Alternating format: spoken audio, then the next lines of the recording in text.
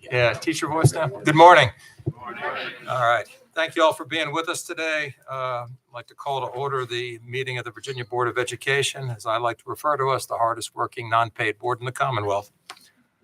We will begin with a moment of silence, followed by the Pledge of Allegiance.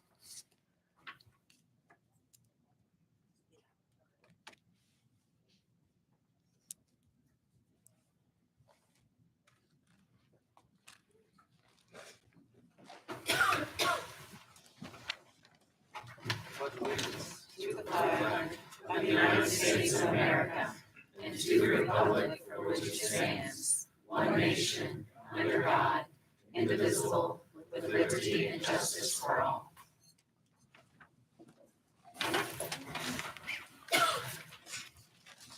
Okay, we have a full agenda today, and we're going to try to move as expeditiously as possible through it. First item is the approval of the minutes from the November 16 and 17, 2022 meetings of the board. I know that there were some proposed changes made and circulated. Are there any comments on the minutes, or is there a motion to approve as I think the amended version? And I understand the amended version is what's up on the website. Okay, there a motion to approve? I move to approve the minutes as amended. Thank you. Ms. Holton, is there a second? Second. Okay, thank you. Dr. Mann, all in favor signify by saying aye. Aye. Okay, any opposed? Good. All right. This is perhaps my favorite meeting of the year because we get to recognize the teachers of the year. So often, you hear us bogged down in the minutia and the day-to-day of the mechanics of, what the state does. And it's not often enough that we get to, meet and see and, talk with those people who actually make all this happen. So we are delighted that all of you have taken the time on a snowy day to make the trip to Richmond and be with us. We are honored by your presence. I'll ask Dr. Siebert, if you don't mind, to present the resolution.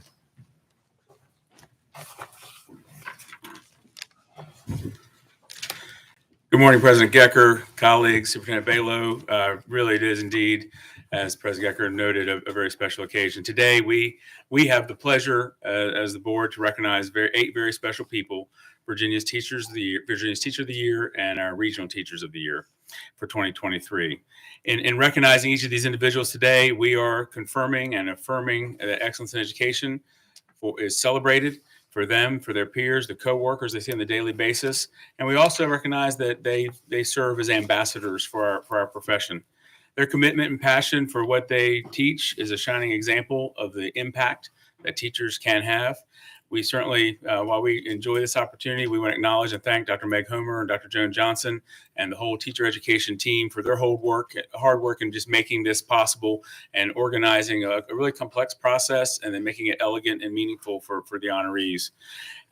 Honorees, as I introduce you, I'd like for you to come on up here and I'll present you with your resolution, but you need to hold on to it because it won't be official until the vote at the end, but we will hopefully, we hope that action will pass. So we look forward to that part. So beginning with Region 1, if Kiara Thompson would come join me at the podium, please. Hold on to that and welcome. So from Region 1, we have Ms. Kiara Thompson, the Region 1 Teacher of the Year, an 8th grade Earth Science teacher. I was an Earth Science teacher and started my career, so I was really happy to see we're starting off with that fine content area. She has enjoyed her full 5-year career in education at Thomas C. Bushell Middle School, where she's taught various science classes.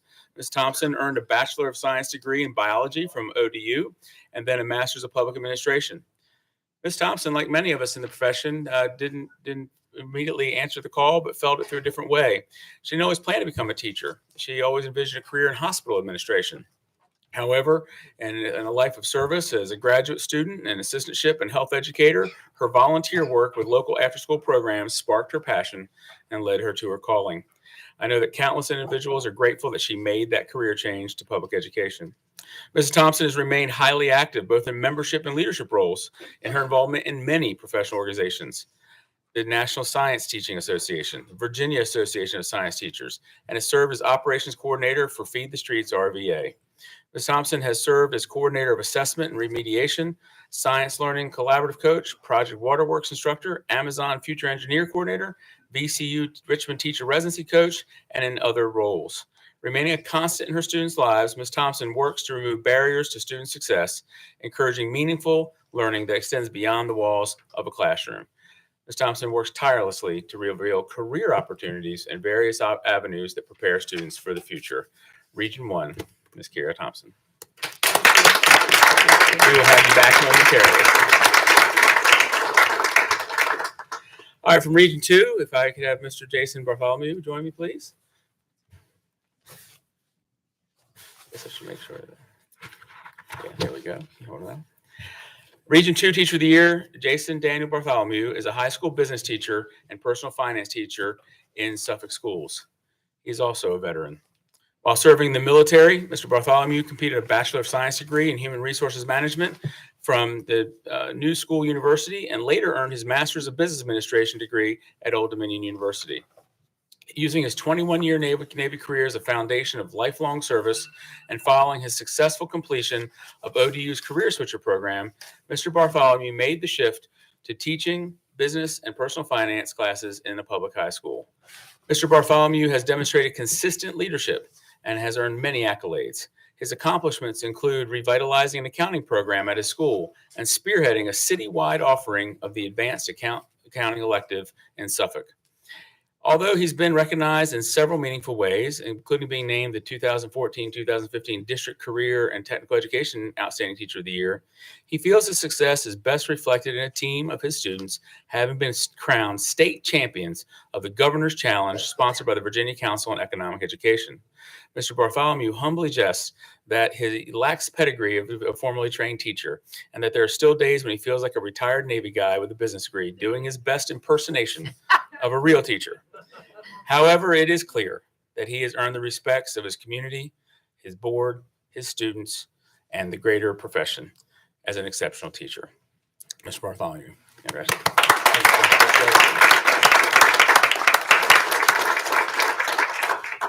From Region 4, Mr. Jordan Markwood. Mr. Markwood represents Loudoun County as Region 4 Teacher of the Year. Having earned a Bachelor of Music degree from Houghton College and earned a Master's of Music in Voice Performance and Pedagogy, a degree from Westminster Choir College of Rider University. Mr. Markwood's journey was also greatly influenced by many inspirational music teachers, ranging from his elementary gifted and talented music teacher, Mrs. Laura Lofton, who encouraged his gifts and passion for music, to Miss Marsha Barley, his middle school choir teacher, who exemplified what it means to love each student as a whole person and not just a musician. Mr. Markwood's student teaching experience began with Rhonda Wider, who made him feel welcomed, supported, and equipped to become a successful teacher. Indeed, his success as an educator is not only reflected in his accolades, including being named Washington Post Teacher of the Year in 2022, but in his ability to use music to build community and human connection. Mr. Markwood has developed a unique ability to take even the most painful moments in his community and process the grief through music and reflection, and he is clearly a credit to the teaching profession. Mr. Jordan Markwood.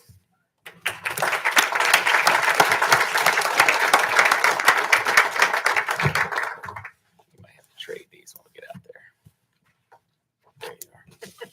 Very much. Region 5, Miss Lori Peltonen. Welcome. Lori Peltonen, Library Media Specialist, is representing Staunton High School and Staunton City Public Schools as the Region 5 Teacher of the Year. At Ferrum College, Ms. Peltonen earned a Bachelor's of Science degree in Education with concentrations in both English and psychology, and then completed a Master's of Science degree in Library Science at Longwood University. Having built strong teaching foundation marked by teaching various subjects, including visual arts, language arts, civics, and science, Ms. Peltonen sought out a new challenge. She was drawn to the dynamic nature of the library and the media specialist position as the potential to positively impact every person in her school building. She has taken on leadership roles including serving as team leader and professional leadership committee for the Standing Committee of Standards for Librarians, and has demonstrated advocacy for securing education resources by securing numerous grants. As a respected figure in her school community, she also provides leadership in creating a more welcoming, accepting, and diverse environment by designing a collaborative cross-curricular initiative called Humans of Staunton High School.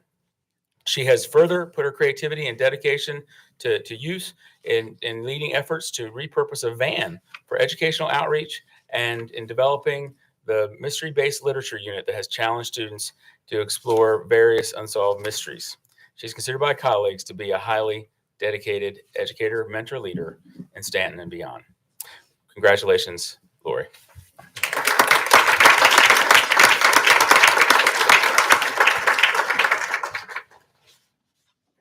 Thank you.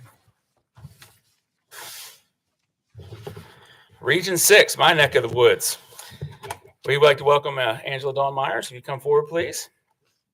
Region 6 Teacher of the Year, Ms. Myers represents Botetourt County Public Schools. Ms. Myers earned a Bachelor of Science degree in elementary education from Bluefield State College and a Master's of Education degree in curriculum and instruction from the University of Virginia. Ms. Myers currently applies for 25 years of experience in education, serving as a teacher librarian for grades 6 through 8 at Reed Mountain Middle School. She demonstrates leadership in various ways, including presenting at events for the Virginia Association of School Librarians and the Virginia Association of Supervision and Curriculum Development. Excuse me. Sharing her passion for education, she has embraced the role of cooperating teacher for multiple student teachers and has served as teacher leader and coach for efforts focused on helping secondary schools develop and sustain comprehensive integrated literacy programs. Ms. Myers seemed to always have known that she was meant for a career in teaching, tracing her interest in education to early childhood.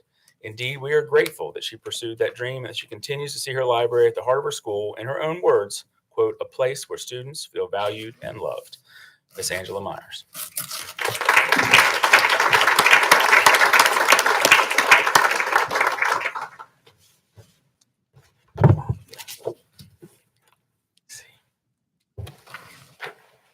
Region 7, Miss Dawn Poe.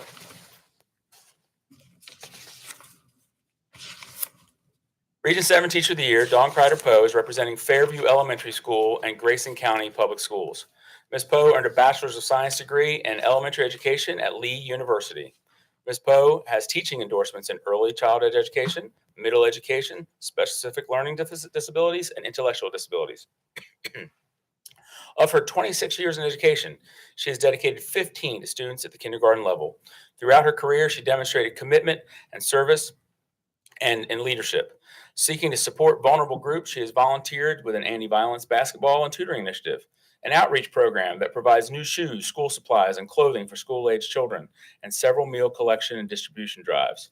Ms. Poe has served as lead mentor and new teacher trainer and supervisor of student teachers at high school and high school interns at multiple schools. As a result of her dedication, she has been recognized with several awards, including the Martinsville City Schools Above and Beyond Award, the 2017 Most Influential Teacher in Excellent Education Awards, and Martinsville City Schools. Ms. Poe believes, quote, a child's kindergarten experience should precipitate a lifelong love of learning, and she subscribes to Alfred Mercier's sentiments about education. What we learn with pleasure, we never forget. Ms. Dawn Poe.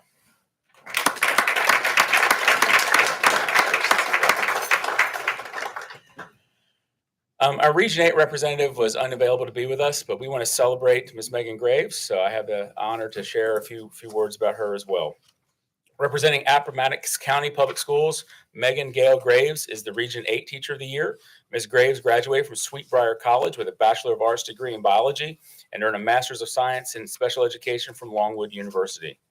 The most recent 2 years of Ms. Graves' 8-year career have been spent in both Appomattox County High School and Appomattox County Alternative Education Center, where she is currently serving as the English, Mathematics, Science, and Social Studies teacher for grades 8 through 12. In addition to serving as special ed lead teacher for the school, she is also the founder and lead teacher of the Region 8 Transition Council, an organization that coordinates transition services to students with exceptional needs. Like some of our other teachers here today, Ms. Graves had not always dreamed of a career as a teacher, but this changed when she was volunteering and found a new direction for her life. Ms. Graves had originally planned to apply to veterinary school, which prompted an interest in equine riding program for students with disabilities. However, when she had the opportunity to work with two siblings with cerebral palsy, she found herself transformed in witnessing how they grew in strength, confidence, and improved skills. This experience was so rewarding that it ultimately fueled her decision to become a special educator. Indeed, the highest notes of Ms. Graves' career lie in the instances where she is able to recognize former students living out their real world independent victories. All right, a round of applause for Ms. Megan Graves, please.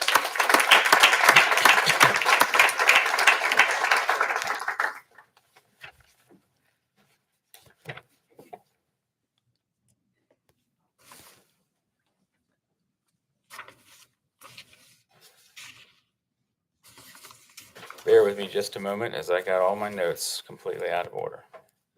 Okay, now Region 3, representing Region 3 and the Commonwealth of Virginia, Virginia's Teacher of the Year. Please welcome Ms. Fabiana Parker.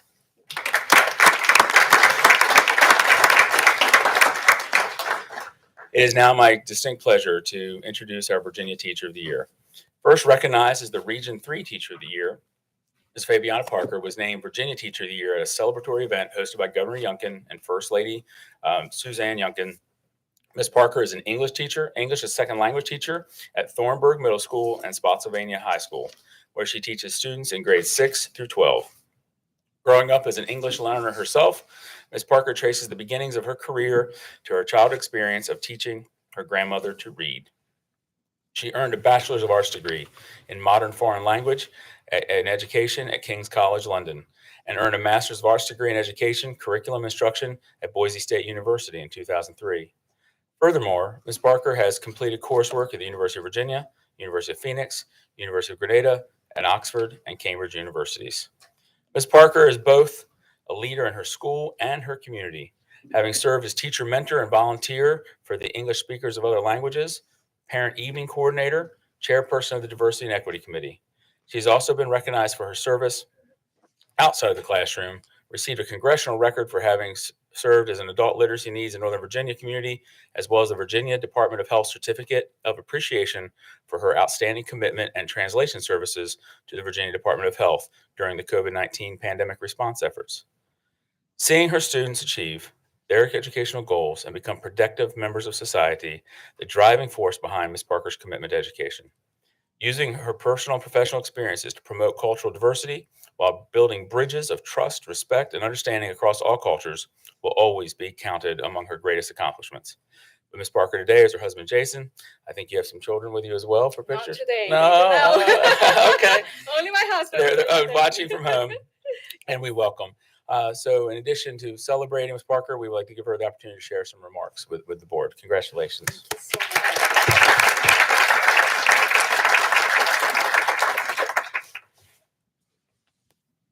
All right.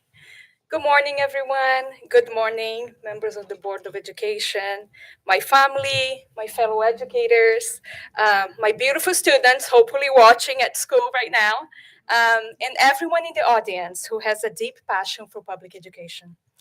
It's an absolute honor to be here today. I'm very proud and humbled to be the 2023 Virginia Teacher of the Year. Okay. As an English as a second language teacher in both middle and high school, I have the privilege and to see the immense impact that quality public education and outstanding teaching have on our students. The dedicated educators here today with me are just a few shining examples of the transformative power of our profession. Sorry. As I reflect back on my journey from humble beginnings in Brazil to Teacher of the Year in Virginia, I cannot help but to consider that often our greatest struggles can be our most valuable blessings. I too was once an ESOL student. I struggled to understand and communicate effectively in English. I felt isolated, confused, and I had trouble adapting to my new culture. My poor mother can attest that many times I cried on my way to school, looking for the home I once knew. But things change. And today, and for the past 12 years, I have used this very personal and often very difficult experiences to motivate not only my students to learn English, but also to be able to put myself in their shoes and provide them with the guidance and the positive role model they need to succeed. Our ESL teachers are truly multifaceted. They wear many hats daily. In addition to teaching language skills, they often serve as surrogate mothers and fathers, cultural ambassadors, interpreters, a source of solace for many ESL students who arrive at their schools every year, helping students succeed academically and integrate smoothly into the wider community. A few months ago, just as an example, a 7th grader from Afghanistan arrived in my classroom. She has never had the opportunity to attend school in her home country. However, her eagerness to learn and her big dreams have made a lasting impact on myself and my colleagues. She has learned to count to 100. She can now identify all of her English letters and English sounds. But most importantly, every morning, she comes to my room for a hug and assurance that everything is going to be just fine.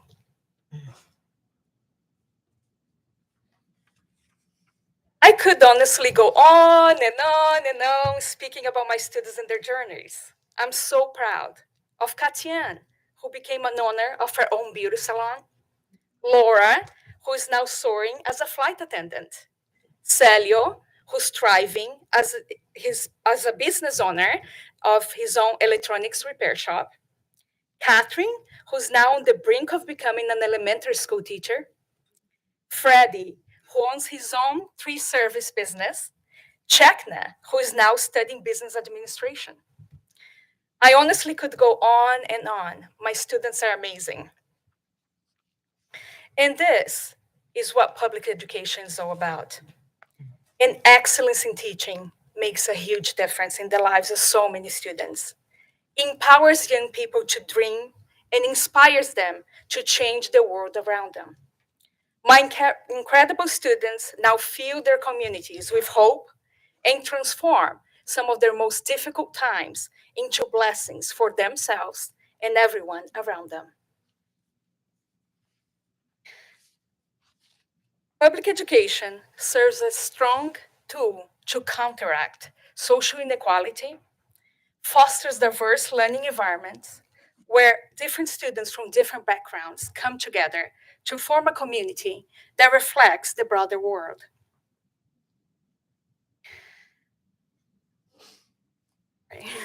By promoting academic excellence, addressing socioeconomic disparities, education offers an opportunity for all.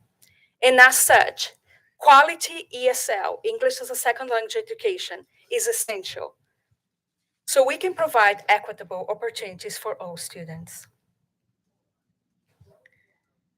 So as I stand here today in front of all of you, proud to be the Virginia 2023 Teacher of the Year, and I share my experiences with you, I would like to say that we should continue to work together through leadership, advocacy, and innovation to build a brighter future for all of our students and all our communities, to fulfill the promise of equal education, especially for students like myself, who are still in the process of turning their most difficult struggles into their biggest blessings. Once again, thank you for this opportunity. As we say in Portuguese, bênçãos, paz e amor para todos. Blessings to all. Thank you.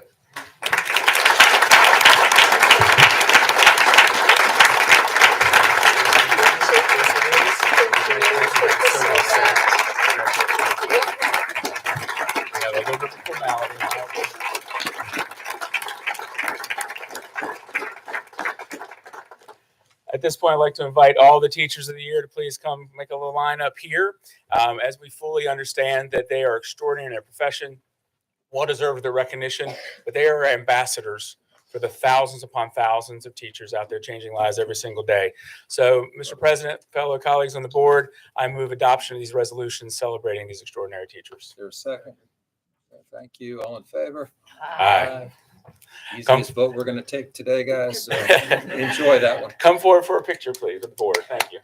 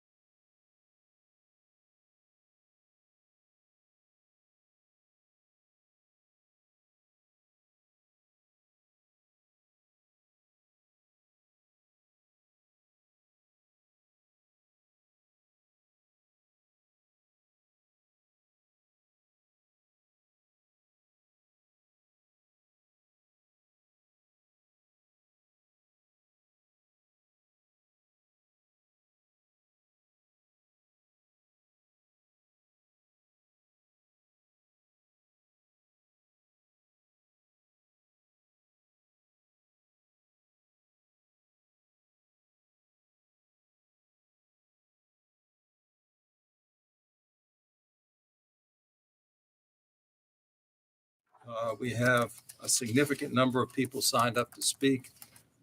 Speakers will be recognized in the order in which their request was received. Speakers are asked to limit their remarks to 3 minutes, and today we're going to enforce that a little bit more strictly given the volume of comments we have. Would also request that to the extent others have made the same comments you're going to make, that there be some discretion exercise as to how long you speak. I say that advisedly because honestly, the board welcomes and appreciates all comments from the public. But there is also the practical side of this for us too. So to the extent, you can be concise and not repetitive, that would be greatly appreciated by me and the board as a whole. You can email a copy of your remarks if you want to Jim Chapman, who is, I guess, acting now as Director of Board Relations after you finish speaking. If you have any comments that are already written, I guess Mr. Chapman or somebody will pass them up to the board. So we'll begin with Candace Lucas, followed by Melissa Siddiqui. Who's keeping time? I so like this. Someone left their notes up here. Did you want your notes there? Okay. Good morning, board members. Good morning, Dr. Balo. Once again, my name is Candace Lucas. I'm a licensed educator and administrator. I'm also a doctoral student completing my studies regarding how Black mothers navigate special education in Virginia and the horrors that they experience through their lived experiences. I wanted to come before you again to address the issue that special education within Virginia is not being complied with. As we know, the IDEA is a civil rights law, and we understand that civil rights laws are meant to protect individuals. protected classes. In Virginia, as Dr. Balo has received probably 1,000 emails since she's been in the position, we expected that the governor would enforce parents' rights as he committed to us when we advocated for him. He has failed us miserably. The school divisions have not received the memo that parents matter. Parents are still being violated regarding their equal standing as IEP team members. In addition, documents are being falsified. Parents are being prevented from bringing individuals that they trust and care for to IEP meetings. Students are being denied services that they're entitled to. Parents are being coerced into signing documents, and if they do not disclose their HIV status, if they do not disclose their financial status, their students are not receiving special education services. Basically, what we have in Virginia right now is a massive resistance movement, similar to what we had regarding Brown v. Board of Education.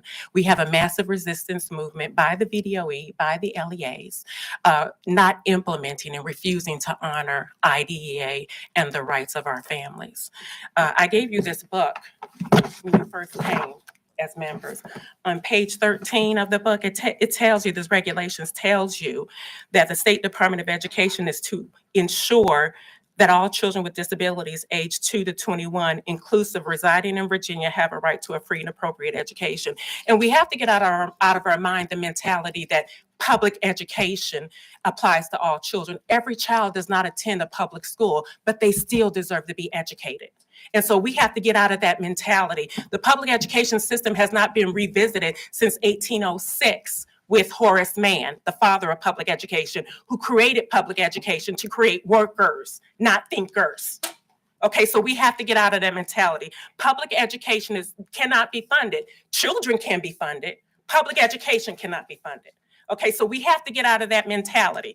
In addition, on page 13 that I gave you of this manual, the VDOE, Dr. Balo, has violated every single one of their responsibilities under 34 CFR 300-101, 34 CFR 300-112, 34 CFR 300, and 34 300 CFR 300-149.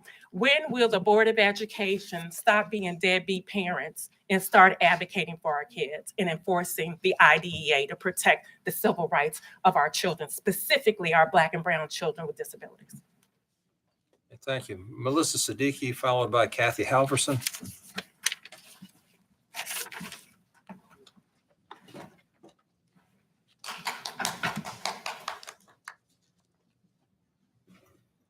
Good morning. Before I start, I want to say again that 2023 will mark the 4th year that my children have been blocked from enrollment into public school. Not even a private program that would support their multiple disabilities. So Chesterfield County is in violation of federal law. This board knows that.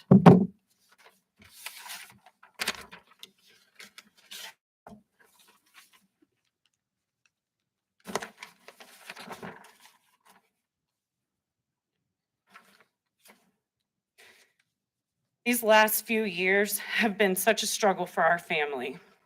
Our school board members are more interested in political gain than our crumbling education system. I've come to these same feelings about our Board of Education. I came to this board desperate for intervention, as Samantha Hollins has signed off on weaponizing our school social workers who have been pressing criminal charges on parents who are following medical advice given by private providers, all in an effort to deny thousands of students with disabilities IEPs needed to thrive. When children lack the necessary supports, their mental health declines. Her actions are resulting in thousands of children being medicated for depression. And let's be real, that's not fixing their problems. It's masking the symptoms of their problems. The fact is, you know this. I've stood here bare, spewing my frustrations out to you publicly. All of you refuse to respond to my emails of desperation. This is Keegan, my 10-year-old son with autism and extreme anxiety. Keegan has always worked twice as hard to accomplish tasks that require fine motor skills. He has been closed off for much of his life, and Chesterfield County is to blame. Reed Smith was to blame. Sands Anderson is to blame. Samantha Hollins is to blame, and you are to blame. This is Parker ideation. Parker has always struggled in school, meeting after meeting, with tears and frustration from years of school staff covering up his disability. His sobs at the kitchen table were heartbreaking, doing homework that took hours. As his struggles grew, so did the fraud perpetuated by the school division. I warned you of his worsening depression. You all stayed silent. My emails went unacknowledged and unanswered. I came to you while my son was hospitalized for wanting to hurt himself. Still, you stayed silent. All of this led to this moment. 3 years ago, I notified this board of the egregious acts of Samantha and her little gang of bullies. I only have 4 more sentences. I'm going to finish. Things are happening behind closed doors, and investigations have already been opened in regards of your practice policies. I don't water things down when I talk to my kids about the world they're growing up in. They know monsters are among us. You are the monsters. They want to know who's to blame for ruining their childhood, for robbing them of security and safety in their educational setting. It's you. Accountability requires mindfulness, acceptance, honesty, and courage. You are sheep. 99% of all failures come from people who make excuses. Your excuses are lies wrapped up in reasons. That's all I have to say. Thank you. Kathy Halverson, followed by Peter Wells.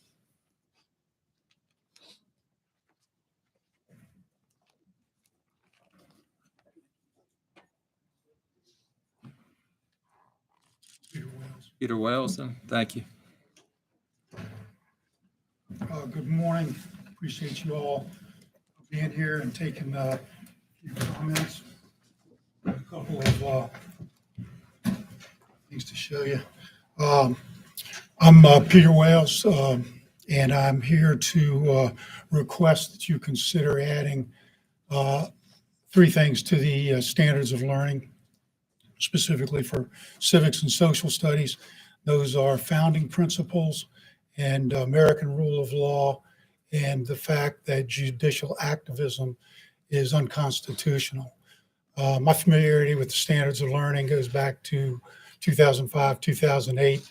I did a career switch course in the middle of a basically 40, 50 year legal career, and through Regent School of Law, and taught American government, street law, economics, ancient history, modern history, Norfolk Public Schools, Norview High School under Principal Marjorie Staley. And I like to tell everybody that's everything from the dawn of time to present. But that was a fabulous experience, very humbling to be here in front of the teachers that were here. I know how hard it is to teach. In any event, I've got 2 requests this morning. One is that you add the founding principles, American rule of law, and the fact that judicial activism is unconstitutional to the curriculum K through 12. I've also reviewed the drafts. There's 3, the 400-page one, 53-page one, and the 2023 one, and they're not in there, and they weren't in the standards before. And to the extent they're touched on, there's mistakes. It's incorrect and not legal. So that's why I'm here today. So what are those things? Judicial activism is depicted in a number of media literature.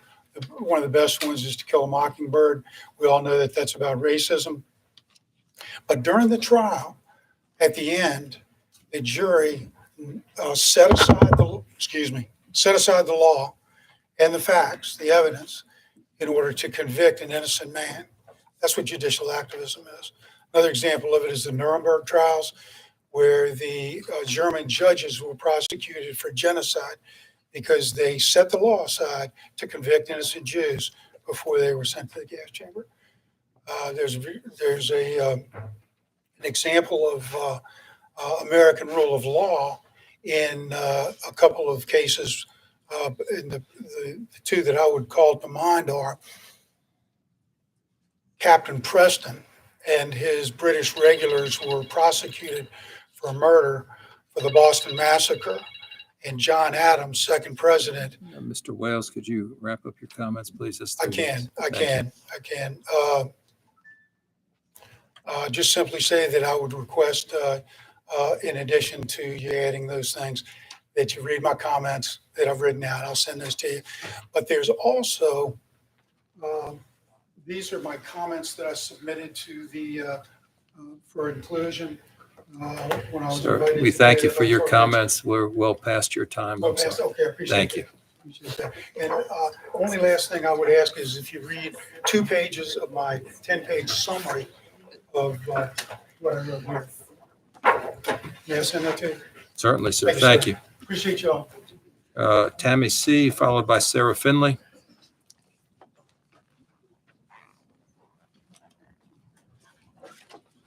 Either here.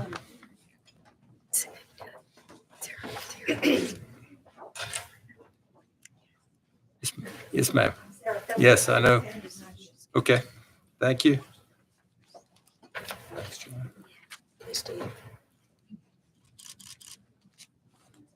I'm Sarah Fenley, and I'm not speaking today on behalf of any organization, just as a concerned citizen. But in previous capacities, I was involved with the last 3 revisions of the History and Social Studies Standards of Learning. In the proposed 2022 History and Social Studies standards that were presented to you last August, one goal was to equip students with knowledge and skills to understand and honor our collective history and be able to make informed decisions and take informed action. I believe the August draft accomplished this goal and more, and also promoted Governor Youngkin's vision that we need to teach our children the value of freedom of thought and diversity of ideas, and that students need to understand both the good and the bad of our history. As you know, it's not easy to develop standards and a curriculum framework that can live up to these ideals, but it is so very important. And to get there, process matters. The draft standards presented in August were the product of more extensive and varied input than I believe has ever happened for any standards. There was extensive input from parents, educators at every level, subject matter experts, as well as students and some from the business community. Also, for the first time, the curriculum framework was developed in conjunction with the standards. It makes far more sense to develop them as a package and have the total picture of what's being proposed for teachers to use in the classroom. The curriculum framework proposed in August is a vast improvement over earlier versions. It builds on the skills that were adopted in the 2015 standards that we all want students to learn, and it appears there was a significant effort to ensure our history is presented in a more complete, unbiased, and engaging manner, helping students understand and think critically about events in our history. For your reference, I attached the preface from the August draft outlining the process and the people involved. It also explains the restructuring the curriculum framework to promote a deeper understanding and critical thinking. I think it's the best guidance teachers have ever seen, and I strongly urge you to adopt them as the draft that you move forward for public comment. In stark contrast, the draft standards you're asked to adopt today do not include a curriculum framework. Following past practice, it'll take at least another year to develop and adopt. What will it look like and who will be involved? And equally important, or perhaps even more so, the process sets a bad precedent with various perspectives and expertise. And I will close. They were hastily developed by some organizations with no professional standing among historians and no K-12 expertise. There's no amount of time or energy that can be expended to fix the perception, real or perceived, that the process has become politicized by over-reliance on those with a particular ideology. Thank you. Thank you, Ms. Finley. Good to see you again. Holly Hazard, followed by Gurpreet Sandhu. Thank you, Mr. Chair, members of the board. I'm Holly Hazard with For Public Education. Like others, we are distressed at the disruption in the process to develop and to implement the new standards of learning. We are now over 8 months behind. In compromise, For Public Education supports the collaborative compromise draft, but we're concerned that it doesn't have the substance of the curriculum, and this will once again be left to out-of-state interests with a political agenda. We're hopeful that this board will adopt the detailed guidance for the curriculum framework from the August proposal. We are as concerned with the growing lack of trust, lack of faith, and lack of confidence in this institution. Parents, teachers, and other stakeholders have had their confidence shaken, from the fiasco with the botched standards to tip lines to witch hunts over PSAT recognition. And I realize that some of these are beyond the control of this group. Virginians have a perception that this agency is in disarray and that the education of our kids is being politicized. Please don't discount the corrosive effect that this lack of faith will have in the years to come. And please take seriously the need to begin to rebuild the compact that this agency has with Virginians. Children, families, businesses, and communities, our future is dependent on your work to regain our trust. Thank you. Thank you. Gurpreet Sandhu, followed by Katharina Janove. I'm sure I'm getting these names incorrectly pronounced, and I apologize. Please correct me as you come up.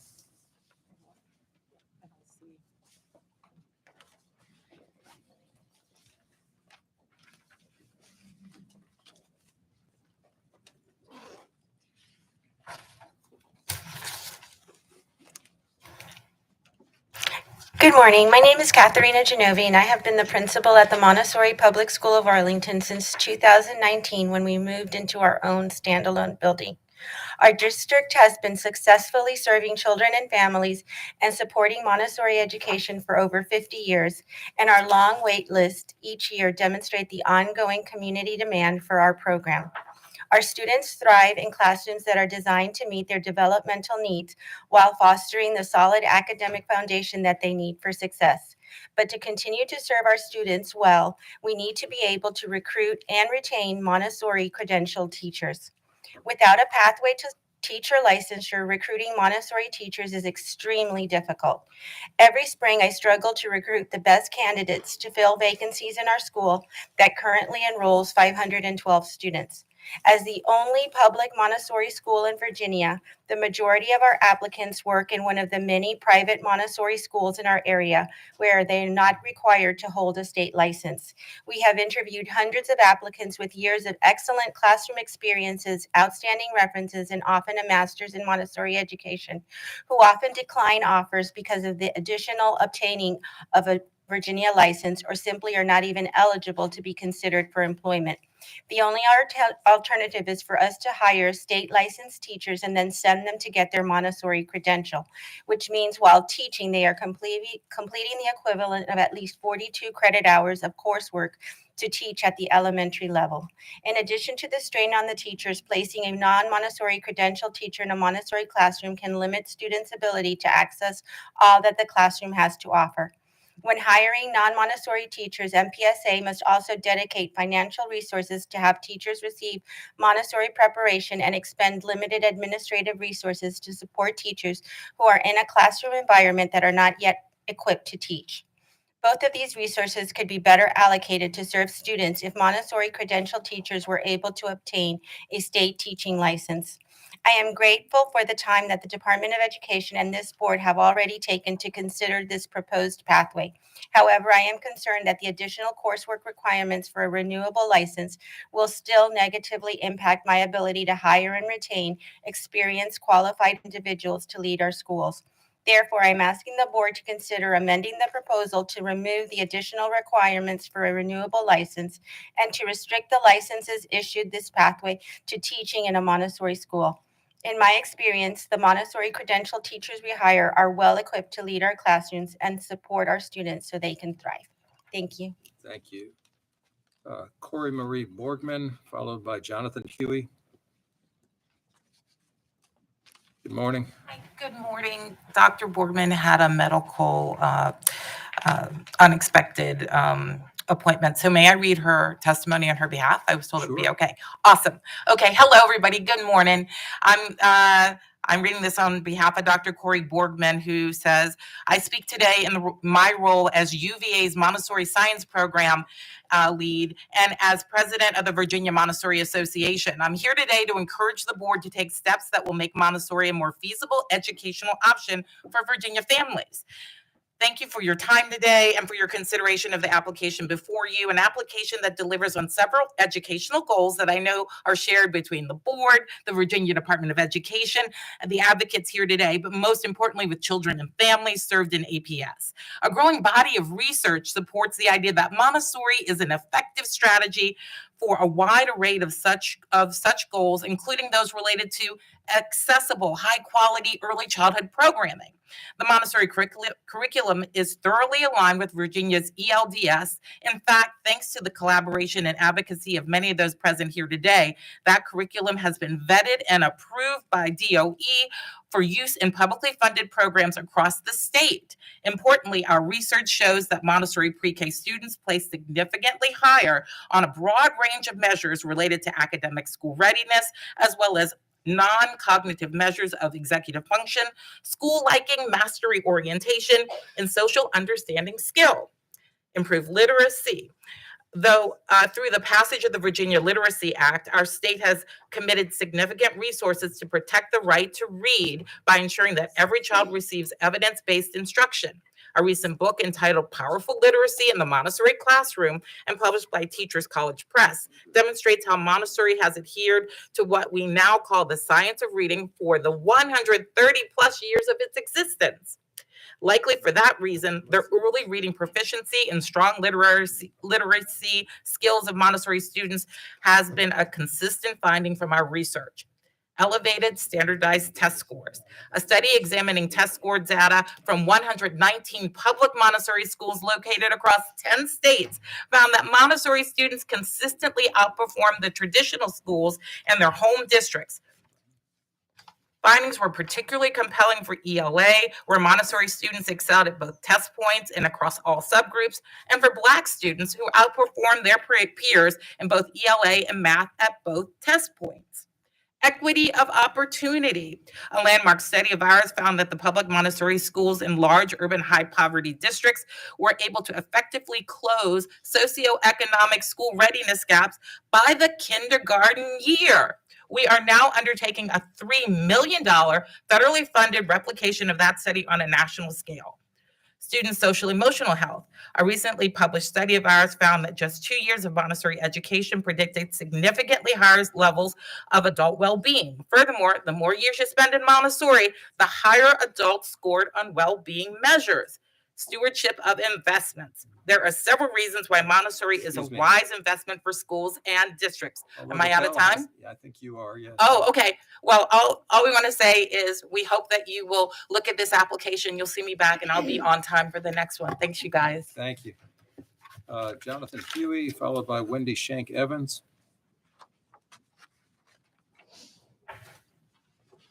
Good morning. Good morning. Hello, my name is Jonathan Hoyt, father of Eliza and Harrison, age 9 and 7. They are students at the Montessori Public School of Arlington. Of all the places we could have chosen to reside in Virginia, we specifically chose Arlington. Why? It's because Arlington offers something no one else offered within the Commonwealth of Virginia. It offers a public Montessori program. Not everyone learns in the same manner, and there are educational philosophies that can bring out the very best of our children and allow them to be the very best version of themselves. My favorite aspect of the Montessori program is the multi-age setting, which allows my children to learn from their slightly older classmates when they were younger and allow them to step into the role of a leader to their younger classmates when they got older. They know when to follow and listen, as well as when and how to lead. This type of behavior manifests itself daily from my children as they interact with the world at large. Because of the setting that the Montessori classroom allows them to be in, I worry less about my children being bullied at school or will bully others, a concern many parents and educators face today. The creative environment offered in Montessori classroom did not hinder my children's performance, as my daughter has done exceptionally well in the Virginia SOLs. This is due in part because they have 3 levels of students in the same class, which means longer educational experiences with their classmates and having the same teacher for multiple years. This works only because Montessori classroom is different at its very core. And the cornerstone of making all this possible is having a teacher that is Montessori trained. Eliza and Harrison are both thriving in this environment because they have been fortunate to have Montessori trained teachers throughout their tenure at the Montessori Public School of Arlington. My wife, Kay, and I chose to place our children on this Montessori path, but it is by luck that they're in the program, as the waiting list for this public Montessori program is extremely long. The long wait list is indicative of the fact that many parents in Arlington want this for their children. It's their preferred choice, yet a lot of them come up empty. We few, the happy few, recognize our good fortune, but why does it have to be based on a lottery? When there is a huge demand, for what is best for our children, no less, shouldn't the great state of Virginia answer this call from parents and children? There is no silver bullet, but what would help increase the supplies amidst this demand is to offer Virginia Montessori teacher licensure. Remember, the cornerstone of a successful Montessori classroom requires having a Montessori trained teacher. Don't just listen to me, listen to others who are speaking here today. Create a public Montessori teacher license. We have the demand, we have the room, but we need Montessori trained teachers that can lead the classroom that are already pre-filled with eager children on the wait list. We don't want to be the few, the happy few. I want other parents to share the same joy we have as we see our children excel. A lot of parents have chosen the path. The question is, can you help them punch the ticket? Thank you. Thank you. Wendy Schenk Evans, followed by Monique O'Grady.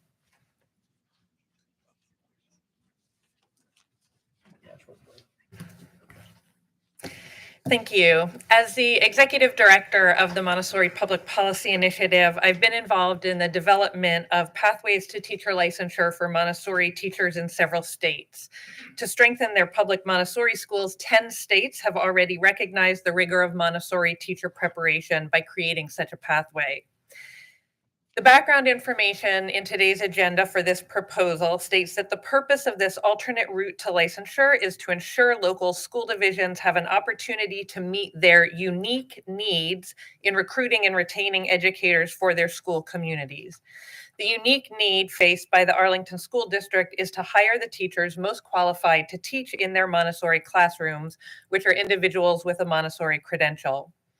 Montessori teachers graduate from their teacher education programs thoroughly prepared regarding methods of instruction pertaining to all subject areas, requiring these individuals to take an additional 12 credit hours of redundant coursework on methods of instruction in other classroom environments will hamper efforts to recruit and retain Montessori teachers and therefore not resolve the issue that this application for an alternative pathway was intended to address.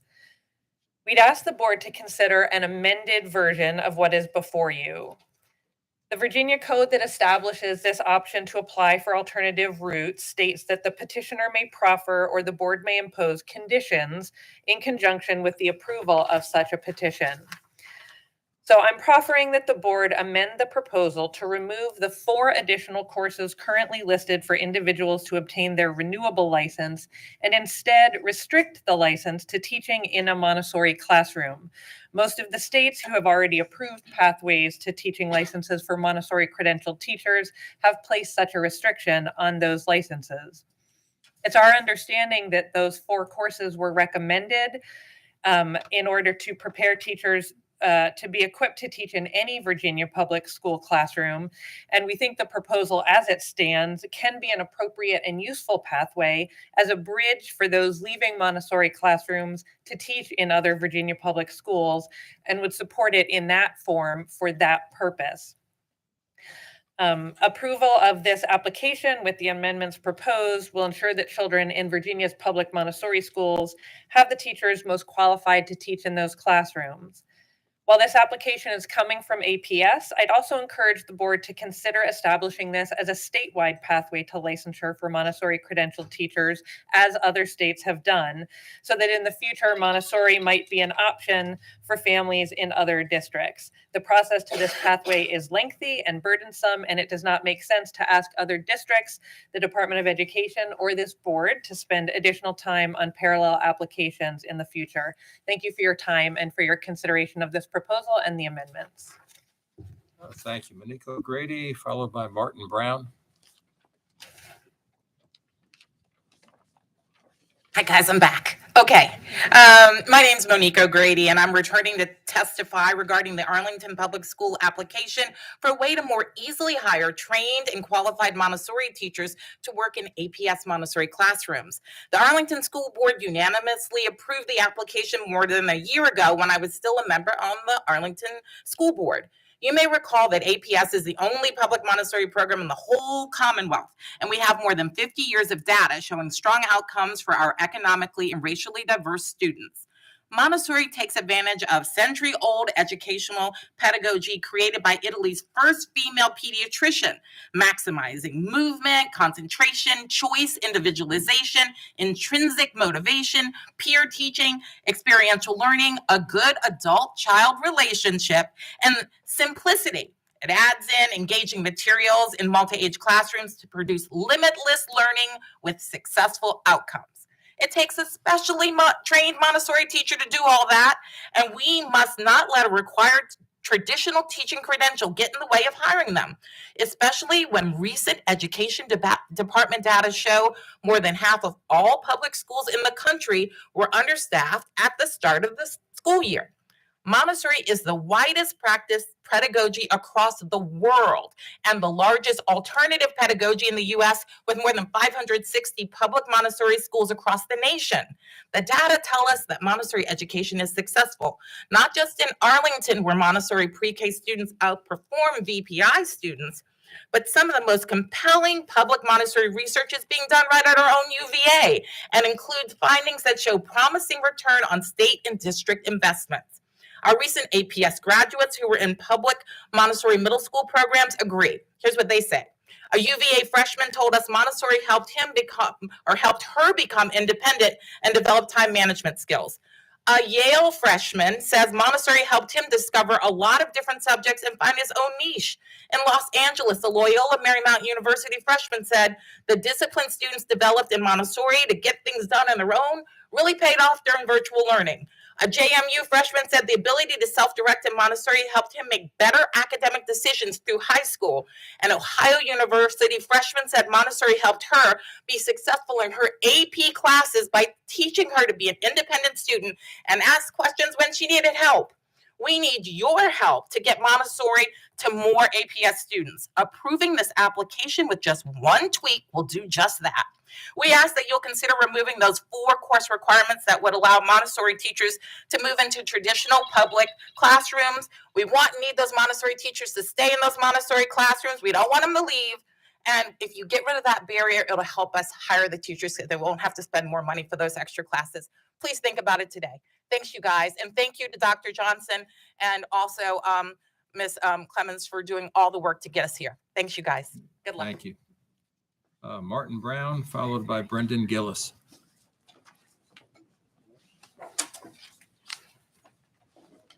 Good morning, members of the board, Mr. Chair. My name is Martin Brown. I serve as the Chief Diversity Officer for the Commonwealth and here to speak in support of the new standards of learning, the history standards. First, I want to start, I guess, by introducing myself. Obviously, as the Chief Diversity Officer, I serve all of the members of not just the cabinet, governor, but people of Virginia, but also come from a history of people who've gone before me. My grandfather's grandfather was RGL Page. He was born in 1847. He was born a slave. From that, he escaped on the Underground Railroad to Philadelphia, Boston. Was educated in Boston, moved back to Norfolk, became the first attorney, African-American attorney in Norfolk. From there, he actually served in our Commonwealth's House of Delegates during Reconstruction. And he, in his efforts to affect history, he spoke against lynching. During that time, he actually submitted legislation in that regard. And he also mentioned that we should start a school in Petersburg that now exists. And needless to say, he fought for all of us then. I share his story because I believe that his story reflects and is actually told in our standards of learning. And I believe that the good, the bad, and the ugly have actually been communicated in these standards. These standards tell a story. They're more robust. They have more expanded content. The transformational impact, for example, of Dr. Martin Luther King Jr. is told as early as in kindergarten with the teaching of ML King Day, identifying him as a change maker and a champion in second grade, and the thorough coverage of his actions in the 11th grade, from his letter to the Birmingham jail to his leadership in the Southern Christian Leadership Conference to his I Have a Dream speech.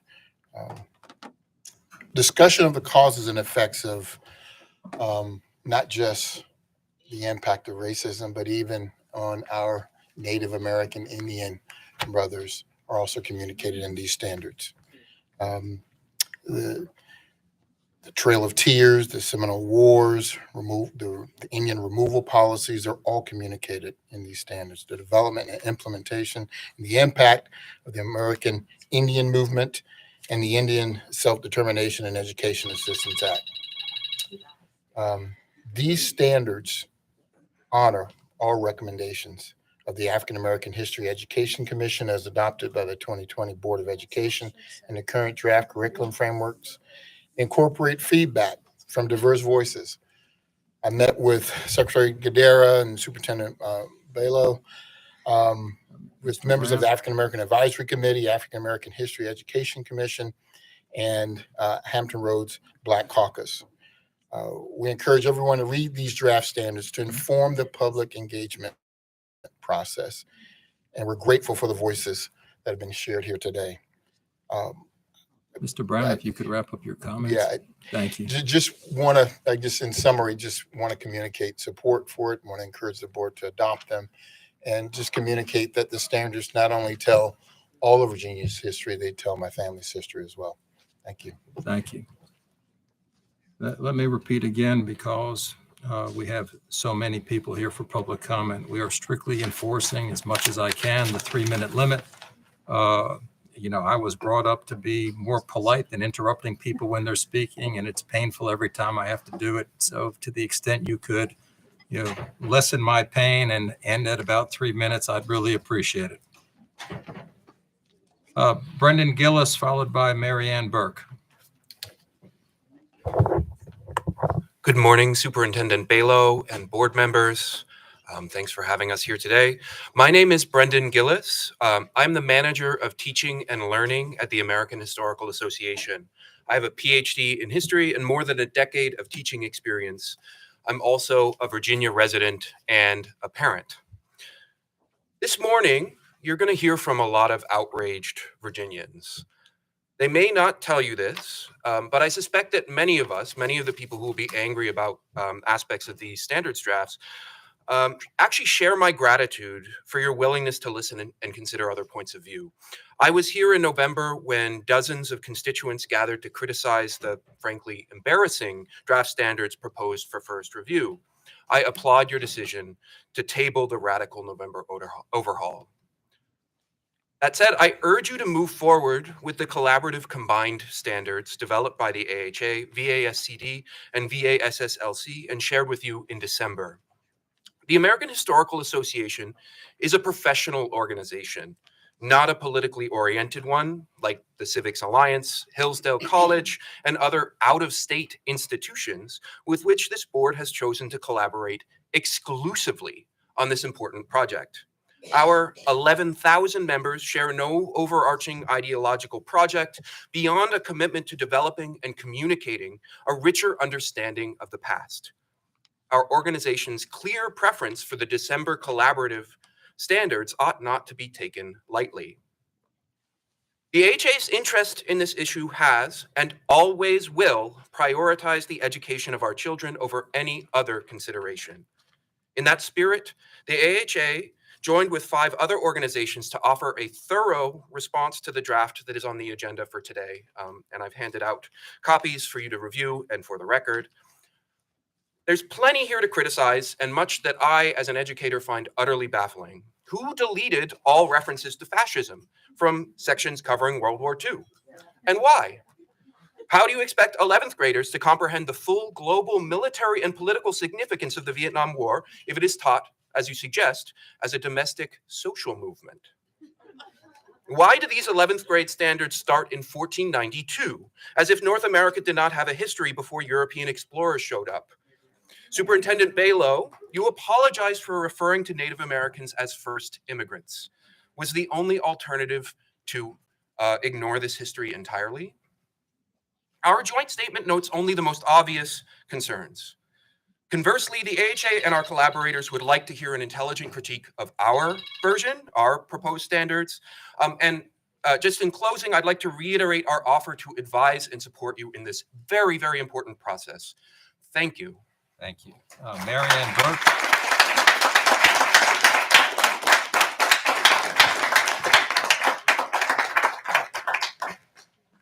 Followed by Darcy Kayaba. Hi, I'm Marianne Burke. I have 3 children who've gone through the public education system in Virginia, K-12, and colleges, and one almost a PhD. And good morning.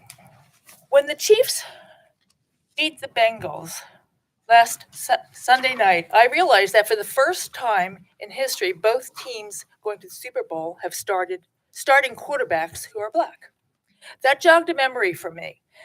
Back in the 1980s, when Randall Cunningham was picked by the Eagles, my dad said, Cunningham should not be quarterback because he was not smart enough, because he's Black.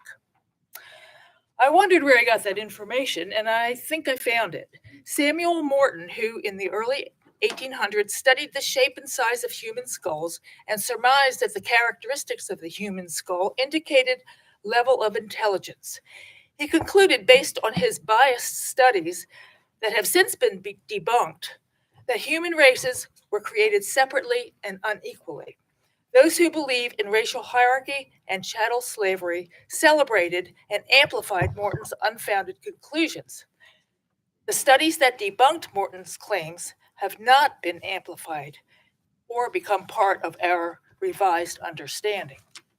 For generations, false information has contributed to systematic racism in our society. So it is imperative that students be provided all the true information available to formulate their opinions. This is not indoctrination. And personal or political advantage are not more important than giving our children what they need to be productive and reasonable members of society. I read all 4 versions of the revised standards. The August version was comprehensive, factual, unbiased, and also provided the curriculum framework in one package. I think it will be hard to beat that version, but that is not where we are. We all know Governor Youngkin rejected the November version, but my recollection is that the board wanted the DOE to merge the August and November versions into a new version. In January, the DOE released another version.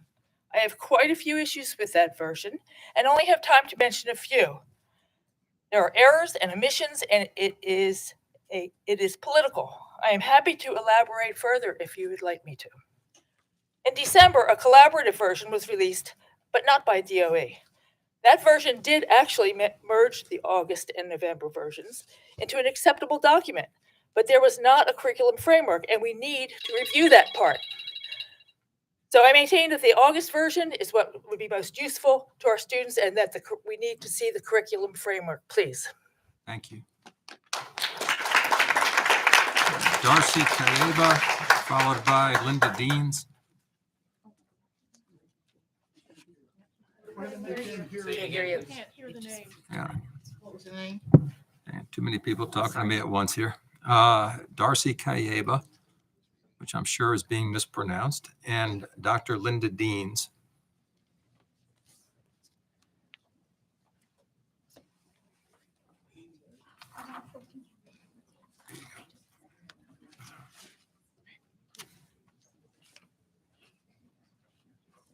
Good morning. Good morning. I am Dr. Linda Deans. I'm a retired educator from the state of Virginia and retired from the state of North Carolina.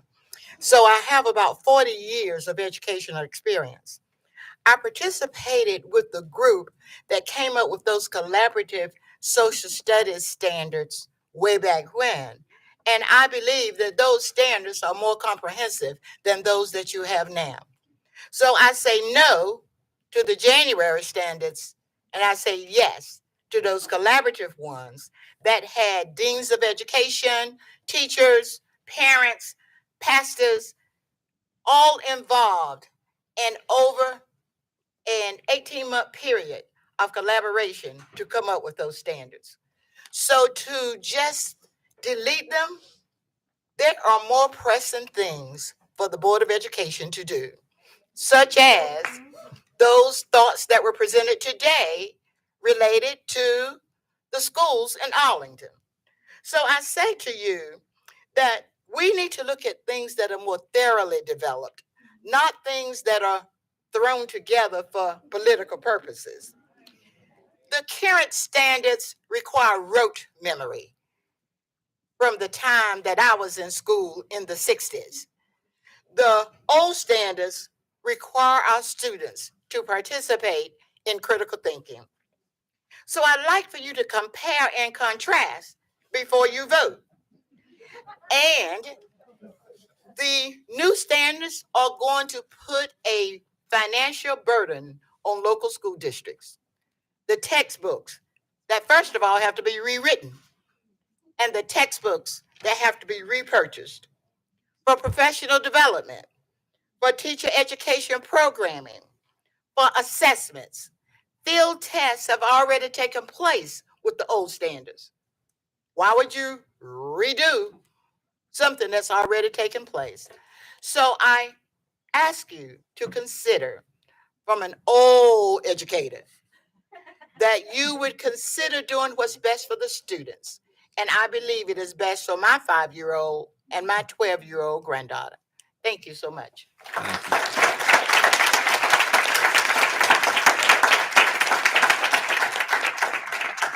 Okay, Pastor Michelle Thomas, followed by Makia Little.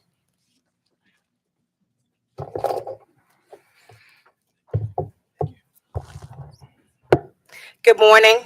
I'm Pastor Michelle Thomas. I'm the president of the Loudoun NAACP branch. I'm also the founder and president of the Loudoun Freedom Center. And in 2019, I was appointed to the governor's African American History Education Commission. I'm happy to be here today, but sad that we have to fight this good fight of massive resistance all over again. This is the new massive resistance. The old massive resistance fought against African Americans being allowed in schools, to be allowed to have an education alongside with everybody else. This new massive resistance fight against students learning about African American history. That would put African American history, indigenous peoples' history, all the other histories, AAPI history, on equal footing with European history. You could see it all throughout the curriculum. Unfortunately, in 2019, or actually beautifully in 2019, 39 of us, 39 educators, 39 folks that were museum curators, 39 people who have worked in the education field for many, many years got together and we developed the most collaborative SOLs and curriculum framework that this Virginia has ever seen. I was very proud of it. My son unfortunately died in 2020, in June. I continued my work. I buried my son and continued my work because the sons that would graduate from Loudoun and the sons that would graduate from Virginia public schools needed me to show up, needed me to share my voice so that we wouldn't have to fight this fight again. However, let me show you what's happening because of some of the inappropriate content and some of the rote learning and some of the mistakes and omissions. Here's what you're giving us. This is what you're forcing upon us. First of all, this SOLs and the curriculum framework is not viable. It is impossible to impose 187 historical figures on people without any context. Sure, you talk about Benjamin Banneker, but you don't tell who he is. He's simply a footnote. In the in the second grade, you teach inappropriately. Out of time, you teach the Revolutionary War, the War of 1812. Do you remember the War of 1812 in the second grade? Can you imagine that? You have all of this, and I know I'm over time, but it's going to cost millions of dollars because you want to teach U.S. history in 5th grade and you want to teach world geography in 8th grade. In order to do that, we're going to have to retest. We're going to have new SOLs. We're going to have to pay for millions of dollars of books. It is burdensome. It's unrealistic. We deserve better. I'm asking you in Black History Month to do the right thing, not just for Black people, but for all students.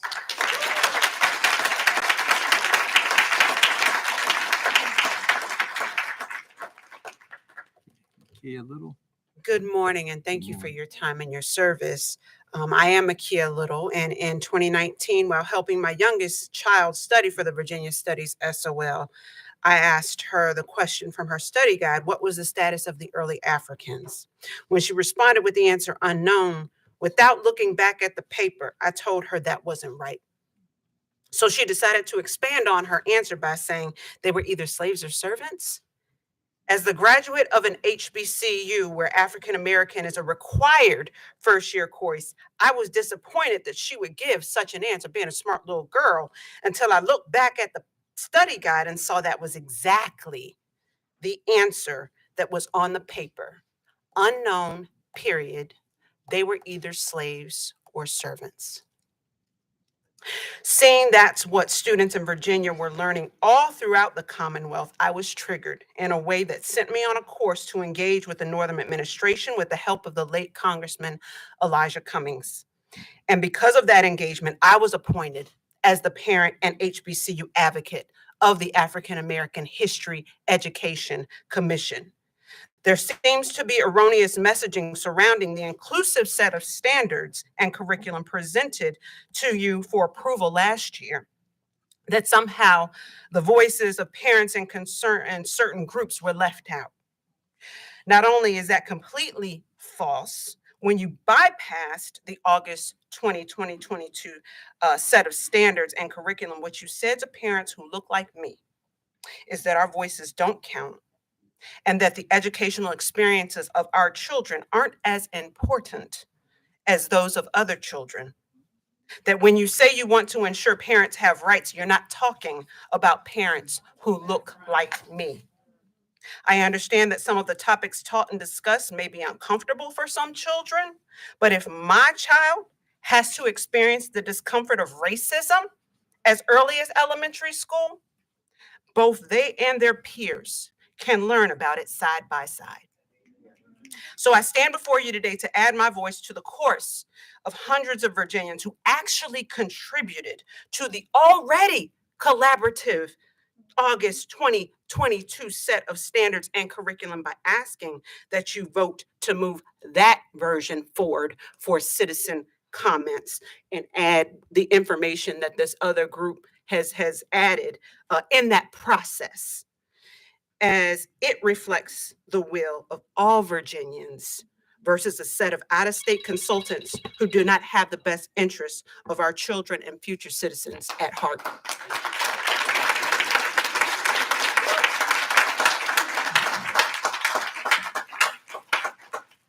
Robin Burke, followed by Barbara Lewis.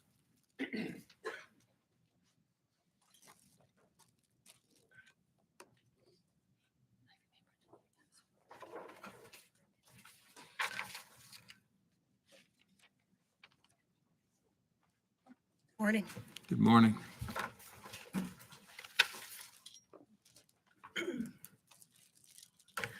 Good morning. I'm Barbara Laws, Policy Chair for the Virginia Coalition for Fine Arts Education. March is Youth Art Month, and dance, music, and theater in our schools month. So I'd like briefly on behalf of the coalition to talk about how the arts help students develop skills, understandings, and habits of mind, which will support them as they move forward into our rapidly changing and ever more complex world. The late Elliot Eisner, former Stanford University professor who developed 10 lessons the arts teach, summarizes what high-level regular instruction in the arts provides for students.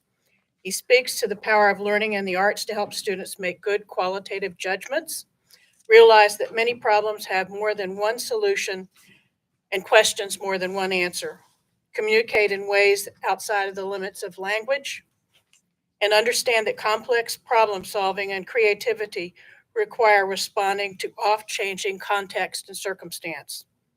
Envisioning solutions in the midst of ambiguity is at the heart of 21st century skills our students need. In addition to the inherent benefits gained through participation in art, dance, theater, and music, students involved in the arts develop and exercise perseverance and persistence, work collaboratively, and take responsibility for learning independently. Further, research strongly suggests that students who participate in quality fine arts programs are more engaged, attend school on a more regular basis, develop leadership capacity, and ultimately in high school graduate at a higher rate. Virginia's Arts Education Associations work with the coalition to kick off the month's celebrations with Arts Across Virginia Day on the first Friday of March. This year, the 3rd. The day is intended to raise awareness of the importance of the arts in the schools and of the many ways the arts impact our communities.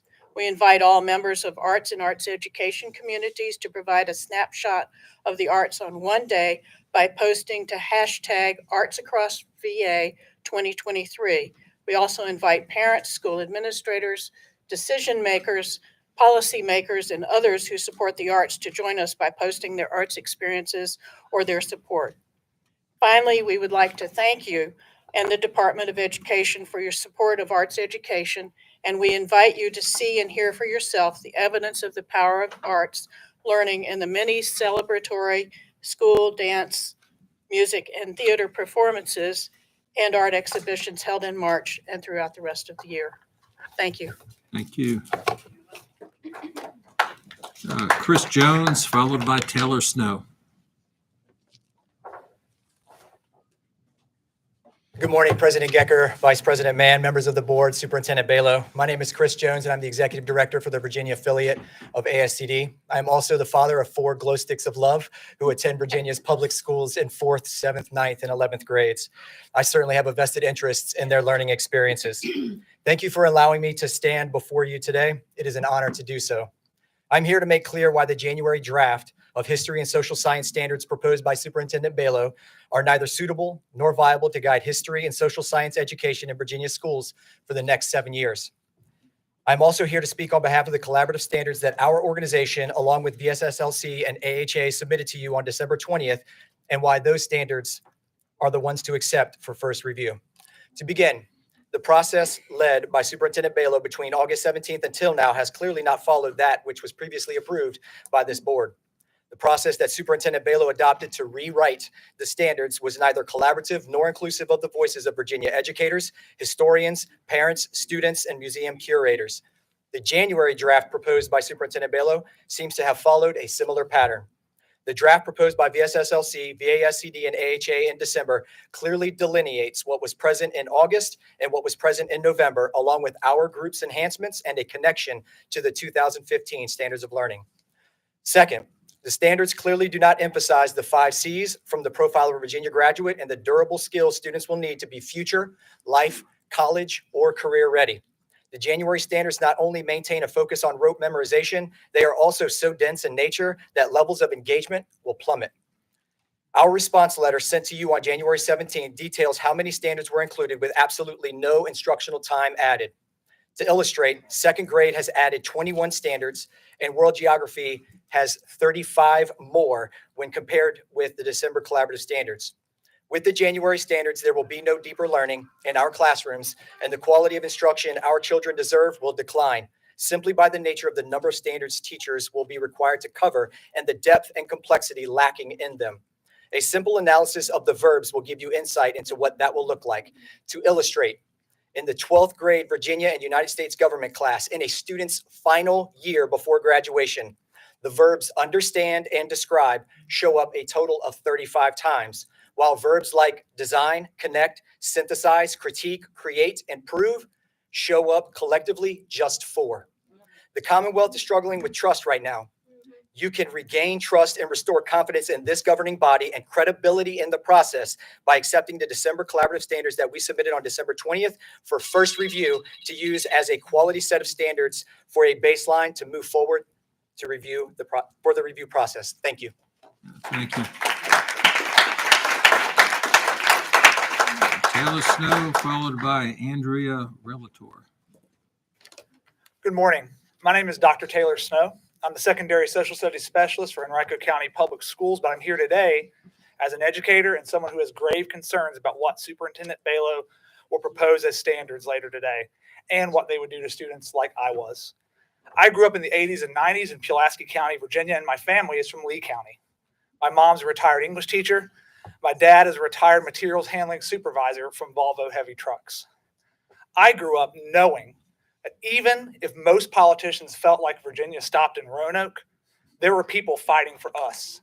Rick Boucher, Bob Goodlatte, Jackie Stump.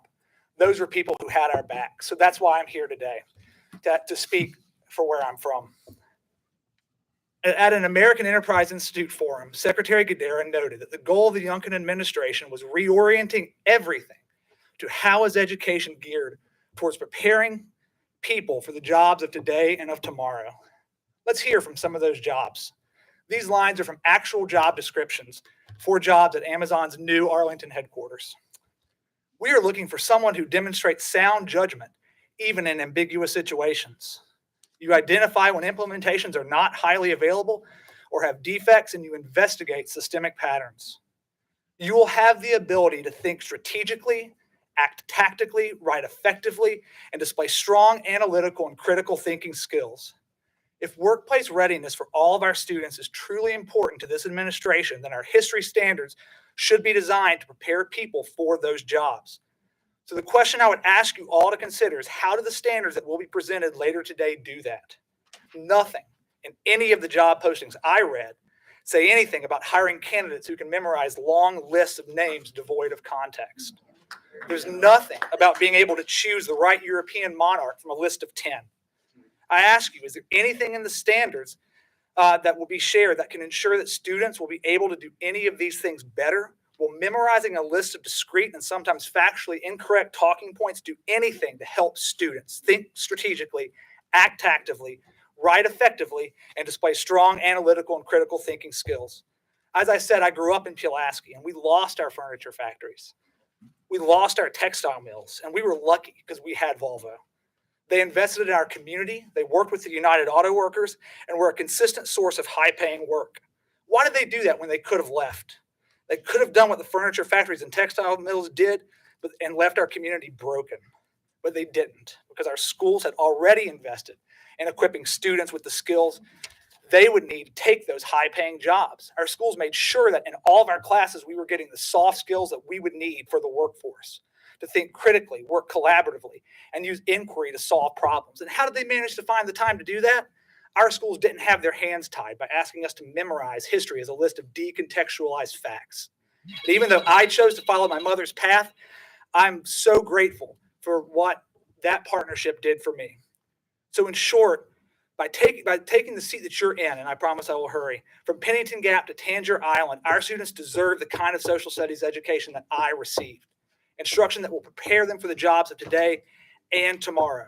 When those jobs come to Grundy and Big Stone Gap and Montrose and Martinsville, will you have done all that you can to make sure that students in those communities are prepared for those jobs? Thank you. Thank you.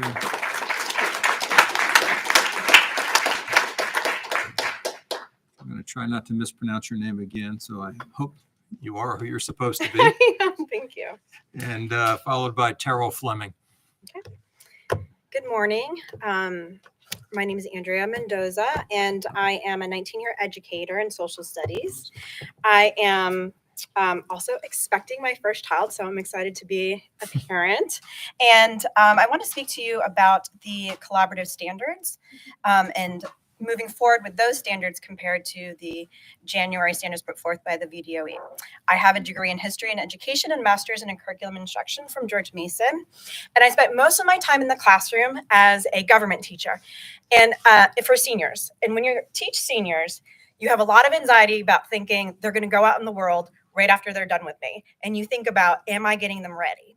And so we kind of in teacher talk about the end in mind and backwards planning. So I participated in an externship with companies in Loudoun and asked employers, what do you want in your employees? And they consistently said they need communicators and they need collaborators and they need people who understand perspectives. Employers can teach people content in their trade and they can teach them how to use different platforms, but they're looking for candidates and there's lots of open positions because they can't find the right candidates. So the curriculum, the standards, that are the collaborative standards are much better fit to prepare our students for the future of the workforce. And when we also think about the military, so we have some teachers who are veterans and they have created lessons that help students understand what is important to decision making in war. And so thinking about those skills about decision making, cause and effect, all of that type of instruction can come out of the collaborative standards compared to the Virginia, the DOE January standards, where we don't need an Encyclopedia Britannica in our standards. We need students to understand how are they going to find the information to answer the questions and solve the problems. So some people think the end goal to social studies is the objective test. If I'm going to say to a parent, your child got 60% on the Egypt test, doesn't tell them anything. They're going on to Virginia Studies the next year. But if I can tell parents, well, we studied how geography impacts society, and we're going to talk about it again next year, and we're going to keep talking about it. So here's some things you can do at home to practice cause and effect. Parents can understand that. And employers, they don't care if you got pass or passive ants on history SOL. That is not the end goal for us in social studies. The value of social studies, which I think the authors of the January drafts don't understand, is that social studies education helps people understand how their decisions and actions impact people in societies. It's not, what am I going to get on this objective test? The people who care about that are the people making money off objective tests. So, okay, great, thank you. Thank you.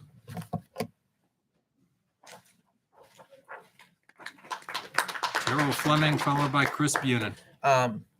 Good afternoon or good morning. My name, and I would appreciate some of you, I can't see you. My name is Terrell Fleming. I'm a K through 12 product of Virginia Public Schools. I grew up in Powhatan, Virginia, proud product of Powhatan Public Schools. And I can tell you from my experience, the power of public education. Neither of my parents are higher ed graduates. I have my undergraduate degree from Longwood University, a public institution, my master's degree in educational administration from Virginia Commonwealth University. And I'm coming to speak to you as a student who experienced the 1995 original SOL standards, to an educator, to now a parent of a kindergartner in Chesterfield County Public Schools. As I look back on my educational experience in Virginia, one of the things that is highlighted for me was the fact that we did teach social studies.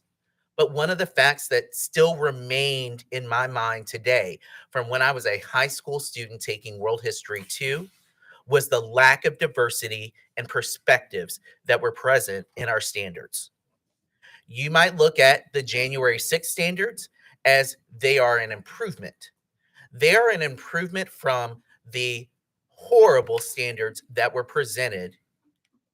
And I repeat that, horrible standards that were presented in November.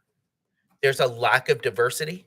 There's a lack of understanding of developmentally what is appropriate for students to learn. And there's a lack of representation from different groups of people to ensure that people who look like me, who look like other members of the board, were accurately represented. And so that students of the 21st century or students of today find themselves in the curriculum. If I can go back as a public school student and realize that I wasn't present, the students that I speak with today as a social studies educator, a social studies leader, and a parent can see the same thing. And I advise you as you go forward and think about what your legacy and what you want it to be, you have a chance today to make a decision that is going to impact the students of Virginia for the next 7 years. And those students are my daughter. Those students are my nephews. Those students are my little cousins. We are all going to be products and have products of Virginia Public Schools. And it is important for you to realize that whatever set of standards that are presented, whether they're from the superintendent or not, represent diverse perspectives so that all students can see themselves seen, heard in the curriculum, and do not feel that they are a footnote of history. Thank you. Have a great day. All right. Chris Bunin, and then the board is going to take a 5-minute break.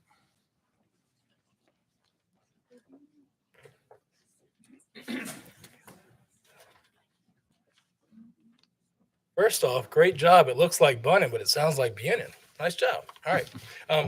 Good morning, and thanks for allowing me to speak to I you will today. tell you, I appreciate the positive affirmation this Heck morning. yeah, right on. So, my name is Chris Bunin, and I teach world history, geography, and geospatial technologies at Albemarle High School.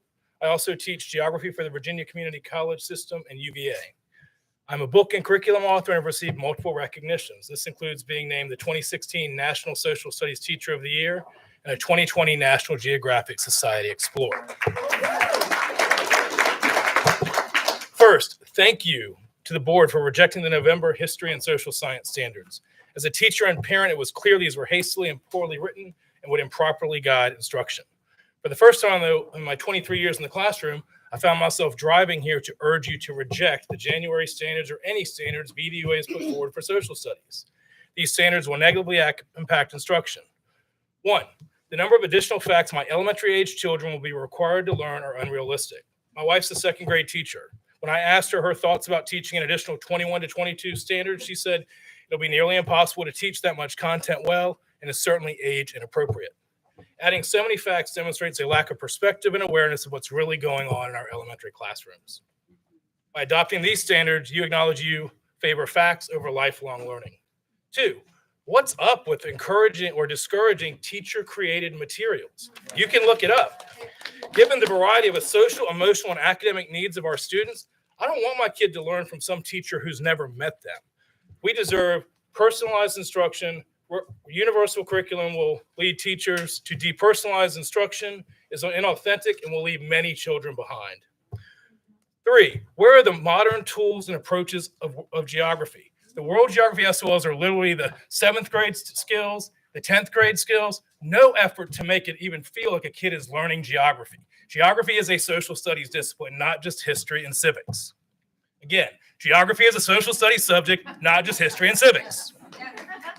Navstar's GPS came out in 2000, Google Earth came out in 2001, and there's no mention of giving our kids modern tools for the modern jobs this guy mentioned to you. Finally, why not the collaborative standards? They did your assignment best. The standards are realistic, accessible, consistent, and manageable. On the other hand, the January VDO standards are not viable. Many standards are overwhelming, and others are simply underwhelming and inaccurate.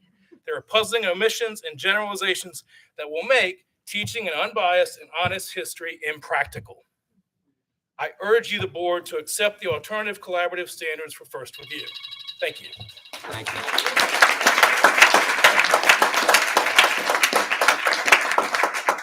All right, we are going to recess for 5. When we come back, it'll be Wesley Hitchpeth and Cheryl Binkley. Thank y'all.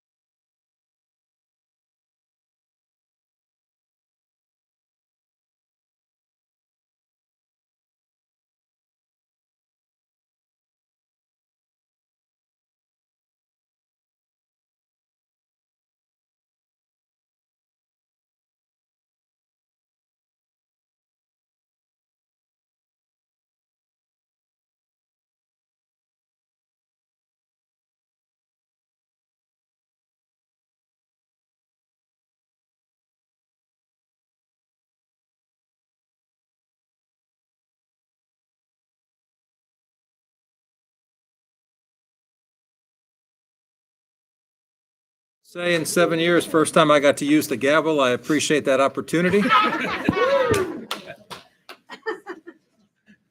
And welcome back. We will continue public comment. Wesley Hedgepeth. Good morning, Superintendent. Good morning to the board. I'm Wesley Hedgepeth. I'm a local social studies teacher. I am a past president of the Virginia Council for the Social Studies and the current president-elect of the National Council for the Social Studies.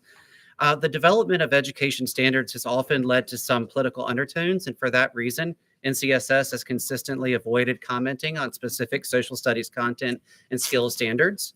Throughout our century-plus history as an organization, our position has remained consistent that the standards should be grounded in content area scholarship, reflect best practices in social studies education, and be inclusive of all student backgrounds and ability levels. Our ultimate interest in social studies standards has always been that the standards use social studies curriculum and lesson development, social studies curriculum and lesson development produce students who have strong content knowledge, strong inquiry and analysis skills, and who are ready to be active citizens and civic life. Although NCSS has consistently avoided commenting on specific standards, the current political climate is resulting in the development of standards that do not align with our rigorous expectations. In addition, some organizations, state legislators, school board members, and community members have misrepresented or misunderstood the content and the purpose of NCSS guiding documents. As such, in September of 2022, NCSS issued a statement for the development and the adoption of social studies standards. I will summarize the statement into 8 points. However, the full statement and all other documents that I will reference can be found online at socialstudies.org.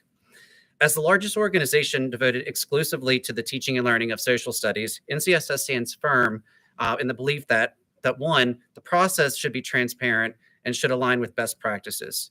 2, social studies standards should include both content and skills and should be rooted in the pedagogy that promotes inquiry and disciplinary literacy as defined by our C3 framework.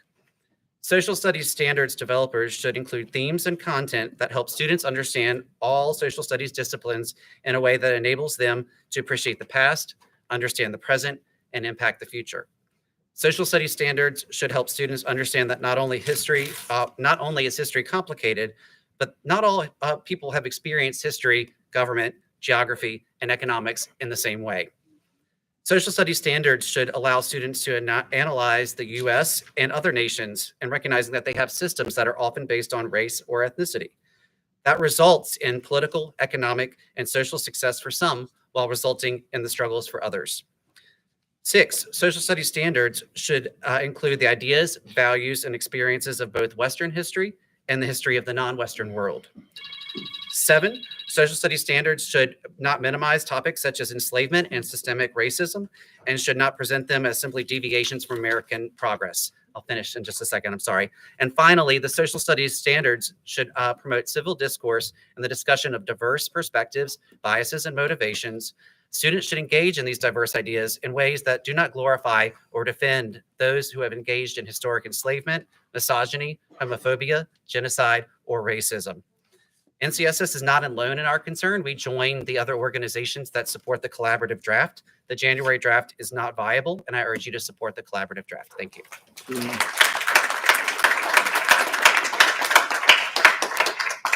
Cheryl Binkley, followed by Vicki Hobson. Hello, is it still morning? It is. My name is Cheryl Binkley. You will be grateful I'm not talking about the social studies standards. However, that doesn't mean I'm not talking about problems. Each of you come to sit here this morning with a long history and set of experiences about education. And what I'm wanting to invite you to do is an exercise. We talk a lot about data, details, analysis. Learning is based on micro data, not on macro data. It's that instance when in a classroom or in a field or wherever, there's an interchange and an interaction that awakens the student to discover and to wake up to this amazing, awe-inspiring kind of thing that is learning.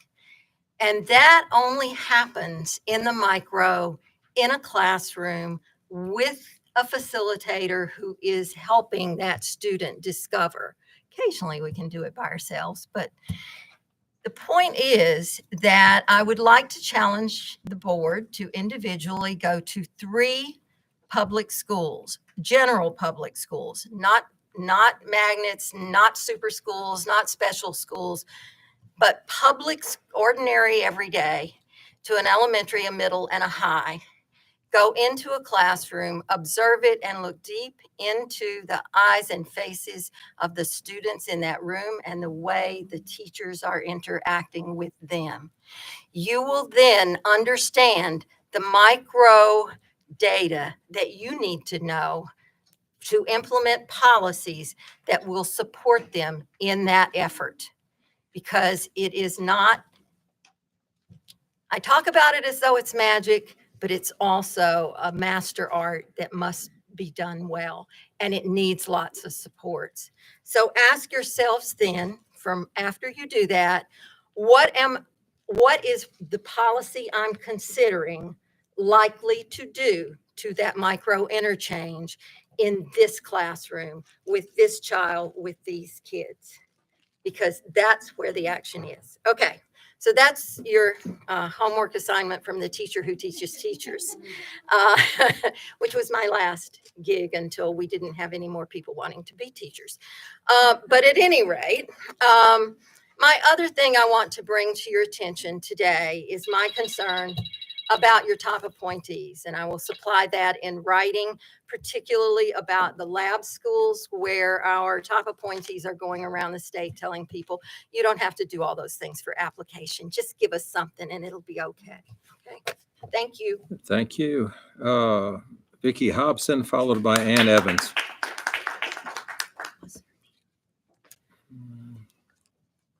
Good morning, everyone. Thank you so much for having me today. My name is Dr. Vicki Hobson, and I'm a parent of elementary age public school children, a former public elementary school educator and central office administrator, and I'm currently an assistant professor of elementary education where I teach elementary social studies methods, among other things. I hold a master's of teaching in elementary ed and a doctorate in curriculum and instruction from the University of Virginia. For my credentials, it should be clear that I'm deeply invested in and a staunch supporter of public education.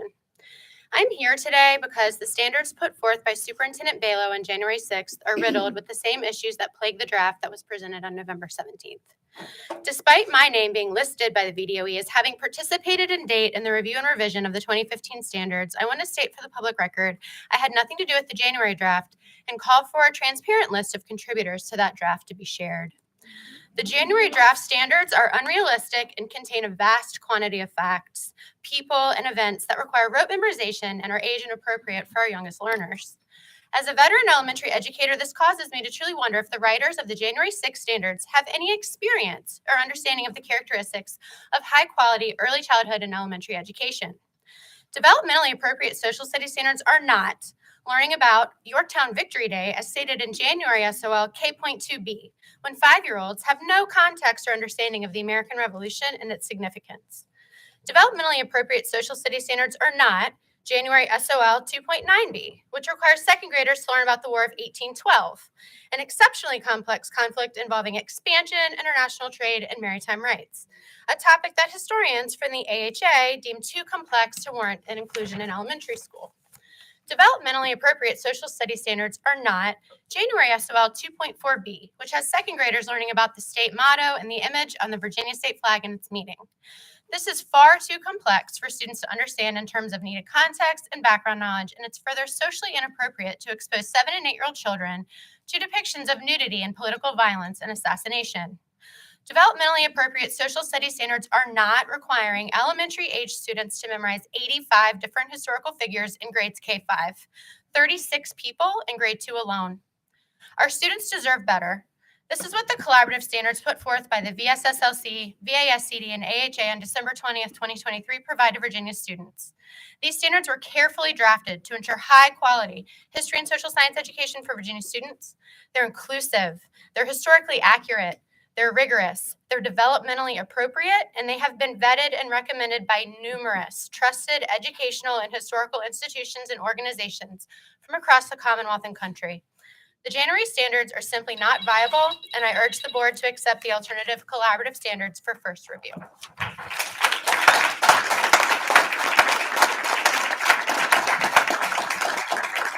Okay, Ann Evans, followed by Bo Dickinson. And I'll skip the salutations in the interest of time. Today, we heard from dedicated educators, concerned parents, and allies across the Commonwealth expressing our collective concerns about the lack of transparency, ignoring the voices of those of us most closely engaged and qualified to revise the standards. In my 34th year teaching in Virginia, I support teachers and students engaging in uncovering the hidden stories of American history using geospatial technologies and digital humanities tools to visualize data, analyze maps, search archives, examine artifacts, and explore historical sites to see themselves in the story of America. The August draft provided opportunities for exploring history and geography via inquiry, developing habits of mind to become critical thinkers, community leaders, and good neighbors. Sadly, the board cast that draft aside. It was not in a traditional format and included unfamiliar names and stories that many of us did not learn in grade school. They weren't written for us. They were written for today's students, harnessing the power of inquiry, encouraging students to ask questions and solve problems. They were written to ensure that every child sitting in a 5th, 7th, 11th grade history class saw themselves in the story of America. They are the most honest, complete telling of history we have ever aspired to teach in Virginia. They were designed to help students build historical empathy and respect for their nation while recognizing we still have much work to be done in the pursuit of liberty and justice for all. The department wasted time and money recruiting outside consultants whose viewpoints did not reflect the values and goals of most Virginia families, bypassing the transparent process established to revise our state standards. The January draft undermines the progress we've made moving away from rote memorization and teaching to the test. Students need skills to understand how everything happening today is related to everything that happened in the past. Your actions erode the public faith in your leadership. This brings us to here today. Before you are two sets of standards, one prepared absent of the input of content experts or the voices of classroom teachers. It relies on antiquated notions of an America that never truly existed. Looking at the past through a Eurocentric lens, lacking age-appropriate content and setting our students up for failure and mistrust in their parents, their schools, and their leaders. Ban all the books you want, pass a set of standards full of semi-truths, disjointed and confusing our students as they are confronted with the truth about history on multiple devices through movies and video games. Despite these efforts to suppress and distort the truth, history surrounds our students, and much of it they encounter outside of the classroom, leaving them suspicious when what they are learning in class does not match the reality of their everyday lives. The second choice is embrace the collaborative standards representing the shared values and voices of Virginia. This draft holds space for students to question, observe, debate, discuss, analyze, and articulate solutions, recognizing as a nation, while we have much to celebrate, there is still work to be done to attain liberty and justice for all. Thank you.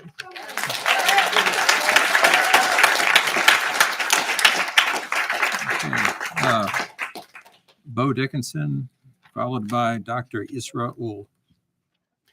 Good morning, and thank you for the opportunity to speak here today. My name is Bo Dickinson. I'm a nationally board certified teacher with over a decade of classroom experience.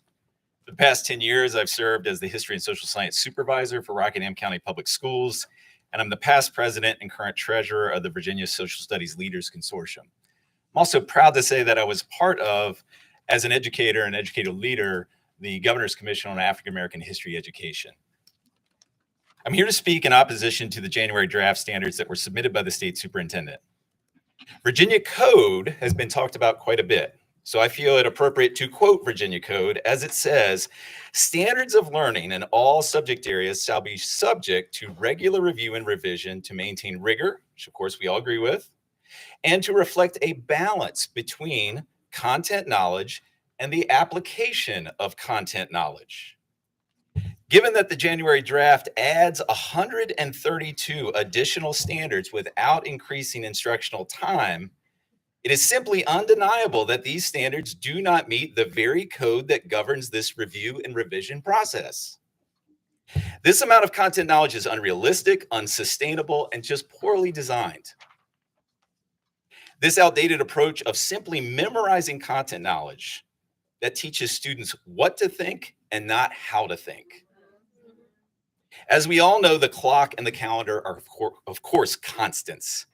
The class period is not going to get longer, and there are still only 180 school days in the school calendar.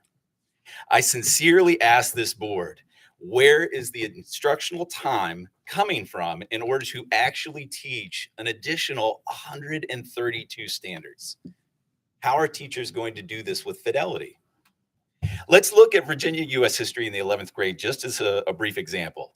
The January draft has added almost 20 new standards to a curriculum that I have to say, personally, teaching myself for 10 years was already overburdened with required content. We also need to keep in mind that most school divisions in the Commonwealth are on a block schedule with 90-minute classes that meet every other day. Therefore, out of 180 school days, there are approximately 90 high school class periods in a given year. The January draft contains 104 standards and substandards in Virginia U.S. history, so there are actually more standards than there are actual class periods. This is simply unsustainable and unviable. I don't know how a teacher will do this, honestly. This does not even include snow days, assemblies, field trips, guest speakers, projects, or even days for tests and assessments. This is simply not viable. This curriculum cannot be taught in a given year, and I urge the board to accept the collaborative standards for first review. Thank you. Thank you.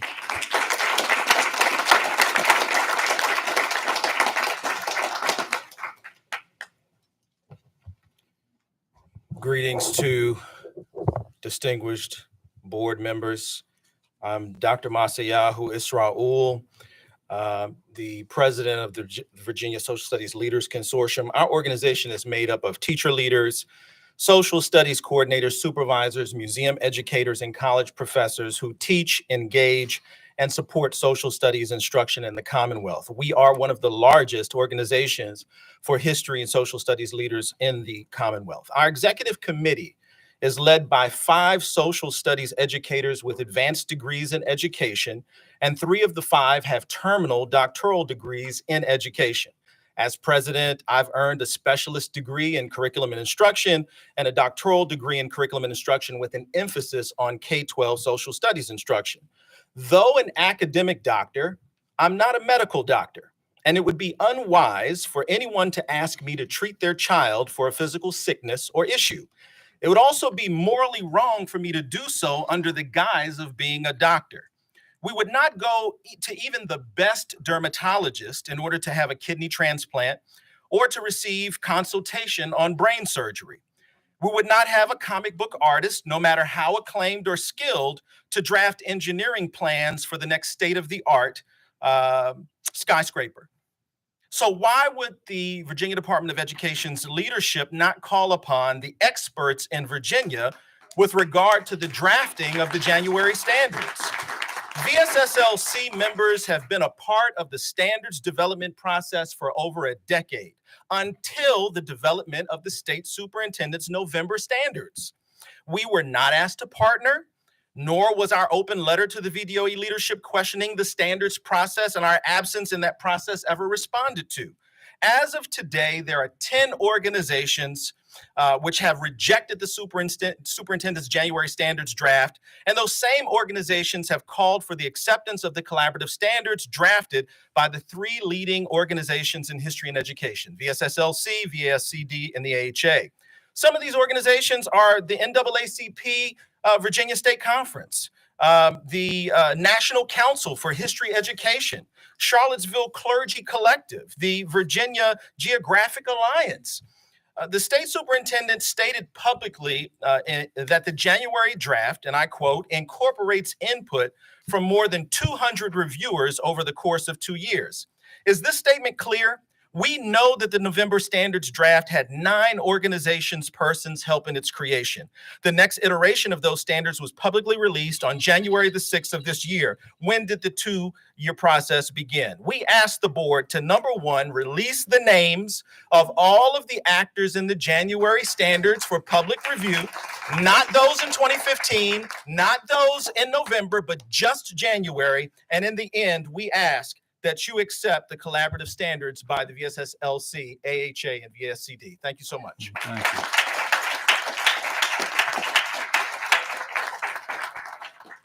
John Hobson, followed by Scott Braybrand.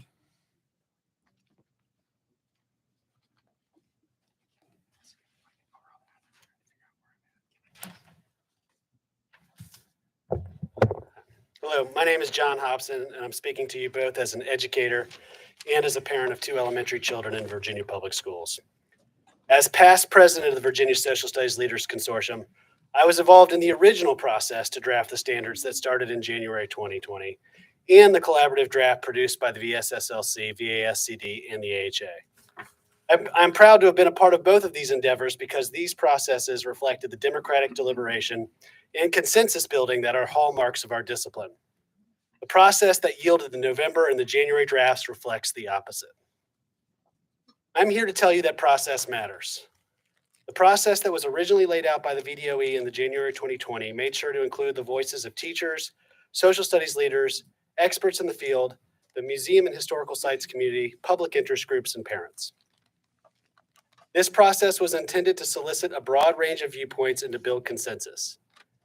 It is particularly important that educators feel invested in the process because ultimately they are going to be the ones that have to implement the standards and the associated frameworks. If teachers and social studies leaders do not buy into these standards, they are dead letter. The process to produce the new standards document was upended with the publication of the November draft and the subsequent January draft, which largely ignored the 20 months of work that was initiated in January 2020. Largely done in secret, this draft substituted the collective wisdom and expertise of the original draft with a set of standards that produced by people and institutions that are distrustful of public education and educators. This is a dangerous precedent to set because it opens the door for any new administration to come in and ignore the process which was designed to build consensus. This will lead the way for the production of standards to be a political football, subject to who's in power, and will deny students and educators any sense of continuity and coherence with their social studies curricula. This process should be both above board and apolitical. Instead, the lack of transparency and the obvious partisan biases undermine the credibility of what is produced by the state superintendent. I want to highlight one very telling part of the front matter in the January draft, which pertains to the implementation of the standards. It reads as follows. The curriculum selected by a local school board should provide a level of consistency and comprehension so that teacher-created curriculum is unnecessary. This statement reflects 2 biases of these authors. First, they view social studies as a curriculum that can be scripted. This is reflected in the standards that they produce, which largely ignores the complexity of our discipline in favor of simplistic narratives and discrete facts. This will be convenient for textbook companies, but bad for students. Secondly, they are distrustful of teachers and want to hold them accountable to a script. Standards documents, curriculum frameworks, textbooks, and other instructional resources are not and never will be fully realized curriculum. A curriculum is built by teachers that know their students and their context using those standards, frameworks, and instructional resources. The January draft standards are simply not viable, and I urge the board to accept the alternative collaborative standards for first review. Thank you. Thank you.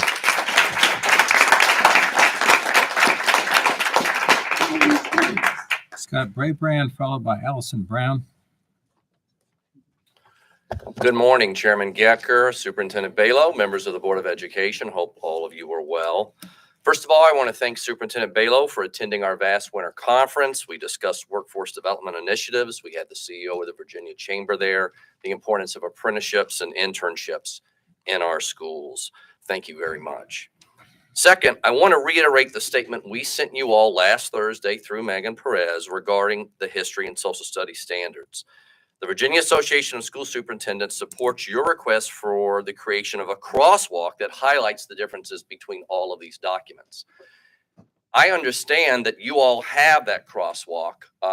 We need to see a copy of the crosswalk between all the standards so we can have the public transparency necessary to engage in a review of these proposed standards. This would allow all stakeholders to have a clear picture of how the standards are changing. We recommend any revisions to the standards to be developed through the VDOE and the Virginia Board of Education established processes for the adoption of standards. We're committed to working with you collaboratively and all stakeholders to ensure the adoption of these standards follows a consistent, comprehensive, and transparent process.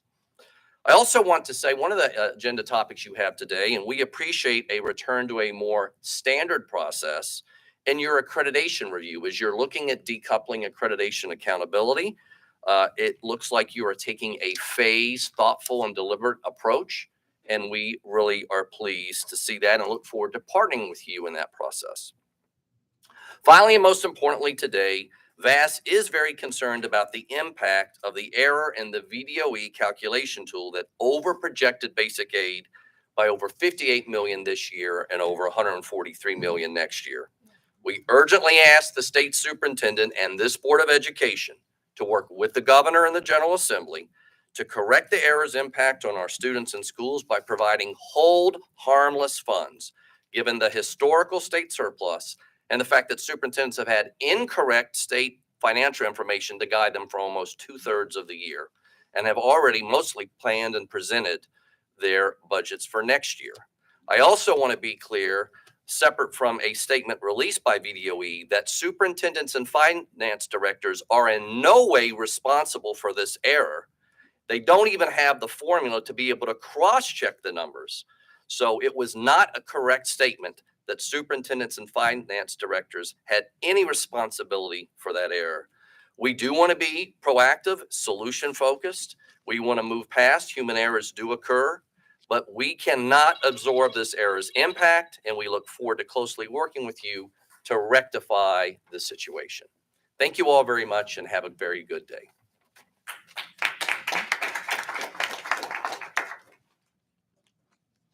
You also said my name correctly, which never happens, so thank you. Hi, my name is Dr. Allison Brown, and I'm the coordinator for social studies from Charlottesville City Schools. Thank you for having me. It's a pleasure to speak on behalf of my district and my school board. Earlier this week, you should have received an email from my school board. I have hard copies if anyone would like them. And in this letter, you'll see that they both support the collaborative December standards as well as share their concerns about the the January standards. And you have heard a lot of their concerns. They're bulleted for you below. So I want to spend the remainder of my time talking to you as a district leader. You've had lots of examples of the effects that may happen. And so I think concrete examples are very good in helping to understand. And you really have the choice of how we move forward today. So if we take the example of the World Geography course, which you've already heard has 35 more standards than the 2015 version, I'm, as a district leader, thinking that, okay, can my teachers even teach that amount of time? And then in in Charlottesville, we teach it in 9th grade. So that would mean moving it to 8th grade as the January 6th recommends. And so I'm thinking, can my teachers teach that course? Do they have the expertise that they need? What professional learning is involved? What curricular materials are involved for even the teachers who have taught the course, but not to that age group and not with those 35 additional standards? And that's just one of the courses that will be negatively impacted by the January 6th draft. So as an educator who has been wearing lots of hats. I've been a history teacher, an ESL teacher and case manager. I've been an SOL coach. I've been a doctoral and postdoctoral researcher in my current role as a curriculum coordinator and as a professor, both at 2 different public universities in the state of Virginia with strong education programs, I might add. It's my professional recommendation that you move forward with the collaborative draft brought to you by the Virginia Social Studies Leadership Consortium and other groups that you've heard from, and you reject the January 6th draft. It's just not viable. And I'm very concerned about the financial concerns that it will bring to my districts and districts like mine, as well as all the logistic concerns that you've heard and will continue to hear about. It's been a pleasure speaking with you, though I wish it was under better circumstances. Thank you. Thank you.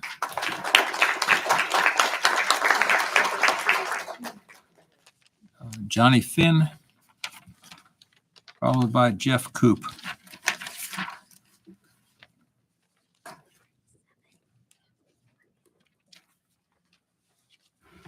Good morning. Morning, everyone.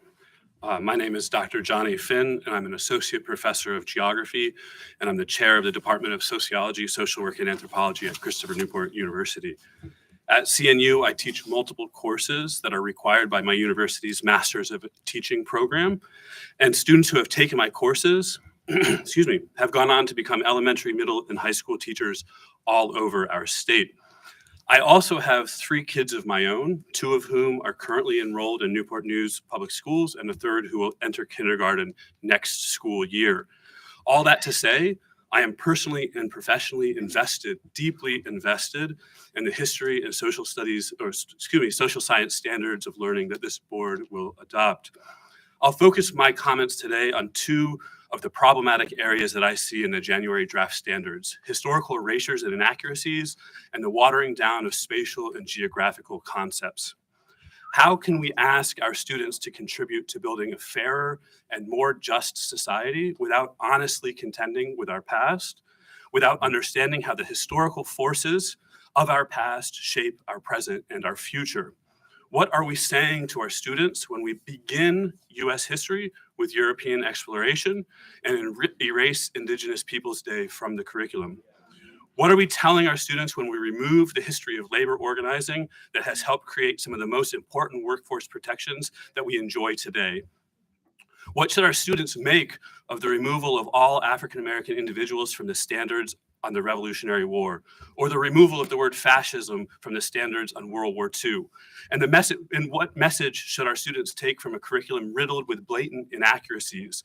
The placement of the NAACP's formation during Reconstruction rather than Jim Crow, the placement of 9/11 in the Cold War. Our students deserve and they respect an honest accounting of our history, and they deserve an accurate portrayal of the diversity of individuals and communities who have shaped this state and this country, the diversity that is increasingly reflected in classrooms all over the Commonwealth. I'm also troubled by the removal of geography from the January draft standards. Decades of research clearly link spatial reasoning to higher scores in math and the STEM disciplines. Furthermore, in an increasingly globalized world, it's vitally important for students to understand how their communities are affected by conditions and events around the world. And the tools of geospatial technology are essential for the modern workforce. My department's courses in GIS and geovisualization are among the fastest growing courses that we offer. Students know how useful and how marketable the tools of geographical analysis will be after graduation. And so I ask, why are we removing geography from the standards when its importance is clearer than ever today? Let's give our students the curriculum that they deserve and that our state needs. I urge this board to adopt the December collaborative draft history and social science standards. Thank you very much for your time in this space. Thank you. Jeff Coop, followed by Christine Trock. Hi, good morning, and thank you for the opportunity to speak to the board about the history and social science standards that were released in January 2023.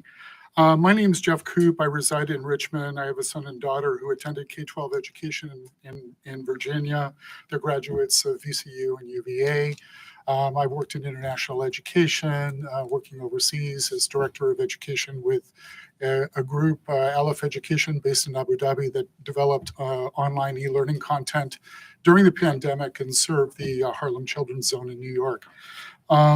So I take an interest in curriculum design and instructional design, and also as an educator in political science, with background in history and economics. This is a field that's very, very important to me. I have three main critiques regarding this draft. Well, my main critiques revolve around the curriculum development process. The introduction to this draft, which I really didn't I didn't appreciate, and the structure of the skills and standards. I'm going to focus mainly on the curriculum development and the need for a framework, and then talk a little bit about the problems that I see with the fact-based approach to skills and standards. So the introduction neither offered a coherent curriculum framework nor an understanding of education for democracy or broader disciplinary trends for advancing the profile of a Virginia graduate.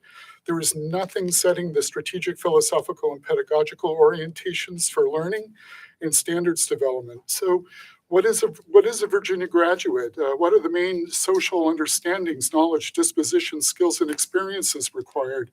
What is the specific contribution of the history, social studies standards or science standards to the overall system goals? What kind of citizens for what kind of democracy are we aiming for?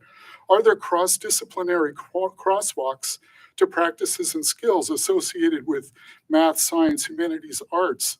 When we get to, say, geographic mapping and displays of social data, such as poverty statistics by state, do the kids have the math and spatial tools? How does knowledge of the past connect to the present and future? As in the profile, does each standard carry a theme, topic, or phenomenon? With interrelated disciplinary inquiries within a topic? And working vertically, does the Reconstruction era, in our understanding of it, does it relate to under our understanding of conflict resolution and post-conflict transitional justice geared towards peacekeeping? So if we had this Reconstruction understanding, would it carry over to what we could understand about the conflict resolution post-Wounded Knee, or post-World War II Marshall Plan, or American policy in Afghanistan? Do students develop both historical understanding and communicative competence with which to apply both peacekeeping at school and in contemporary simulations? Dr. Well, Cook, the introduction your time is up, sir. Good. Well, the introduction suggests no. And so without a framework, it's really hard to even evaluate the standards. There are laundry lists. They don't relate necessarily to the main standard. And it's very confusing. I've submitted my written comments to you. So thank you for the opportunity to speak. Christine Trock, followed by Dane Kennedy. Good morning. I was here in November to make comment about the egregious actions negating process that led to the November draft. Today, I will focus my comments on the lack of skill development in the January 6th draft. I am here again as an educator, a parent, and grandparent. I have a granddaughter in Virginia public schools. As a 28-year veteran, educator of public school, I have earned national board certification, a master's, and advanced graduate studies certification. I have been encouraged with the degree to which social studies education has been moving to a focus on the skills of history and social science in the last 15 years. Although not perfectly, we have been shifting away from an attention to isolated facts to an emphasis on skill development to make sense of thoughtful and appropriate content. As you know, memorizing a vast amount of information is no longer a necessary or valuable ability. We are able to access information quickly at the press of enter in a web search. The massive amount of information in the standards from this January 6th draft is a drastic reversal of that work and skill development. While I am disappointed with this draft, I am alternatively impressed with the response of the collaboration of the AHA, VASCD, and VSSLC, which I am a member, and now endorsed by a growing number of reputable education organizations. This collection of educators and true history and geography scholars recognized the need for compromise and took strengths from the VDOE August draft and even took components of the draft in November. It would be that collaboration's document shared with you in December that I would urge you to examine for review. The one that is up for review today sets us back at least 30 years. It lacks commitment to the needs of our students in both appropriate content and skill. What I want for my granddaughter and all of the students of the Commonwealth is to be able to learn the skills of examining primary and secondary sources in order to detect fact, opinion, and bias using age-appropriate content. I want them to learn to analyze cause-effect relationships and costs and benefits to better prepare them to make informed decisions. These are just a few of the skills necessary to interact more deeply with content. But without the time, with the increased number of standards, they won't be able to do that. What I, as a grandparent, parent, and as an educator, do not want is what they would be getting from the document before you. If you want a citizenry who will lack the experience and the opportunity to process and make sense of content, the January draft you have before you is the one you will go with. If you want a citizenry that can think, act civilly, respectfully, and responsibly, and reasonably, you will reject this January draft and consider the collaborative standards shared with you in December for first review. We must teach our citizens to be reflectful and responsible citizens rather than mindless memorizers. Thank you. Dane Kennedy, followed by Alice Riley. I appreciate having an opportunity to speak to you. My name is Dane Kennedy. I've been a Virginia resident for 23 years. My daughter went to high school in Virginia. I'm a retired professor from George Washington University, and I taught world history for about 40 years, which is the topic I'm going to speak about in regard to the two standards. And my basic point, I think, is simply that the January draft is distinctly weaker with regard to those requirements than the combined draft. And I want to get in the weeds and just give you a couple of examples here. So first, both standards identify essential skills.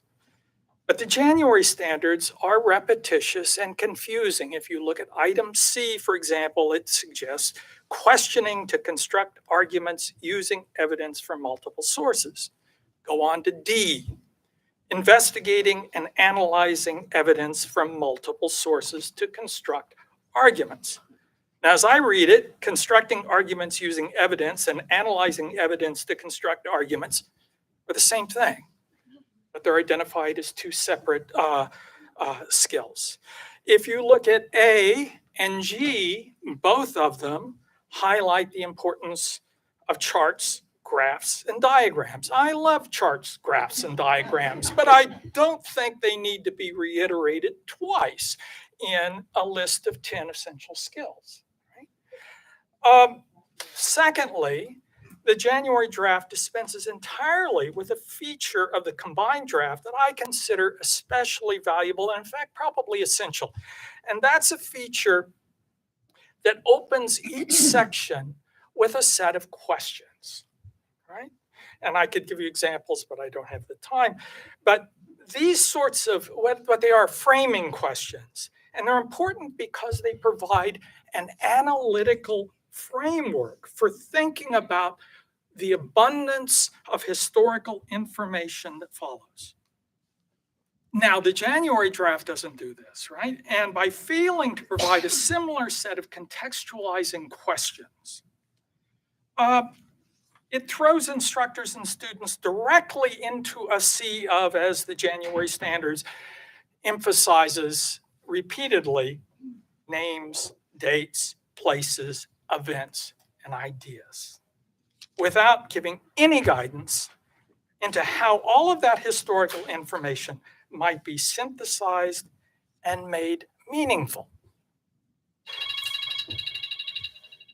I'll send you the rest of my critiques. A lot of them have to do with the specifics that are in the standards, which are simply erroneous. Thank you. Thank you.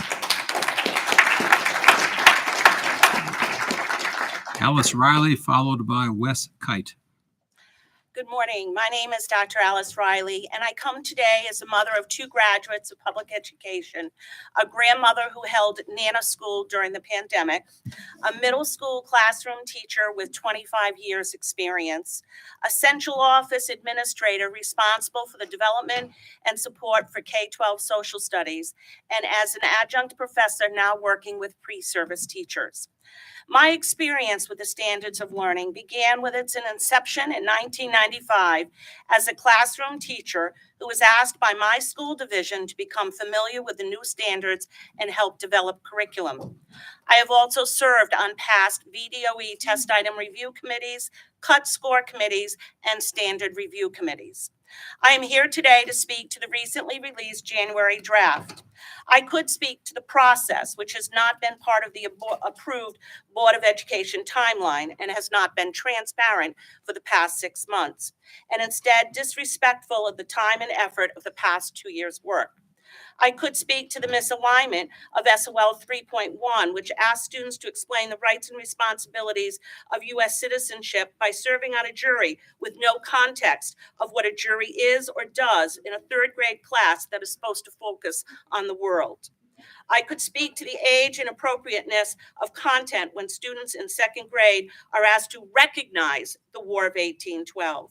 I could speak to the controversial content in Virginia U.S. history, where students are asked to look at Supreme Court cases such as Roe v. Wade and the Dobbs decision. However, I would like to focus my remarks on a topic that has not been mentioned much, and that is the impact of trying to implement this. When I served on SOL review committees, I will remember a message from Dr. Patricia Wright, who was the superintendent of education under both Democratic and Republican governors. We were reminded there are 132 school divisions in the Commonwealth who all currently have curriculum and resources in place for the standards. Every change we might recommend would come with a cost for new resources, new curriculum development, and new professional development. And we were reminded that no additional funding would come with the release of this new version. So I ask you today to consider the impact of your decision on those 132 school divisions, on teachers in 1,528 elementary schools, 415 middle schools, and 386 high schools. Where will school divisions such as Virginia Beach, Petersburg, Bristol, or Northampton find the funds to implement the many changes? I urge you to seriously consider the collaborative draft, which was submitted by members of educators on the ground. These educators work diligently to meet the directive of your November meeting and understand what the capacity of our school divisions and teachers are. Thank you.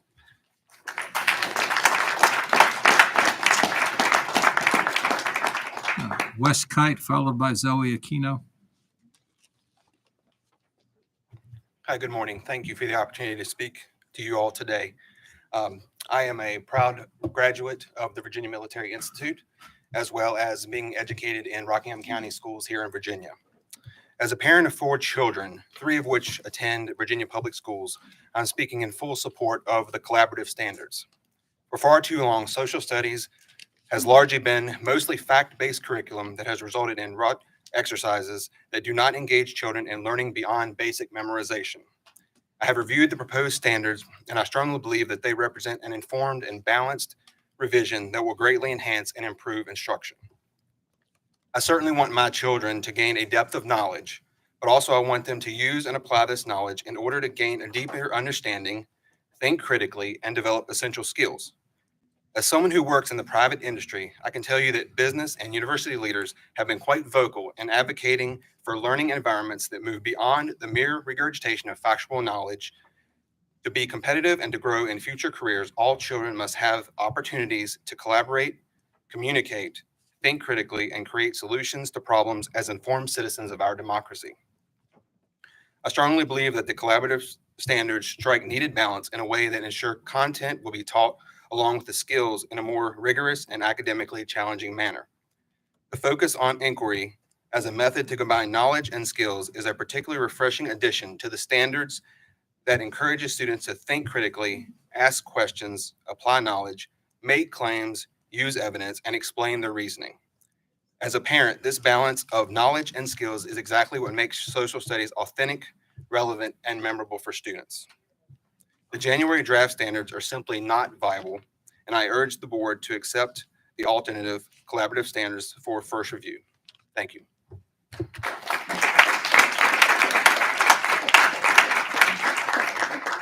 Zoe Aquino, followed by Samantha Futrell. Hi, salutations. My name is Zoe Aquino, here again to speak on. Microphone's not working. Oh, Can't hear back here. okay. I'll do my. I don't think that's on you. No worries, I appraight that. Sorry about that. I'll try to project.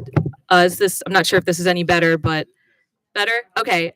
I'll do my best at least for the board, and then I'll let everyone else know how it goes. Salutations. My name is Zoe Aquino, here again on behalf of Humke Center to talk about the January History SOL revisions. And what a time to be voting on this draft on the second day of Black History Month. In August of 2022, Humke Center first approached you to ensure Asian American and Pacific Islander Virginia communities are comprehensively included in the History SOL revisions.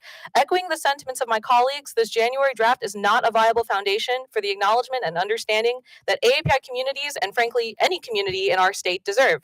How can AAPI leaders' impacts and stories be incorporated into standards that don't even fundamentally acknowledge our communities as participants in American history? For example, mentions of the Chinese railroad workers, which are in the 2015 and 2008 SOLs, remain omitted. But the Chinese Exclusion Act remains without context. At this moment, Humke Center and its community members are uncertain at best that the DOE can faithfully incorporate the feedback that we could give on AAPI content under the current circumstances, given the lack of transparency in the process. How can we trust that what we have to offer will be correctly incorporated when it's still unclear when the revisions, how the revisions were created and who was consulted to make them? This morning, the Virginia API Caucus had to take time to write and release a public statement in the middle of an extremely hectic session, legislative session, to clarify that they were not consulted on the January revisions because they were wrongfully named as a consulted group by the DOE in a public article. In contrast, the collaborative standards authored by the VSSLC, VASCD, and AHA do provide a viable foundation where our communities, including API Virginians, can be learned about and understood the way we deserve to be. With dimension in life, where students can understand the choices our community leaders made with the realities they were facing. The collaborative standards authors were also able to outline their process, name their contributors, and do public outreach with their product. Consider the example that I just emailed to you and Megan from the superintendent's revision and the collaborative standards. Between the two, I myself know where I see myself as an Asian American in Virginia. Board members, today you have another opportunity to be on the right side of history with your decision. I will repeat what I said in November. I love my state, like really, I love my state. And I'm so tired of being on the wrong side of history. And we have another choice in front of us today. Put Virginia on the right side of history and set an example for our state and our students. Our communities in Virginia deserve to be understood with complexity and humanity, not as footnotes or nice to knows. Bottom line, proceed with review and public hearing with the collaborative standards made by the VSSLC, VASCD, and AHA, not the superintendent's January revisions. Thank you so much. Hope you can hear me. Thank you.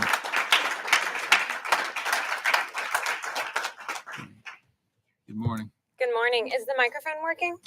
No. Okay. I'll kind of stand here. I'll use my teacher voice. Okay. So, I am a secondary social studies educator in Richmond, Sam Futrell, and the president of the Virginia Council for the Social Studies. Any teacher knows that the way we begin class is important. It sets the tone for the entire period, sometimes the entire day. Similarly, the way a piece of writing begins sets a tone. The draft of the standards released on January 6 begins with the following statement, quote, Virginia's history and social sciences standards aim to restore excellence, curiosity, and excitement around teaching and learning history. Restore. That word was chosen carefully. That word was chosen so that this draft would begin with an indictment of history instruction in the Commonwealth. As if educators in Virginia are not already fostering excellence, curiosity, and excitement around teaching and learning history. As if we need to be reprimanded. As if we have not taught, cared for, and learned with our students through a pandemic, a phone tip line, threats to our safety, and questions about our character. And what does this draft hope to restore? I have read it in its entirety, embedded it alongside 8 other organizations with Virginia Council for the Social Studies, and I can tell you with confidence that this draft hopes to restore one thing in our students and our teachers: compliance. These standards train Virginia students to be passive, compliant actors in the theater of their educational reality and strips educators of their classroom autonomy. As others have said, there are 187 different historical figures featured by name in the January draft standards and not one single inquiry question. How can Virginia, quote unquote, restore curiosity without any questions? History is not just the past, but the study of the past. It is exploration, interpretation, argumentation, and evaluation. All these standards ask for is regurgitation. But it's a good thing our organizations were not compliant. It's a good thing our organizations asked some questions. In the onslaught of the untenable information being poured into each grade level, we found numerous mistakes and omissions which undermine the credibility of this document as a set of professional standards of history education. The January draft standards are an insult to educators and are not viable for students, and I urge the board to accept the alternative collaborative standards for first review. Thank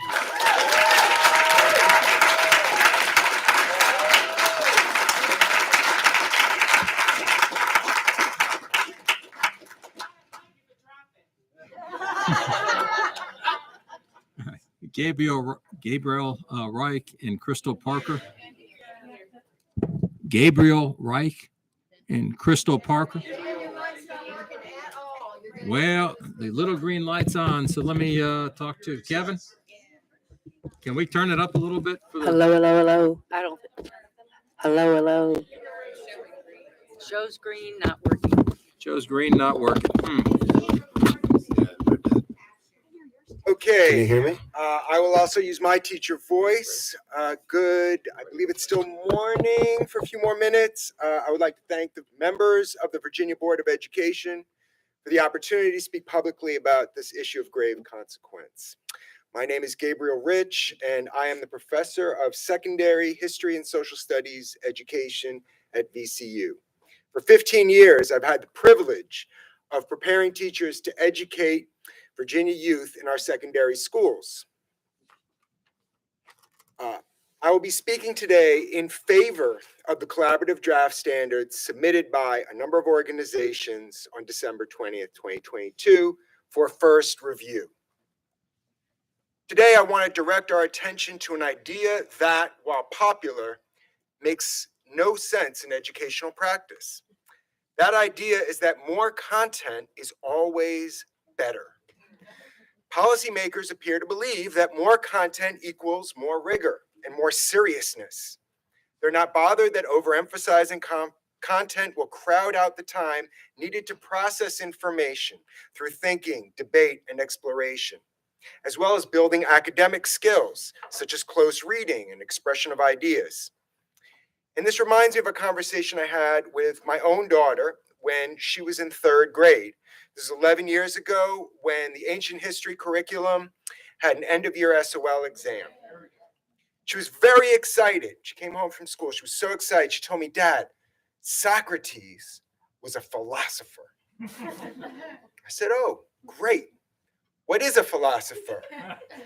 "Oh, no." So what did my daughter learn from that curriculum?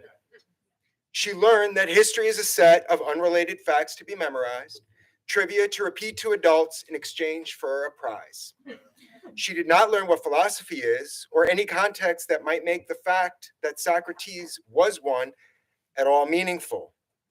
Unfortunately, the draft standards presented by the Board of Education this January are so packed with content that any teacher attempting to teach them with fidelity will be forced to race at breakneck speed through what will be an endless litany of factual material. 83 new standards in the secondary social studies courses. It would be one thing if those additions were an attempt to present a more diverse history to our young, but that is not the case. The state submission significantly erases the history of the majority of people that make up our communities, including women, Indigenous people, working people, African Americans, and others. Quantity is not quality, as the January draft standards submitted by the board illustrate. And I'll end it there. I urge you to Support the collaborative standards for first review. Thank you very much. All right. Let's see, we're going to do Crystal Parker, followed by another 5-minute break for the board. Good afternoon. I'm Reverend Crystal Varner Parker. I'm a Presbyterian minister and mom to these 2 Henrico County students. I have been a committed community member. I wrote to you and spoke to you last month about my concerns regarding the draft standards for history and social sciences. I had hoped there would be no need to be here today, yet here we are. The January draft standards are not simply viable, and they should not be moved forward for first review. I implore you to accept the collaborative standards for first review. Virginia continues to be in the midst of a critical teacher shortage, and adopting these new standards would mean the implementation of over 100 new standards, which is an unreasonable expectation for already overstretched teachers. These collaborative standards that have been shared with you have resulted from the work of the Virginia Social Studies Leader Consortium, the Virginia Association for Supervision and Curriculum Development, the American Historical Association, and other organizations that have included Virginia educators and that included their input. Why wouldn't you want to listen to them and our local leaders and these experts in creating curriculum? As I've stated before and will remind you, I have long held the belief that public education is vital to the development of a well-rounded citizen. This is an environment in which they will be introduced to people of varying ethnicities as well as diverse backgrounds and perspectives.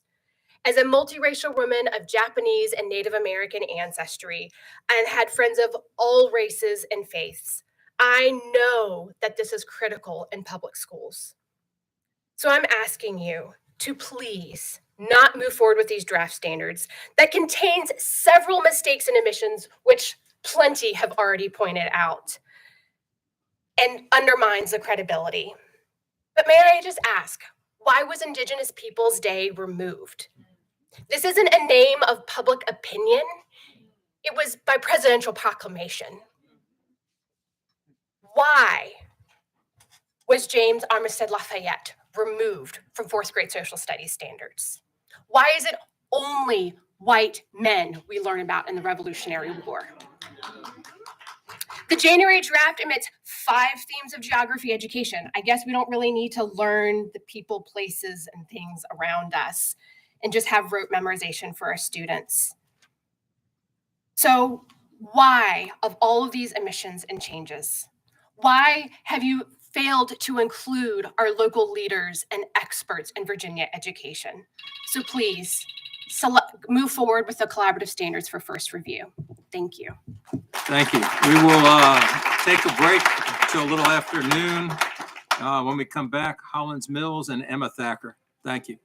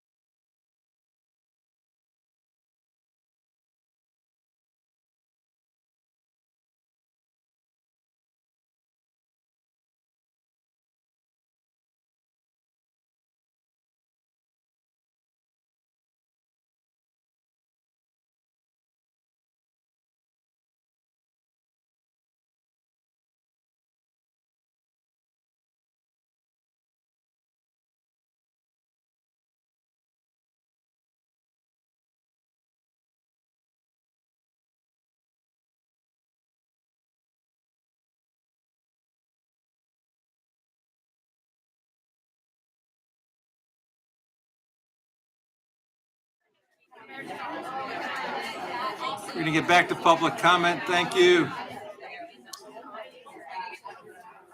Howlands Mills, I hope. Yep. that's me. Perfect. And Emma Thacker next. Thank you. Good afternoon. My name is Hollins Mills, and I am a kindergarten teacher in Albemarle County. Whenever I talk about early childhood education, I like to start by taking a minute to really think about that age. Birthdays are the most important day in a year for a 5 or 6-year-old. And they're just starting to lose their teeth, and they're more than happy to open up and show anyone who had to have a look. 5 and 6-year-olds frequently say things like, yesterday when I was a baby, or tomorrow when I'm going to college. Their sense of time is highly relative to their own life, and they are challenged to understand the scale of time. Time is a developmental concept, and social studies must be taught in developmentally appropriate ways. A young child's sense of place is also highly influenced by their own lived experience. When we were discussing the concept of community this fall, and we were discussing the word neighborhood, one of my students said, well, a neighborhood is down the hill.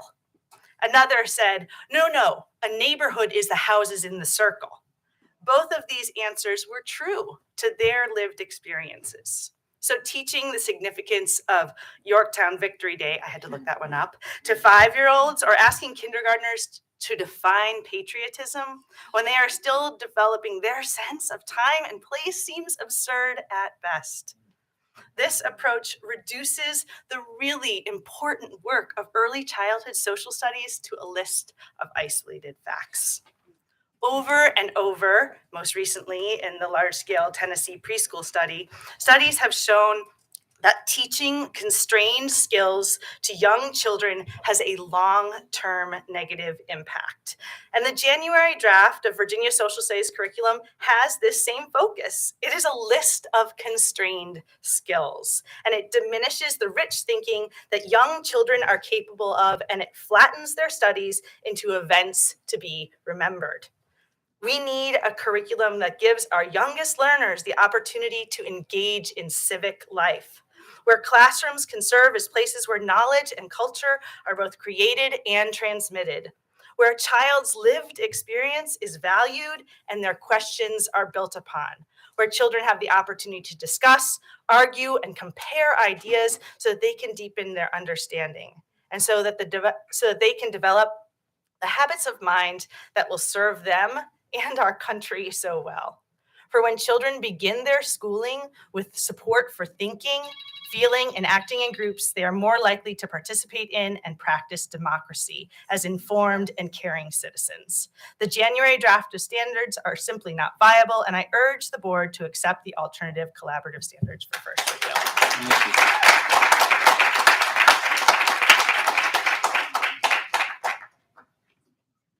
Okay, Emma Thacker, followed by James Fetterman. Hi, good afternoon. Thank you for letting us be here today. I'm Dr. Emma Thacker from Harrisonburg. As a parent of a 5th grader and a 1st grader in Virginia Public Schools, I'm deeply concerned by the January draft standards in terms of content included and excluded, as well as the sheer volume of content, as others have said. I'm also a professor focused on elementary social studies education. I'm concerned about the bias evident in the January draft, as well as the impossibility of applying what we know from decades of research to be best practices for effective social studies education. As others have said, there's inappropriate content for elementary students, but on both extremes, I would add, in the January draft. So my rising, almost 2nd grader, he's not ready to learn about the War of 1812, for example, but my 5th grader is also way beyond locating North America. I'm also confused as to the repetition of the same holidays with the same expectations in kindergarten, 1st grade, and 2nd grade. Given the limited time in the instructional day for social studies, this is a waste. Speaking of the repeated holiday standards, I'm concerned about what I can only interpret as intentional, politically motivated omission in that standard in particular. Indigenous Peoples Day is a state and nationally recognized holiday listed usually alongside or instead of Columbus Day. So including Columbus Day while intentionally omitting Indigenous Peoples Day 3 grades in a row, it just seems outdated. It ill prepares our Virginia students for today's content and skills. That's just one example. So the January draft, as far as content included, it does do a better job than the November draft of hiding the political motivations, but they're still evident. Founders such as Thomas Jefferson urged that the public must be educated to sustain democracy. That's what social studies does. The consensus in the social studies community is that preparing students for civic life entails being able to ask relevant questions rooted in social studies concepts and content. They need to be able to apply disciplinary concepts and tools as they investigate to answer those questions. Gathering and using evidence from reliable and varied sources to uncover content that helps answer those questions, and communicating conclusions to those questions with fidelity to social studies content and skills. Teachers simply cannot fulfill the purpose of social studies education while marching through this many standards. The January draft is still deeply and irrevocably flawed. The collaborative standards offer an alternative. They represent current best practices in social studies education, current social studies content, agreed upon by experts and leaders in and beyond Virginia. In closing, I urge that the board reject the January draft and accept the collaborative standards for first review. Thank you.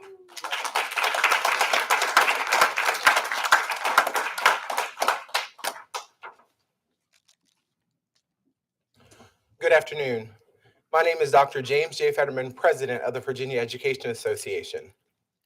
The version of the Virginia History Standards you're voting on today is a disservice to our students and educators. It falls short in sequencing, rigor, accuracy, pedagogy, nonpartisanship, and in the process used to create it. And so VEA members calling you to reject it. Instead, we believe you should adopt the collaborative standards developed by the Virginia Social Studies Leaders Consortium. The Youngkin administration rejected the first draft of the standards last year, claiming that there were missing voices in creating it. Today, it appears that these voices were those of the right wing and partisan think tanks and others with no particular expertise in Virginia history, but with political views more to the administration's liking. The result in the current draft, which is watered down, fails to sufficiently encourage critical thinking, relies on too much rote memorization, and features factual inaccuracies. Its political aim is clear in the introduction, which leads to a set of partisan values. Further, the document does not appear to consider the full complexity of our past. With such an opening, commitments made later in the document to instruct is an objective, factual, and age-appropriate way rings hollow. The draft you're looking at today contains 132 new learning standards when compared to the current set of standards. That's an 18% increase. With so many new standards, no additional instructional time, teachers will have to skim the surface of many important historical issues rather than reviewing each more in-depth and less repetition in the later grades. As nearly all pedagogical experts advise, the collaborative standards have a mere 7 new standards. That's a 1% increase. Teachers and their classrooms are not blank slates where we can just add infinite new responsibilities and learning standards and expect the same level of rigor. It's clear that teachers were not adequately consulted for this current draft, and neither was the Virginia Education Association, which represent more than 40,000 educators in the state. We ask you to restore public faith in this process and choose the compromise approach by adopting the collaborative standards. The integrity of the VBOE and confidence in our public education system are both at stake in the consequential and much watched decision. Thank you.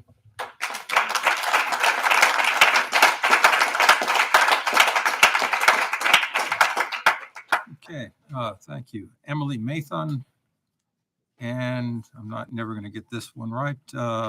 The last name is Hilliard.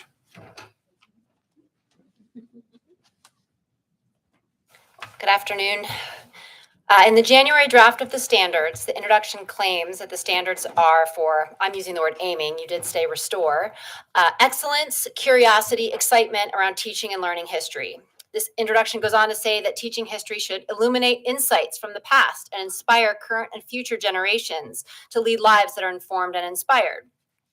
I wonder if when you read the January draft, if your curiosity was sparked, your excitement for history ignited, and your experience of excellence fulfilled. I wonder if you read those standards on behalf of the 1.2 million children enrolled in Virginia's public schools. Next, in the guiding principles, it says parents should have access to instructional materials. What parents are you referring to? What about the Black mother of a fifth grader in my child's elementary school who says, quote, I want my Black daughter to understand the full scope of African Americans' experience in America. Will this mother and daughter be inspired by the January draft? What about the Black mother of an elementary and high school student who says, quote, the focus needs to be on being truthful about our history. The goal has nothing to do with making anyone feel bad about the past. The younger generation are equipped to have these conversations. Are her children going to be leading lives that are informed and inspired by the January draft? I offer the thoughts of another Black parent, one with 3 children, one of whom recently graduated high school. I would like there to be a specific African American studies class, but at the very least, I would like the true history taught, which includes African Americans and their great contributions, as well as resiliency and other significant characteristics.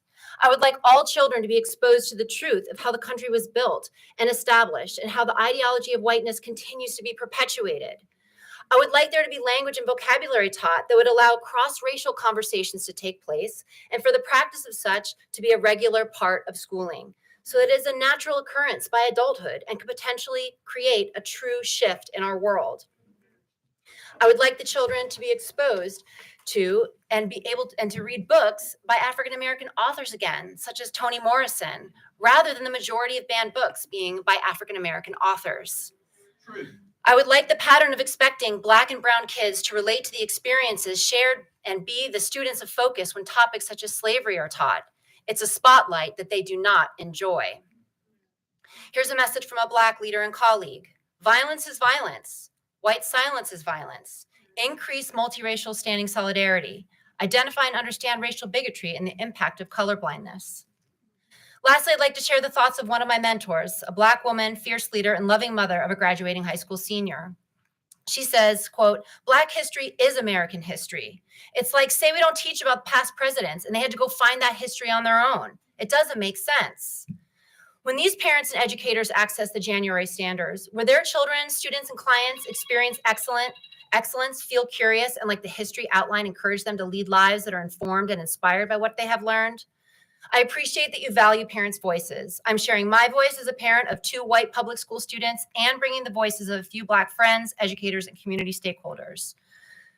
I urge you, the Board of Education, to reject the January standards and accept the collaborative standards for first review. Thank you.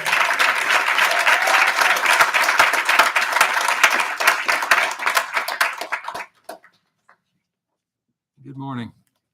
Good morning, good afternoon. It's Awisha is the name. Thank you very much.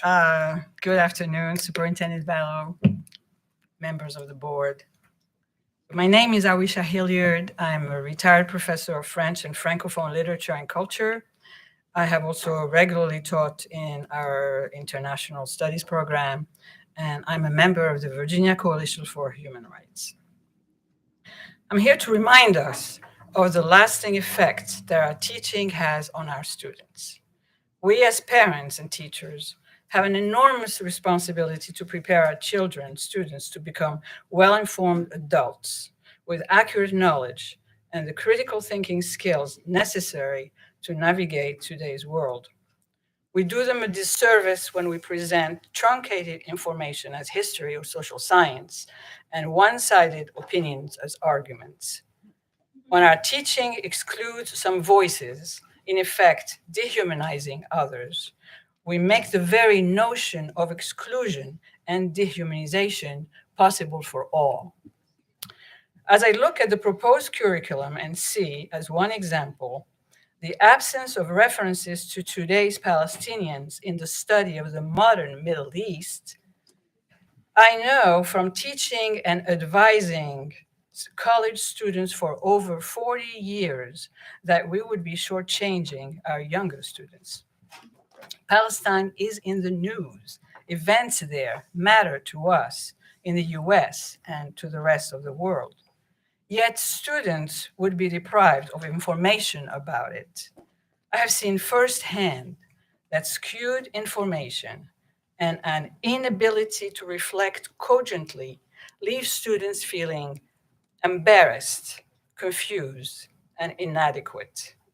Their difficulty with new ideas or points of view and their inescapable awareness of that difficulty hurt their sense of self.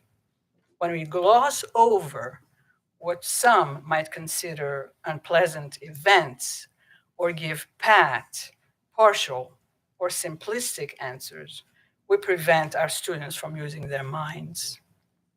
To help our students thrive as human beings and become productive citizens, confident in their ability to reason, regardless of their or others' personal beliefs or politics, we must give them accurate, reasonably complete information and the analytical tools to grapple with it.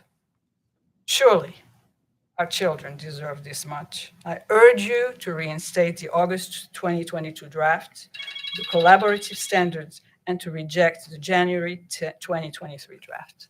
Thank you. Thank you.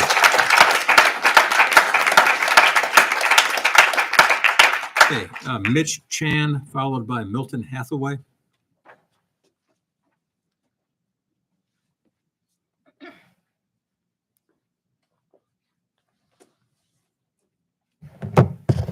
Hello, everyone. Hi, my name is Mitch Chan. I use she, they pronouns. I am the organizing team lead at Homke Center. Homke Center organizes Asian Americans in Virginia. I am here to speak on behalf of one of our community members, Hannah. Homke Center started this campaign to ensure that Asian American experiences and communities are uplifted in our public schools and the potential impacts on those that will affect most students. We need Asian American stories in our curriculums. I'm going to read Hannah's statement. Hello, my name is Hannah, and I am a Korean American 8th grader. Today, I want to talk about why we need change in the history SOLs. When I was 5 years old, I lived in a predominantly white community. I went into my first year of kindergarten, and as soon as I walked in, my fellow classmates proceeded to pull their eyes at me to mock my eye shape. I was mortified and scared.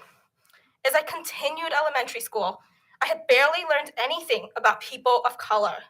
This created conflict as I started to be ashamed of being Asian. It also did not help that kids would bully me for my Korean lunches and how I looked in general. Because all the people we would learn in elementary school would be white people, I could barely name 5 people of color who made an impact on the world. It is absolutely wrong to not have representation of people of color in our school curriculums. For kids like me and for the sake of future generations, if we cannot teach the future generation wisely, we will fail.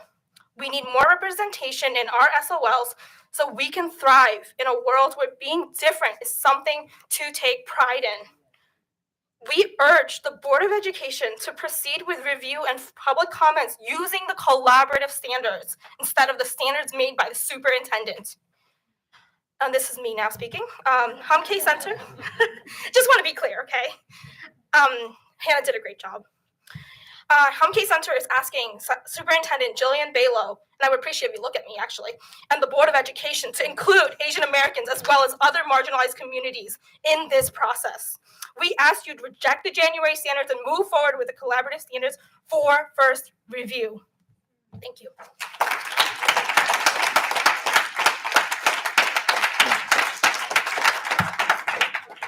Milton Hathaway, followed by Ashley Elstad. Mr. Chairman, members of the board, I'm Dr. Milton Hathaway, and I'm here today as project coordinator for the Beloved Community and as the Political Action Committee Chair for the New Kent branch of the NAACP. I'm concerned about a number of things in this revised standard. If I had to grade you, I think I would probably give you a C- on paperwork reduction because simply reducing paperwork does not meet the needs of our students. I'm concerned because New Kent played a vital role in history in this Commonwealth.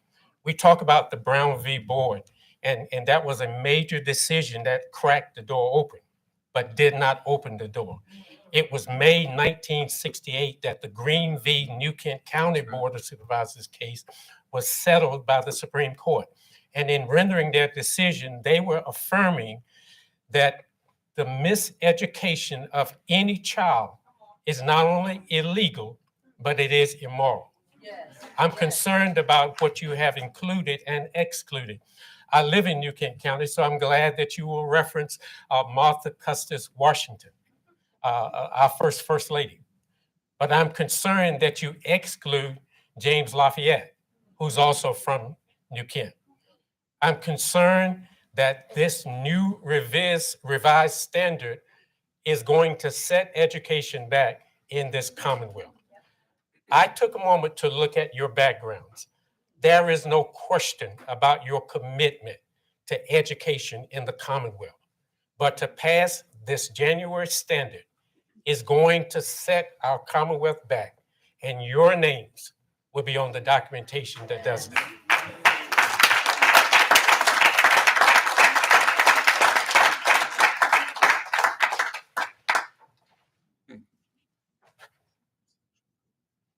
Good afternoon. My name is Ashley Elstad. I use she, they pronouns, and I am a former student of Prince William County Schools. I am here with Homke Center, and I am speaking on behalf of one of our community members, Emily, who could not be here today because she is currently in middle school. Hello, my name is Emily. I am 13 years old, or an 8th grader currently attending Henley Middle School, and I wish for our education to include the long, drawn-out AAPI history that our SOLs lack. Being born in America and living in a Korean-American household where my family only spoke Korean, it was difficult for me to adjust to new language coming into elementary school, especially in 1st grade when I was getting better at English. The memories of my fellow classmates mocking my mixed vocabulary and picking on my heritage were rather tarnished with insecurity from the fact that I was the only Asian American in my class.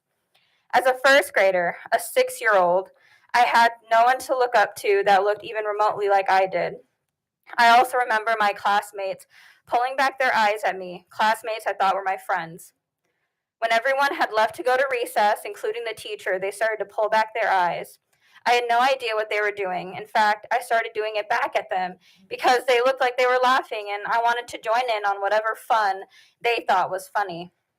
If I started to pull back my eyes because my friends were doing it, that is undeniable evidence that racism is taught. Switching to my middle school years, we barely learned any Asian American history in class. Not even Yuri Kochiyama, who fought vigorously for the rights of Puerto Ricans, African Americans, and Asian Americans. If it wasn't for Yuri Kochiyama, America would not be where we are today. If I had representation such as Yuri Kochiyama, Helen Zia, Grace Lee Boggs, and countless Asian Americans who had made an impact on America, I guarantee kids like me will be encouraged and empowered by their heritage. Learning Asian American history in the United States is important, and I will consistently fight for our SOL curriculum until Asian Pacific Islanders get the justice they deserve. I urge members of the Board of Education to proceed with review and public comment using the collaborative standards instead of the standards made by the superintendent. Thank you.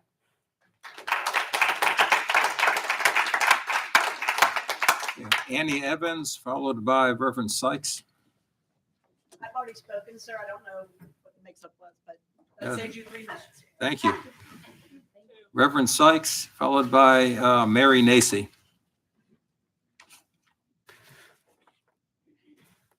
Good afternoon to the board.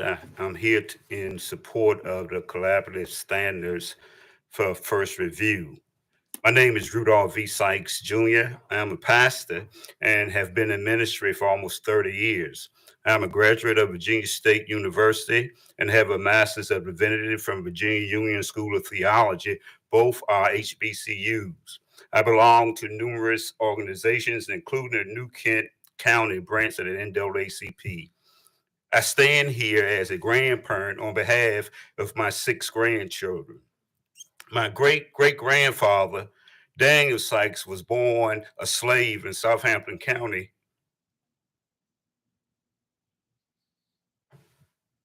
Virginia. 3 of his uncles fled Southampton County and fought for the Union Army in the Civil War. My other great-great-grandfather was Cornelius Elliott, a white man. My great-grandfather, Fletcher Robinson, migrated here from the British West Indies. I myself is 79% African American and 21% European, but I am a Black man. In my family history, my great uncle Vanderbilt Johnson fought in World War I. My grandfather fought in World War II. David Walker was my grandmother's first cousin, and at age 19 was killed at Pearl Harbor a day after arriving there. 4 of my father's brothers served in the military. My father-in-law, Lewis Williams Sr., served in Vietnam. My father, Rudolph V. Sykes Sr., participated in sit-ins at Woolworth in Petersburg and Portsmouth, Virginia in the early 1960s. In 1968, me at 10 years old and others integrated schools in Portsmouth, Virginia. That was a very important part of my history, and I shared with my grandchildren. I remember my first year at that new school when a white student raised his hand and said, my daddy said that if Stonewall Jackson hadn't got killed, we would have won the war. Being the only African-American born to class, I realized his history book was different than mine. So as a citizen of these United States and a tax-paying citizen of Virginia, my history and my existence mean just as much to me as other citizens. I am insulted that measures are being made to erase everything about me and the history of my people and what we did for this country, and to erase the history of slavery so it might not cause other citizens to feel bad. That is not fair to me. Well, not on the life of Daniel Sykes, my great-great-grandfather, who was a slave in Southampton County, that I am extremely proud of. I stand as a grandfather wanting my 6 grandchildren to know this country's whole history, including the people that look like them that built this country. Thank you. Thank you.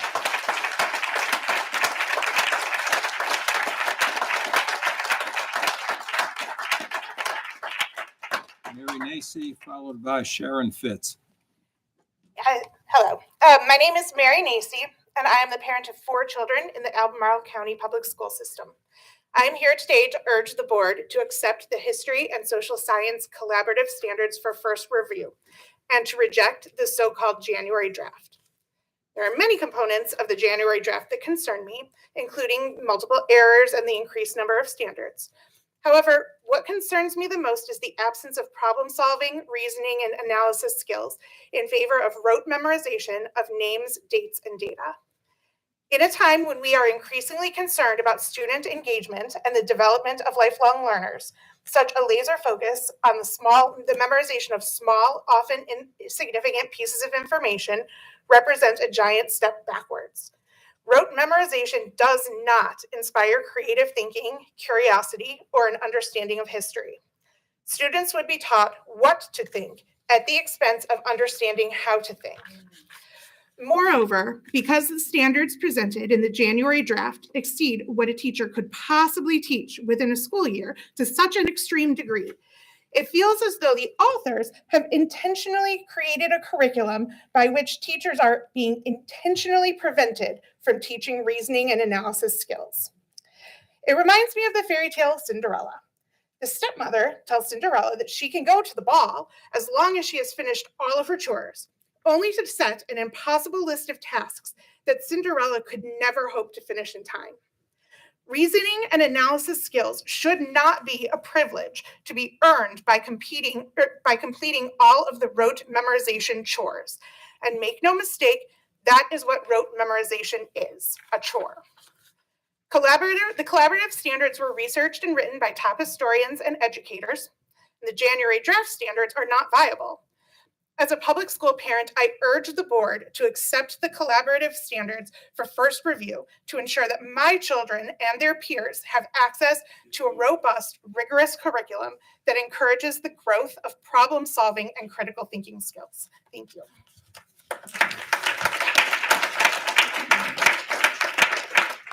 right, Sharon Fitz, followed by Amy Akers.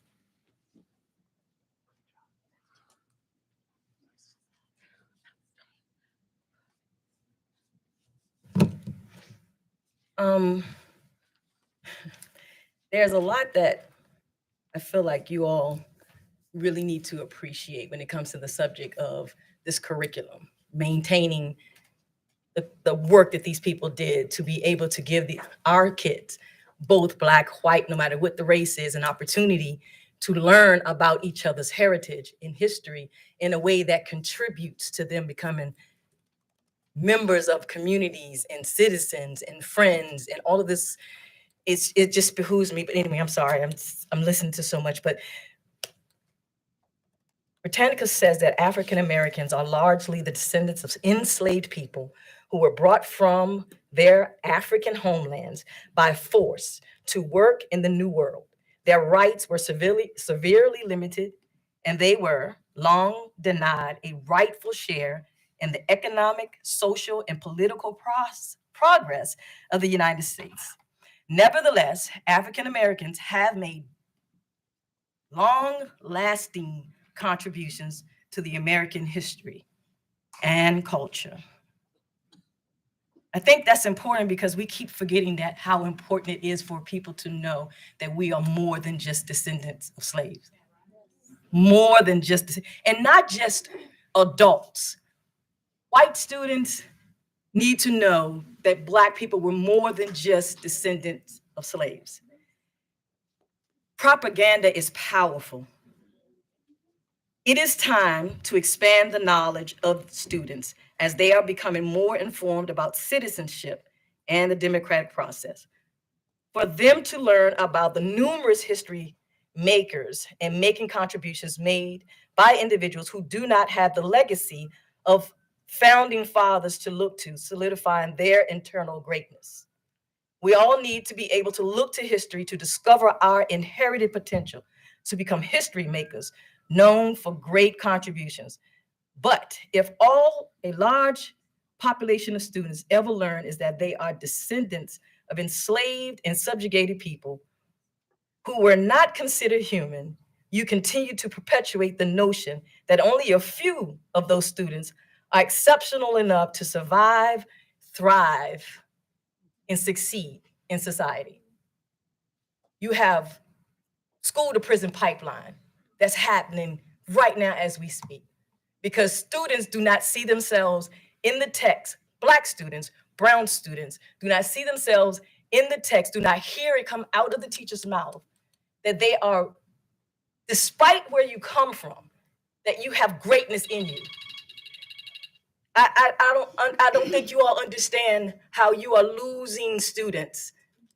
They are filling jails, they are filling graves because the school systems are not giving them what they need to understand who they are and where they come from. You all have the forefathers to look to to talk about. They developed the Ms. Fitz, Constitution. that's your time. I'm going just a minute, but you have the Constitution. What do Black people have?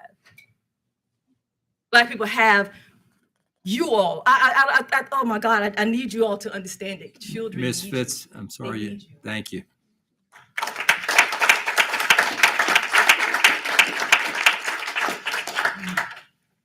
Amy Akers, followed by Andrew Park.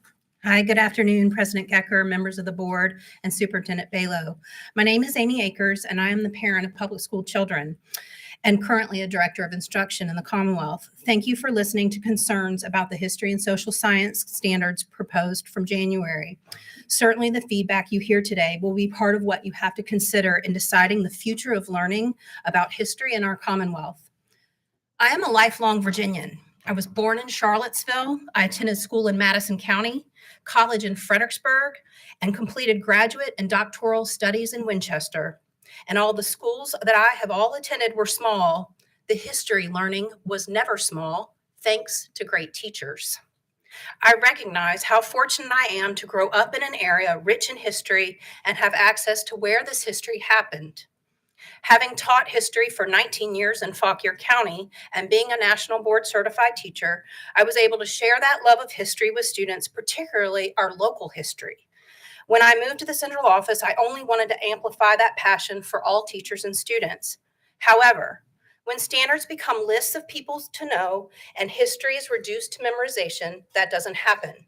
Instead, I would advocate for standards like those in August that call for a deeper understanding of history, with students being able to explore and discover diverse community perspectives while applying and practicing history and social science skills. As a history educator in Virginia for almost 30 years, and having the honor to serve on standards and curriculum committees in the past, with many people here today, I always have been proud of this work and proud of Virginia as a leader in history education. But given the standards presented to you in November and the redraft now in January, I echo the concerns shared by previous speakers. The established process in creating history standards was bypassed. Of course, if you were unaware of this established process, you might think it would be okay to just throw out and start from scratch. But those actions aren't very democratic, collaborative, and certainly not what Virginia has come to expect as a way to hear all voices in the creation of its history standards. Additionally, if you were unaware of the progression of these standards over time, like Alice outlined, then you might not understand how flawed the standards from January still are. Lastly, I would echo the concern here that by putting content at certain grade levels, you are financially burdening some divisions who have, to this point, had local autonomy at that. So here's my wrap up. So I'm here to ask you to please consider the collaborative standards from the groups VSSLC, VASCD, and the AHA, as the January draft is simply not viable. Thank you. Thank you.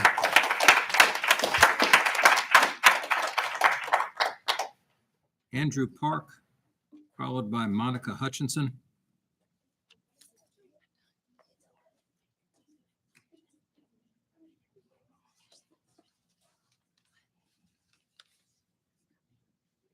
Thank you.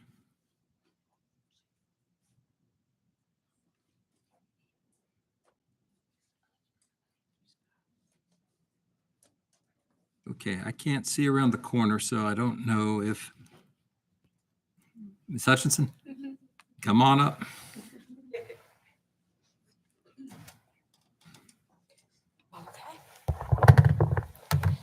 Okay, so history must be fully and accurately taught to educate about the past, but also help our students connect and better understand the present while helping them work towards a better future. Reading these standards, I am left frustrated. Where is teaching how Shirley Chisholm was the first Black woman to be elected to Congress and the first woman and Black woman to seek the nomination for president from one of the two major political parties? Or what about Fannie Lou Hamer, a powerful organizer, activist, and civil rights leader? I see President Obama and Justice Thurgood Marshall included, but where are Carol Moseley Braun, the first Black woman U.S. Senator, or Vice President Kamala Harris, or Justice Ketanji Brown Jackson, the first Black woman elected to the Supreme Court? But you made sure to include the Dobbs decision. Where is Huey P. Newton, Bobby Seale, Stokely Carmichael? Where is the Black Panther Party? The same Black Panthers who formed in response to police brutality. What about the Black Lives Matter movement? Tyree Nichols' funeral was just held yesterday in the same church Dr. King gave his final speech before being assassinated. Tyree Nichols' murder is another painful example of how even Black people can uphold the system of white supremacy. Dr. King said, "We can never be satisfied as long as the Negro is the victim of unspeakable horrors of police brutality." When teaching about the civil rights movement, will police brutality be included? Where is Black America's contributions to modern medicine, often without consent? Where is Henrietta Lacks, born in Roanoke, Virginia, whose immortal cells, known as HeLa cells, were taken without her consent as she was dying from cervical cancer, and has helped modern medicine with cancer treatment, creations of vaccines, including polio and COVID-19, in vitro fertilization, and so much more? Where are the Tuskegee trials, which lasted from 1932 to 1972, and studied the effects of syphilis on 400 Black men without them being fully informed? Where are the horrors inflicted by Dr. J. Marion Sims, known as the father of gynecology, who learned what he did by experimenting and mutilating our Black enslaved female ancestors without anesthesia or pain medication, and also contributed to the modern day speculum that is still used to this day. Reproductive health freedoms can be directly linked to our enslaved ancestors. Where is Sarah Barton, Madam C.J. Walker? Dr. King said, if the present chasm of hostility, fear, and distrust is to be bridged, the white man must begin to walk in the pathways of his Black brothers and feel some of the pain and hurt that throb without let up in their daily lives. How can this happen without a full and honest teaching about history? If you're uncomfortable learning about the truth, I wish for just one day you could walk in my shoes and live in my truth. Allowing our children to learn all of our history, including our uncomfortable history, while engaging in critical thinking and discussions will help our children be better than we ever could be. Let me leave you with a Fannie Lou Hamer quote from '64 that is sadly very much still relevant today as we continue fighting some of the same battles our ancestors fought. I am sick and tired of being sick and tired. Black history is American history, and while they aren't perfect, I do ask you to adopt the collaborative standards and reject any attempt at whitewashing our history. Thank you.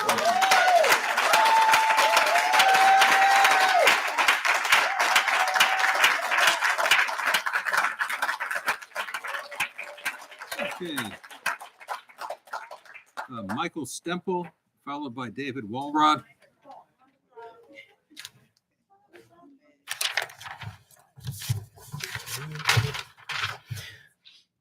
Thank you, Dr. Balo Board, for the opportunity to speak today. My name is Michael Stempel. I live near Broadway, Virginia. I'd like to begin by highlighting some comments made by the board members and Superintendent Balo from the August 17th meeting and media interviews from that day in response to the August standards.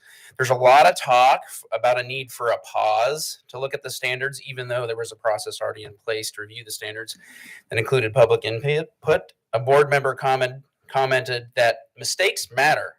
Superintendent Balo made the following comment: "We don't want the public having to say there's a typo here. We just want a draft that is free of those type of errors. The current document has some glaring grammatical mistakes, omissions, and errors." Board quote: "To me, expediency can cause problems if we're not careful. It should not be the tail wagging the dog. The Virginia Department of Education went from presenting a document created over a period of 2 years with a wide variety of experts and stakeholders to presenting a document created in less than 2 months under a shroud of secrecy." Board quote: "This is a public process. It's not like anything's going to happen out of sight. People aren't going to know what's happened here."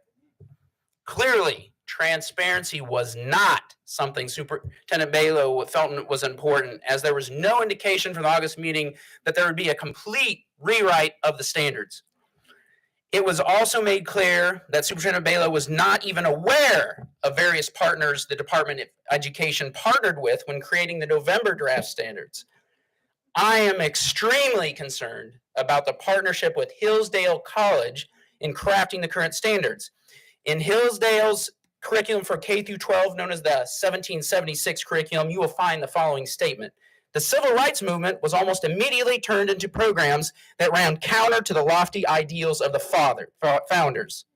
And progressivism was a rejection of the principles of the Declaration of Independence as well as the form of the Constitution." I encourage the board to scrap these standards and implement the standards proposed by all the professionals. I don't need to cite them, VSSLC, VA. I mean, you know who these people are, and they are professionals. And the January draft standards are simply not viable, and I urge the board to accept the alternative collaborative standards for first review. Thank you.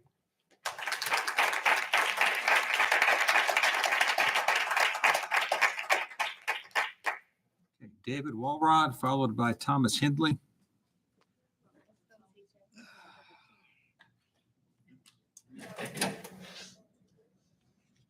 Let me see.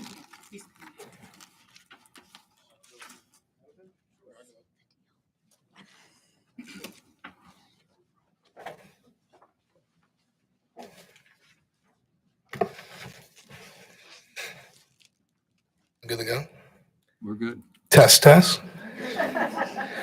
Good morning. I'm Thomas Andrew Hindley Jr., Social Studies educator in Rockingham County. Master's in Secondary Education and unlike most of the people who spoke today, just beginning my illustrious career in education. I want to start off today with a little lesson, a life lesson. You know a lot about a person based on what they say and what they do. So let's look at the Virginia Code. The General Assembly and the Board of Education believe that the fundamental goal of public schools of the Commonwealth must be to enable each student to develop skills that are necessary for success in school, preparation for life, and reaching their full potential. I'm reading it one more time, sorry. No mention of rote memorization anywhere. These precious years in education are made to help develop the necessary problem-solving skills of inquiry, analysis, communication, collaboration, empathy, understanding, perspective, and adaptation. Skills that come naturally when students get the chance to explore them during instructional time. Honestly, I was a little afraid to speak in front of you all here today. I thought if the January draft was this similar to the November draft, I must be alone in my thought. Clearly, whoever these 200-something people are alone in their thought and paycheck. The only political agenda I see here is this January draft. 132 standards to add to the 744 standards already. I'm a humble social studies educator, not a math one. That seems a little wrong for 2 months of work. Let's take a subject I teach, world geography. For many of my students, it is the only history SOL credit they need to graduate high school. It receives great emphasis of importance. My students work very hard to achieve a passing grade. Many of these students see life as success beyond the classroom. They look forward to work or trade right after graduation, meaning I need to give them skills to learn and develop on their own and to get them to pass a multiple choice test that supposedly tests these same skills. While the 35 additional standards are added or in indication, it seems the only skill this January draft cares about is rigorous memorization. To have students spend these developmental years learning what the draft thinks is best for them, as opposed to teaching them to learn and think on their own. And yet the 5 themes of geography have been omitted. This is concerning. These themes are designed to make the world more understandable and less foreign for our students, for them to learn how connected our world truly is, instead of learning names and facts of countries that will never mean anything more to them than a note card. Let's do better. Let's prepare our students for actual life and not to just bow down to a political agenda. I move that the board accept the alternative collaborative standards for first review. Thank you. Thank you.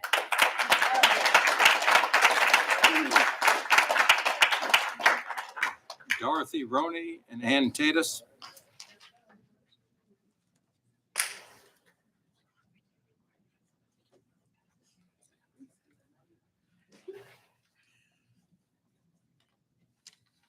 Good afternoon, and thank you for being here and allowing for the comments that have been made here. I echo many of the sentiments that had been made concerning the January draft that was brought out, the January draft. My name is Dorothy Roney. I am the mother of 5 children that all attend Loudoun County Public Schools. I speak today as a parent and activist, in support of the collaborative standards draft that was submitted on December 20th. Where is the timeline and transparency for the draft submitted by the superintendent on January 6th? The board asked at the November meeting to provide a crosswalk that included comparisons of the August and November drafts along with the 2015 standards. Where can that be found? The VDOE's website states that the draft incorporates input from more than 200 reviewers across from Virginia. How many of these reviewers were part of the collaboration from November to January? It's hard to believe with the holidays and winter break that the completely overhauled January 6th draft includes any new input from these 200 reviewers across Virginia. As a mother of a kindergartner, 2nd grader, 4th graders, and a sophomore, I am very familiar with the 2015 standards and the need to have them updated. A side-by-side comparison of the 2015 standards and the January draft identifies 21 new standards for 2nd graders alone. I was shocked at how much new content was added that is not age appropriate and has little to no relevance to our students, but adds an inordinate amount of work for our teachers. Are you prepared for the additional time resources needed in a day to teach the 187 new historical figures named in the January draft that would include astronomical expense for all new textbooks, materials, and trainings to implement this draft? I am perplexed as to why Columbus Day and Yorktown Victory Day are listed as holidays. I see no reason why my 8-year-old needs to know to apply history and social science skills to explain how communities honor any traditions associated with these 2 days. Virginia is one of 14 states that recognizes Indigenous Peoples Day. Yorktown Victory Day is all new content. It is mind-blowing that in 2023, we are having a conversation about why a victory that perpetuated the existence of slavery has been added to the January draft.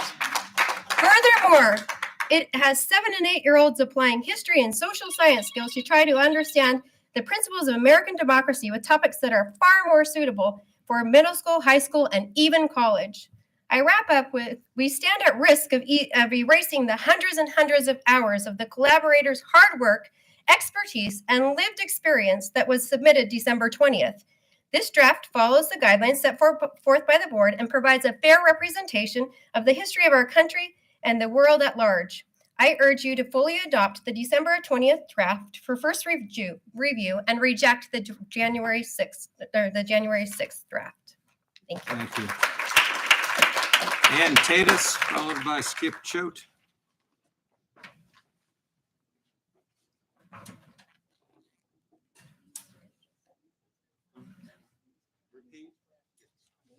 Ann Tatus, Skip Choate.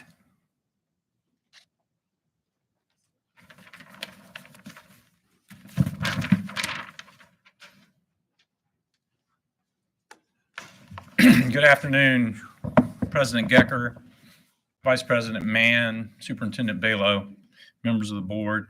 I'm a 34-year veteran Virginia teacher.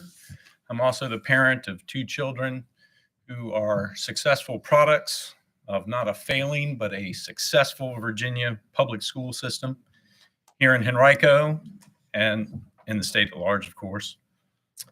And I'm requesting that you abandon the hastily rewritten and revised history and social studies standards before you and advance to a first review.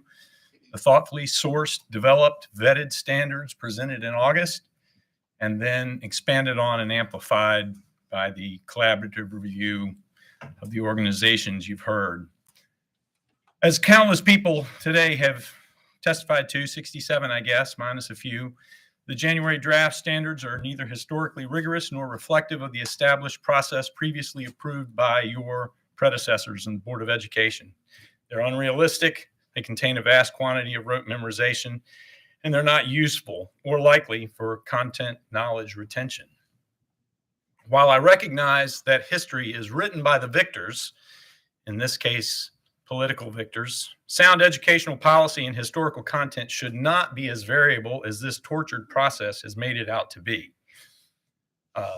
Social Studies Teacher of the Year, Dixon, I believe, mentioned earlier, quoted you the code that you should be very familiar with. I won't quote it to you again, or add any comment to numerous comments about the rote memorization that these standards encourage, except to say that it's a perfect example of the less well-known maximum about teaching, that those who can teach and those who can't teach make laws and regulations about teaching.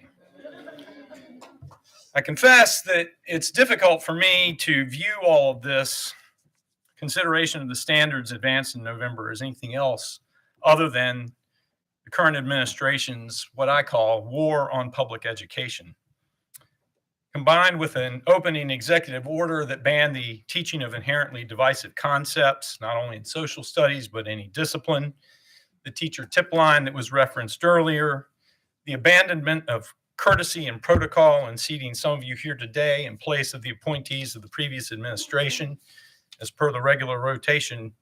This only makes sense to me as yet another tool to advance a narrow view of our history and simultaneously overwhelm the public education mission so that we can deem it a failure and hand it over to those in private education. The standards advanced in August 2023 were, as you've heard today, the result of countless hours of careful work and input from thousands of citizens and experts determining best practices and how best to represent our diversity in the Commonwealth, as well as many perspectives of that diversity throughout history. And students exposed to this curriculum will ultimately have a better understanding of the varieties of experience in the past, as well as how that past is impacting us today. I hope you will return to the sound processes governing this board and advance the only set of standards produced by those processes, which is the August standards, as expanded on by the collaborative standards recommended to you today. Thank you for your attention.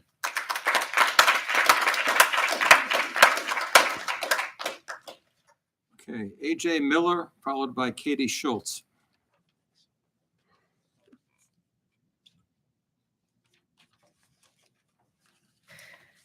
Good afternoon. My name is AJ Miller. I am a multi-subject tutor with classroom volunteer experience and a background in public policy social work. Please forgive me, there are some deviations from the version of my little talk that I gave you earlier. I only learned about this draft 2 days ago. There are a host of issues with the present draft, but time is limited, so I'll confine myself to a few points. Firstly, this draft contains absolutely no standards addressing the American labor movement. Secondly, it inexplicably removes Indigenous Peoples Day from the list of holidays students must learn about. Superintendent Balow, I'm particularly surprised that you might support this given your work in Wyoming. Thirdly, it has removed or anachronistically arranged items such that Black representation in U.S. history classes will be confined to units on oppression. Fourthly, this draft admonishes teachers not to make students feel responsible for historical events. As a descendant of slave owners and relative of important historical figures, I assure you that none of my teachers made me feel at fault for my heritage. At no point in my K-12 education was this part of the standards of learning. It appears from my vantage point that this language was inserted for no other reason than to discourage teachers from honestly answering students' questions. Although this draft includes the words "not limited to" prior to lists of expected knowledge, it is intellectually dishonest to expect that teachers provide supplemental information and develop students' critical thinking skills in light of the 132 new standards or substandards in this draft. With school ranking, funding, and accreditation dependent on the SOL exams, teachers have no choice but to teach to the test, and these additional standards deprive them of flexibility. One might be forgiven for thinking that the Department of Education wishes to keep students ignorant by keeping teachers too busy to fully explore history and the social sciences. Finally, I am alarmed by the deletion of militarism and fascism from the list of concepts high school history students must learn. This most recent version of the standards was produced on January 6th, 2 years to the day after a mob carrying the flags of the Confederacy, Nazi Germany, and neo-fascist groups violently disrupted certification of the presidential election and threatened the lives of members of Congress and the sitting vice president. Part of our state is walking distance from the Capitol. We are particularly responsible for educating our children. To quote the Children's Encyclopedia Britannica, under past fascist governments, the people had few freedoms.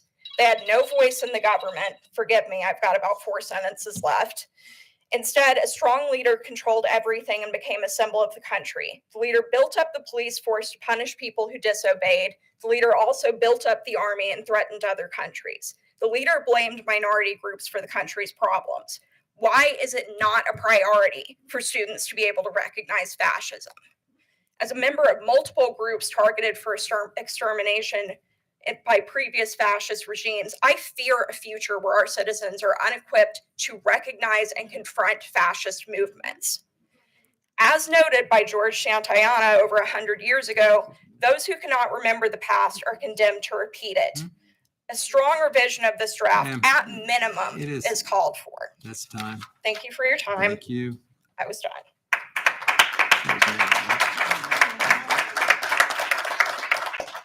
All right, Katie Schultz and Tanya Bledsoe. Thank you for the opportunity to speak about the importance of inquiry-based, culturally responsive education as upheld by the collaborative social studies standards. My name is Katie Schutz. I use she, they pronouns. I teach kindergarten in Albemarle County Public Schools. I'm certified in culturally responsive teaching through our division, and have spent over 5 years on an ACPS equity leadership team supporting educators to utilize community cultural wisdom and inclusive resources to make lessons representative and relevant to the diverse cultural experiences of all of our students. This has closed achievement gaps and made instruction more equitable. I collaborated with educators, museum curators, African American and Native heritage experts, and curriculum designers to create standards-based inquiry units for social studies that help students ask questions and examine primary sources, highlighting the perspectives of ignored or erased minority groups. The January standards devalue these efforts, declaring on page 9 that teacher-created curriculum is unnecessary. Our students deserve inquiry and relevancy, and as professionals, we deserve acknowledgement of our skill at expanding upon provided curriculum-based resources and our knowledge of our students' needs and experiences. I'm also the parent of an African American 5th grade public school student. These next 7 years of my son's life will be formative in his understanding of the world, the state, his community, and agency as a citizen and as a Black American. I'm deeply concerned about my son's generation of peers, my current students and future students, and their potential lack of culturally responsive anti-bias instruction. The proposed January standards have erased Black and Indigenous people of color and other minorities at multiple points. Examples include the deletion from 4th grade of James Armistead Lafayette, African American Revolutionary Spy, and the addition to the K2 standards for Columbus Day, not referred to as Indigenous Peoples Day, as it was proclaimed in 2022 by our President Biden, and the K2 inclusion of a religious holiday, Christmas. We must uphold the separation of church and state. Religious exploration should be relegated to world religion classes, not public education. Finally, I fear that with all of these erasures, the implementation of balanced discussions on discrimination and racism on page 9, rather than anti-racist discussions, students will be inundated with a whitewashed history and dehumanizing ideologies rather than the tools to dismantle racism and participate as a citizen. The January That's draft your time, standards ma'am. are simply not viable. I urge the board to accept the alternative collaboration standards for first review.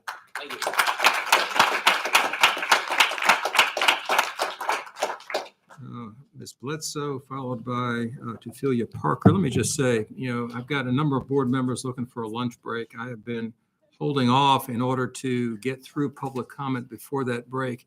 Holding off becomes much more difficult if folks don't honor the time limits. I would greatly appreciate it if we could hold our comments within the time, or frankly, what we're going to do is we'll take the break and then come back, which just is an inconvenience I hope not to have to do. Ms. Bledsoe? Hi, good afternoon. I'm happy to be here in front of you. I actually have a timer here, so I will stick to that. And I want you to understand that I heard you. So I'm not going to repeat what everybody else has said here. I'm an immigrant, and I went through the public school system. My education in social studies and history was from a beige book with the flag on it, and it told me nothing about my history. I learned that on my own as an adult. So I was excited when I got to Loudoun, and I'm in Virginia, and they teach studies. And when my 4th grader came home and said, oh, here's my studies, and we talked about slavery and how Africans brought over their gifts. I then again was even more excited when I found out there are community leaders working on improving that. And then I heard again that there was an 18-month collaboration that has helped to even better that. And then to find out that now I have to wake up at 5 o'clock in the morning to come here and speak out against us using something that was happening in 2 months. There's a process in place. I work in private industry. We follow process, people. There's a process in place for you to get the information that's needed. You created that process, follow that process. I'm not understanding as I sit here and listen to person after person with all of the issues with the January draft, why we're sitting here when there was a process that was followed that provided something comprehensive. And now I have to wake up at 5 o'clock in the morning to drive here so that you can hear that there are parents and people all over the state listening and relying on this body to make sure we do the right thing for our kids. It seems from the conversations here that students are not the priority. There's some agenda that's the priority. And this is just listening. I did read the standards, so I'm not coming here without having read them. I did read them. They're way above. They're far more educated folks that is their ordained, but I still have to make sure that my student will get the right education. So what has happened in lieu of all of this, in conjunction with me coming here to support the August version, is that we have a whole separate study at home to help augment what should be happening in school. I ask you today to listen to everyone who's here. I'm just a parent, not just a parent. I'm a Biden parent. I pay my taxes. I'm also very educated, but something has to be different. Will this be the body that changes the trajectory of what we do here in Virginia, that others find us and follow the way that we go? Thank you. Thank you. Cecilia Parker, followed by Robin Ullman.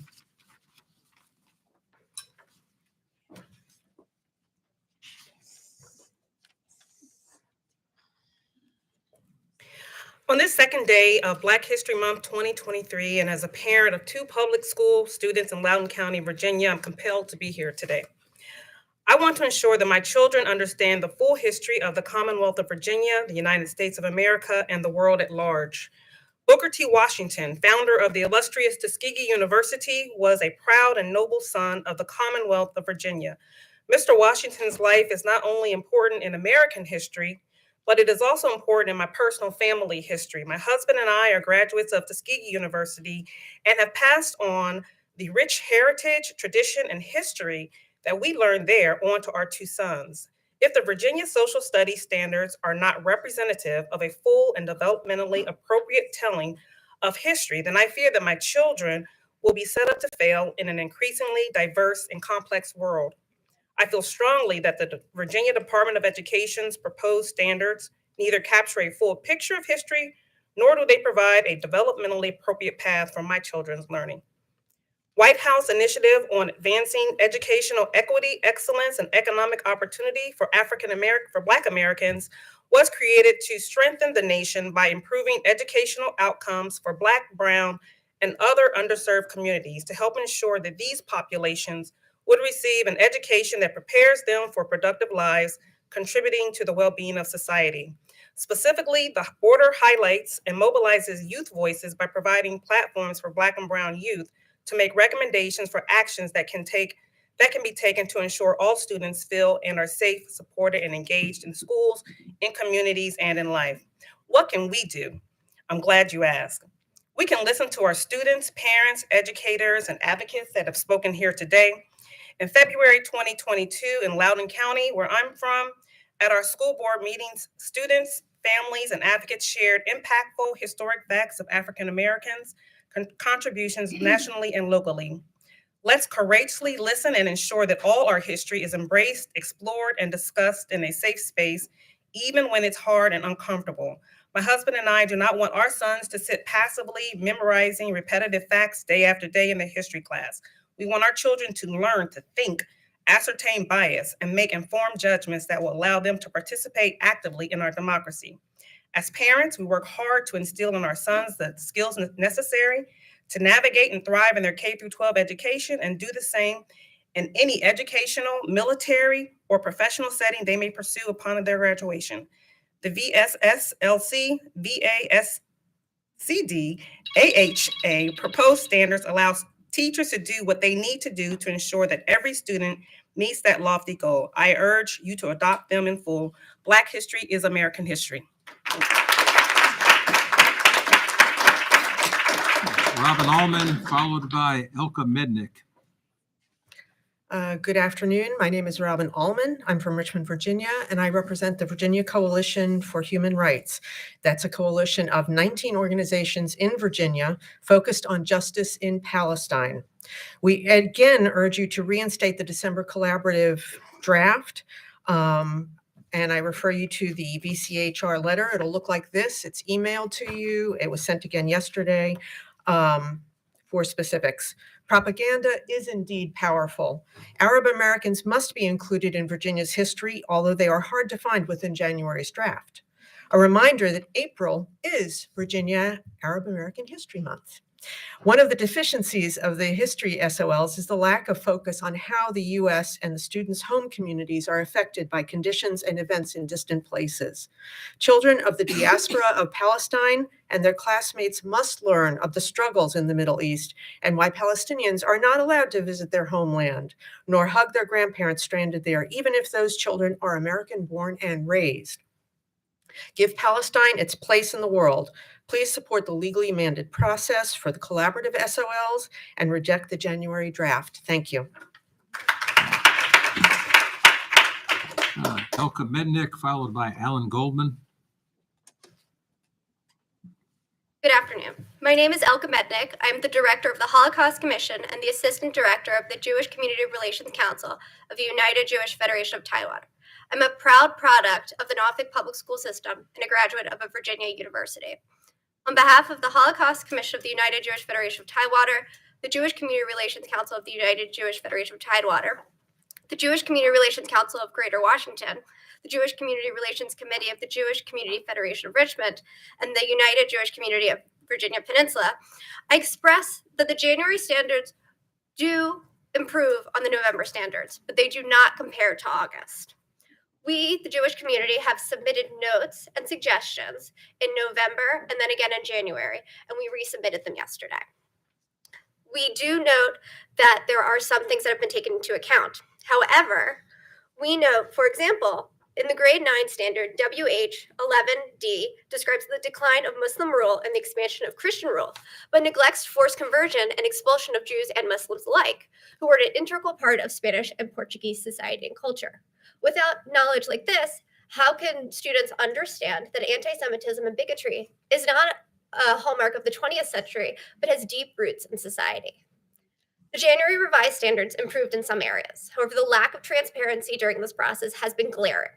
Communities around Virginia continue to be in the dark during this process, and the exclusion of diverse voices is concerning. The Jewish community notes the importance of improving factual errors and omissions in regard to other minority communities and stands with them in support of a quality outcome, demonstrating the value of diversity in creating a stronger, more inclusive Virginia. It's imperative that all Virginians receive a quality education based on facts and reflected in the diverse population of the Commonwealth, so all students may see themselves in their curriculum. Thank you very much for your time, consideration, and commitment. I hope you do the right thing. Thank you.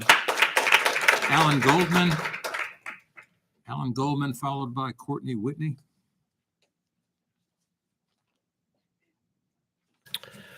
Thank you. I'm Alan Larry Goldman. I'm the Vice Chair of the Education Committee for the Jewish Community Relations Committee and the Jewish Federation of Richmond. And as people have pointed out, there have been some omissions at this SOLs, and I thank you all for listening to everyone, and also everyone who's been speaking. And I want to concentrate on one specific major omission that is from the grade 7 civics and economics, and has to do with what's left out from our Constitution. And so there are two principles of American constitutional government that are repeated in the CE.1 and CE.1E. These were the limited government and separation of powers, and they were repeated, but others were omitted, including the exercise clause and establishment clause of the First Amendment. These two clauses are key to freedom of religion and freedom from state-endorsed religion in the United States for Jews and other religious minorities.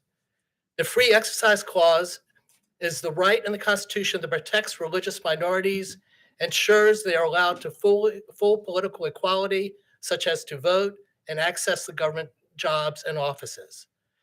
This clause of the United States Constitution granted political equality to religious minorities at a time when that was rare or unknown.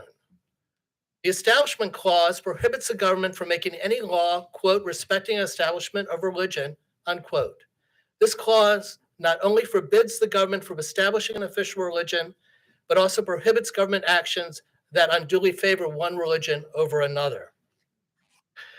The 13 colonies each had established churches at various points in their history, and this clause aimed to prevent discrimination based on religion or religious test for political office. These two clauses of the Constitution ensure the inclusion of religious minorities in the civic life of our country. And so these fundamental principles should be added. So again, I think the current SOLs need to be examined with the current draft. And I want to thank you very much. Thank you. Courtney Whitney, followed by Bernadette Chibner.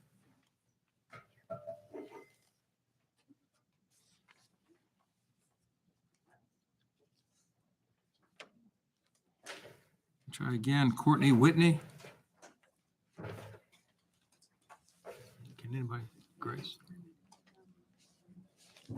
Bernadette Chibner.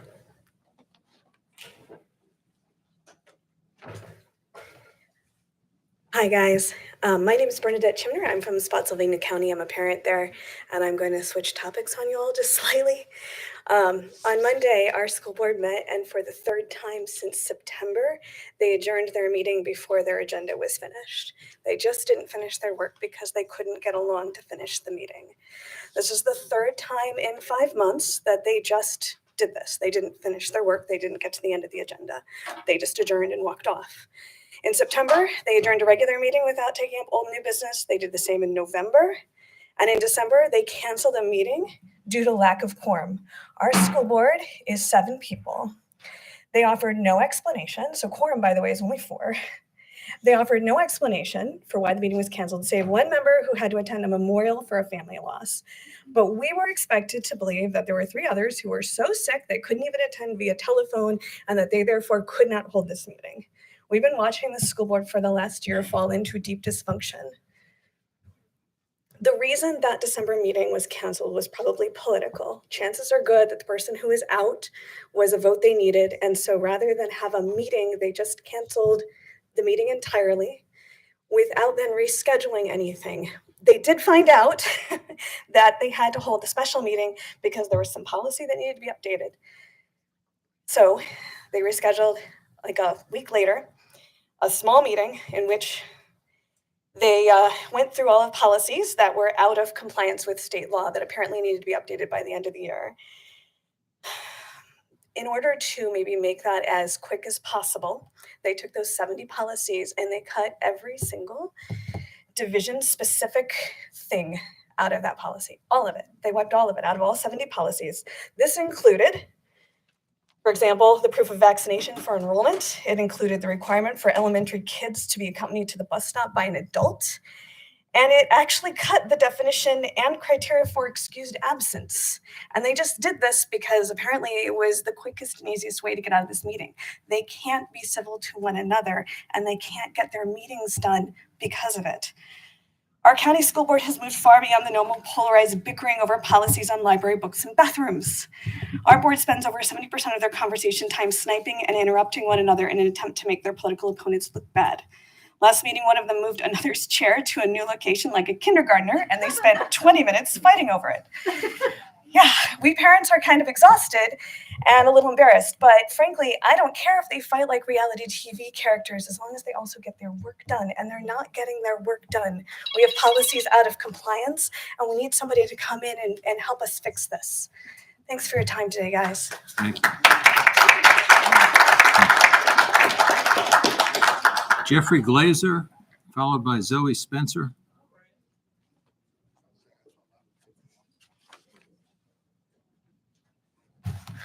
I am also from Spotsylvania County, and thank you, members of the board. I'm here to address the superintendent issue in Spotsylvania County. Back in September, this board was presented with a request to license one Mr. Mark Taylor as a superintendent.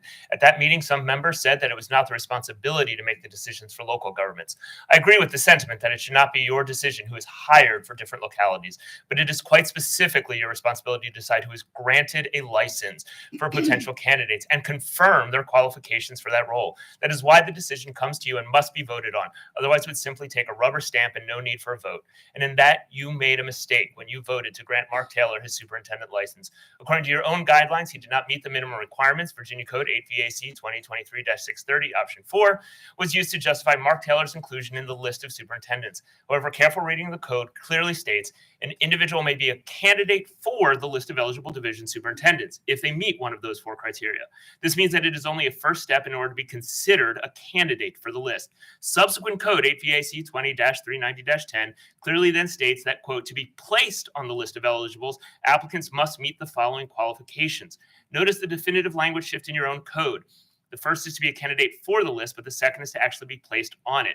And the following qualifications cannot be more clear. Number 1 in the code, quote, personal qualities. Eligibility shall be limited to individuals whose records attest to good character and demonstrate ability as an educational administrator. Many of you even questioned this at the prior meeting, given Mark Taylor's social media history that included racist, homophobic, and Islamophobic memes throughout the last few years. Ms. Holton, you specifically said these are within the last 18 months. These aren't, oh, I did something when I was a kid. These are recent posts. Dr. Siebert, you said, were I on a local school board, I would consider these Facebook posts a disqualification.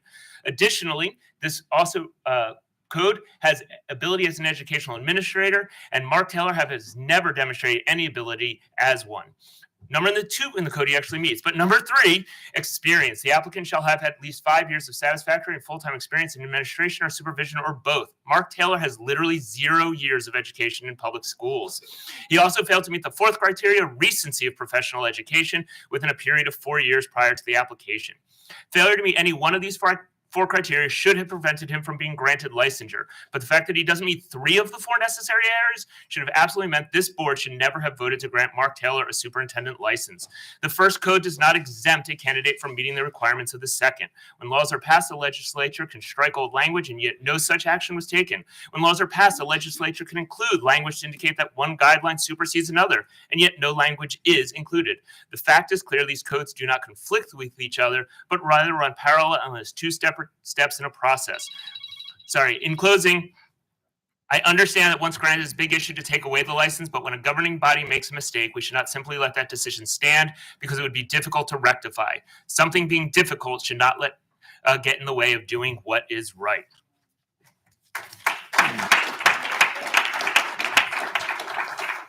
Zoe Spencer, followed by James Manship. Good afternoon. I shouldn't even have to be here. I am Dr. Zoe Spencer. I am a sociology professor at Virginia State University. I am an activist. I have a PhD in sociology, a master's in social work, a master's in legal studies. I shouldn't even have to give that qualification, but I'm a Black woman first. I'm not here to talk about which one to select. I'm here to talk about the ideologies that ground the reason why we're all here giving testimony in the first place. After the 2020 riots and after the brutal death of George Floyd, we were faced with a critical point in race relations in America. That forced then Governor Northam to address the way that education as a system, a structure, and an institution played on the perceptions of African Americans in society. He called on you all to reevaluate the current curriculum at the time, which was pretty much kind of untouched, but very much Eurocentrically based. And out of that, the VDOE got together a group of people to reevaluate the curriculum to ensure that the curriculum was culturally responsive and sensitive to the being of all students, and to make sure that teachers were being trained to be culturally responsive teachers. The backlash to that is why we're here today, because that new curriculum challenged the status quo. It challenged the Eurocentric curriculum that patriarchy and white supremacy and so-called patriotism are based upon. And we're here today because you all created a January version of a curriculum that had been well invested by people who are professionals in the discipline. The massive resistance and the ideology that grounds that was this shift, because in the original documentation, they talked about culturally responsive teaching, CRT. Then the politicians and the political ideology transferred that and created the villain, critical race theory, by and through which you all use to create your new agendas. Critical race theory has never, and I'm stating this for the record because when it comes around full circle, I don't want you all to say that you all didn't know. Critical race theory has never been a fundamental part of any PK through 12 system, period. I am a college professor. I'm a sociology professor. Critical race theory is a part of our sociological theoretical base, and I don't even teach it to my undergraduate students. However, critical race theory became the boogeyman that really kind of stood for teaching Black people and others about the history of racial oppression in America. And it came about because it created a collective social cognitive dissonance amongst people who did not want Black people to experience any kind of inclusion or to fight for any kind of equity or to fight for any kind of changes in these systems that sustain racial oppression. I'm here to say to you guys, unless and until we begin as a community to understand that our privilege is not based on another group's oppression, we will continue to be here for hours and hours speaking about curriculums that are grounded in sustaining Eurocentric ideologies in our educational system. Thank you for letting me speak.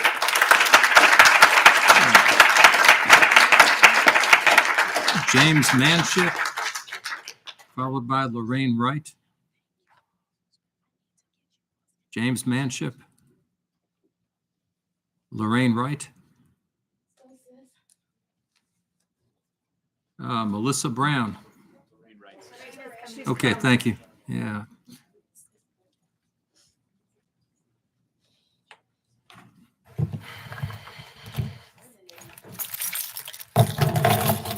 Good morning, board members. My name is Lorraine Wright. I'm a parent first, and I'm an auntie to a ridiculously large community of kids.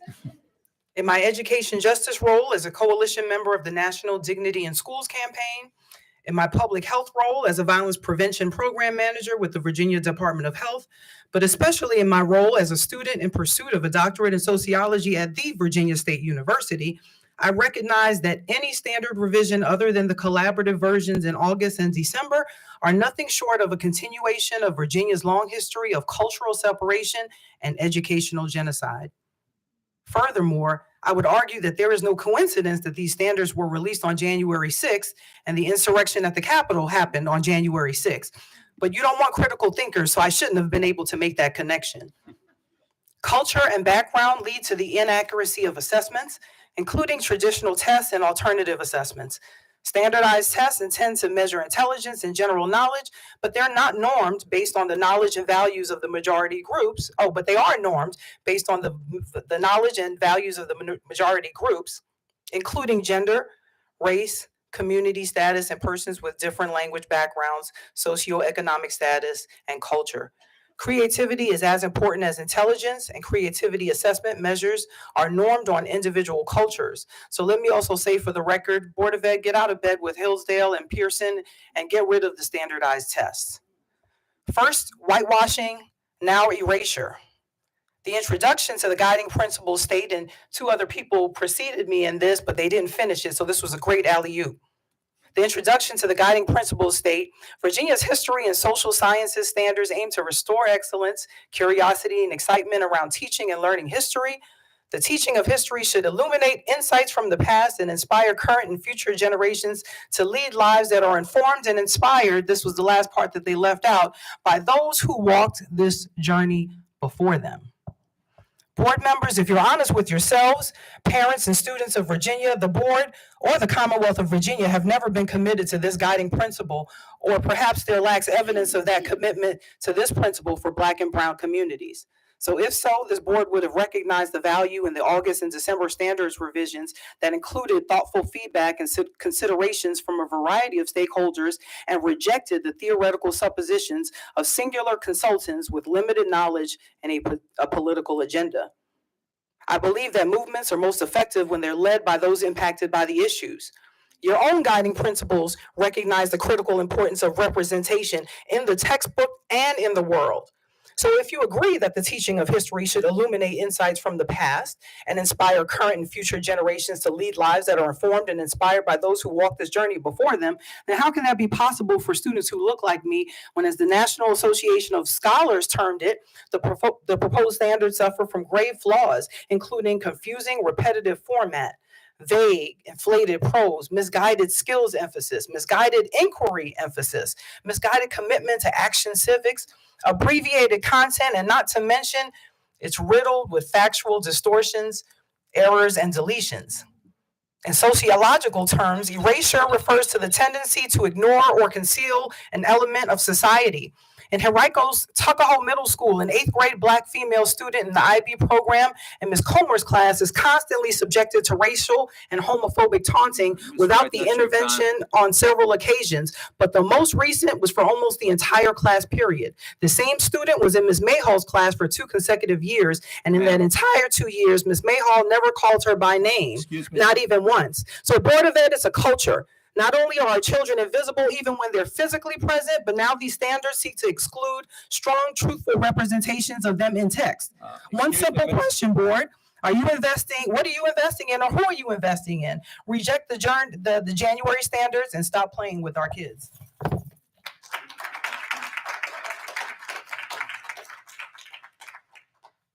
Okay. Last speaker who signed up, Melissa Brown.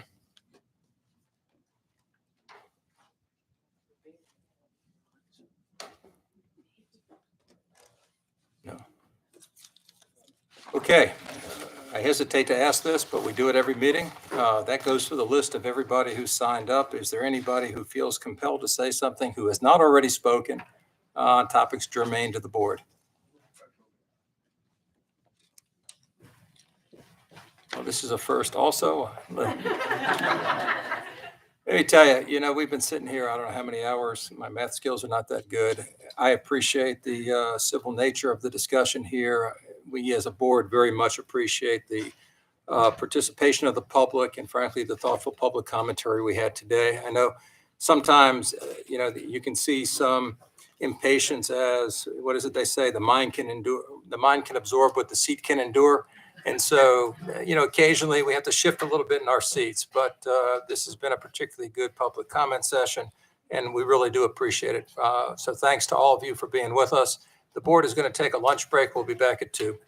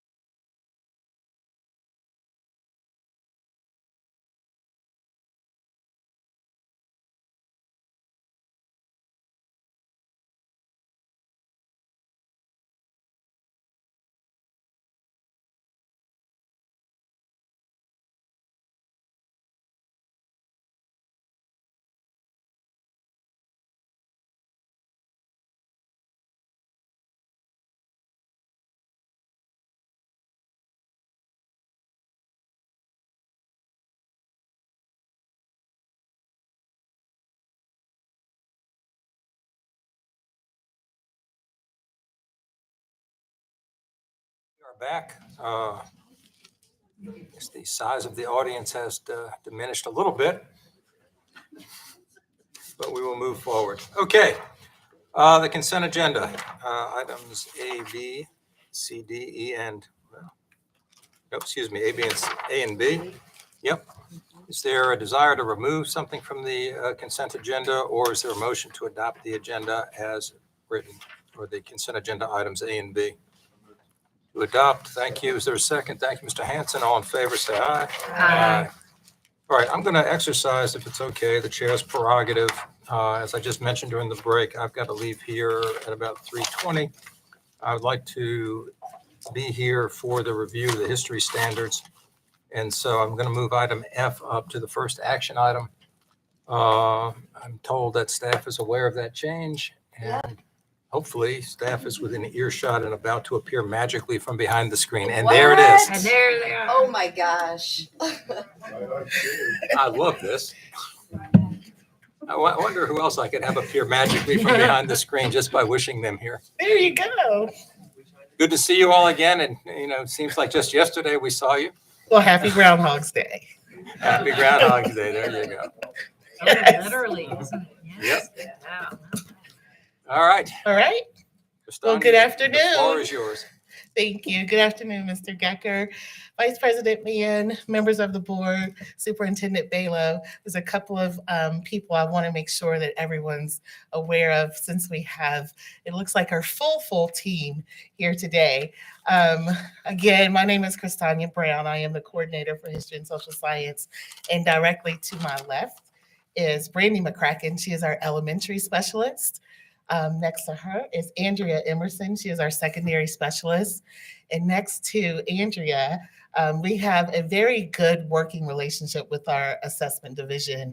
And joining us during this time period is Adam Bennett. He's an assessment specialist. And then the leader of our group, Dr. Christine Harris, Director of Humanities. Glad to see they let you pull in reinforcements in case they're needed. Yes. So today I bring to you for first review the proposed revised History and Social Science Standards of Learning. The standards describe the Commonwealth's broad goals for student learning and achievement in grades K through 12, history, civics, geography, and economics. The Code of Virginia requires a review of each standards of learning subject at least once every 7 years. Pursuant to legislation from the 2000 Virginia General Assembly, the board established a 7-year cycle for review of the standards of learning. Thus, the History and Social Science Standards of Learning, originally adopted by the board in 1995, were reviewed and revised in 2001, 2008, and 2015. In November 2022, the board received a follow-up presentation as there was a pause of the draft of August 2022 standards, providing revisions to the standards to date. At the November Board of Education meeting, VDOE was directed to use the November draft as a baseline document, correcting its omissions and errors, considering public and board member comments, and incorporate elements from the August 2022 draft and the 2015 standards. From November to January, the draft standards were revised to fulfill the board's directives. Conversations held with various groups to address concerns, corrections, and omissions. VDOE content staff provided instructional guidance and suggestions to the document final arbiters regarding the historical accuracy, timelines, and content appropriateness. The January 2023 draft incorporates content from earlier drafts, adding more content to tell a broader story about how the past has shaped the Commonwealth, the nation, and the world. As a follow-up from yesterday's conversation from the February 2023 work session, a question was asked regarding the requiring, teaching, and assessing of civics and economics in the Commonwealth. And I apologize that I do not have a slide for you, but I'll make sure that I reiterate the code number. The following information is provided in the Code of Virginia, sections 22.1-253, 13.3. And that is standard 3, accreditation, other standards, assessments, and releases from state regulations. It states, the standards of learning assessments administered to students in grades 3 through 8 shall not exceed, and at this point, the code begins listing a list of reading and mathematics assessments for grades 3 through 8. Then it specifies assessments for science, and then follows up with history and social science, continuing with the language stating, before the student completes grade 8, assessments are administered for Virginia Studies and Civics and Economics once at each grade level deemed appropriate by each local school board. Therefore, students must be in the course to take the required assessment. So we also have a timetable for further review and action. In anticipation of the board's acceptance of the standards for first review, the following timeline is anticipated and proposed for next steps and actions.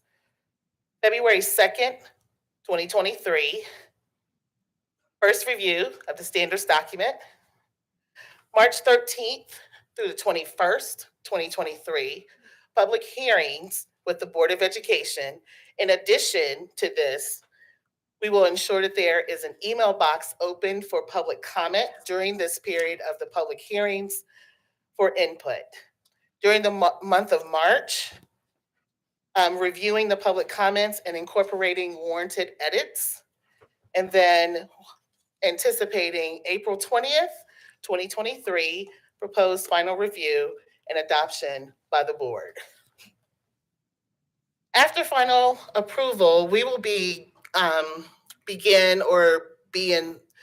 getting involved in the process, for the curriculum frameworks.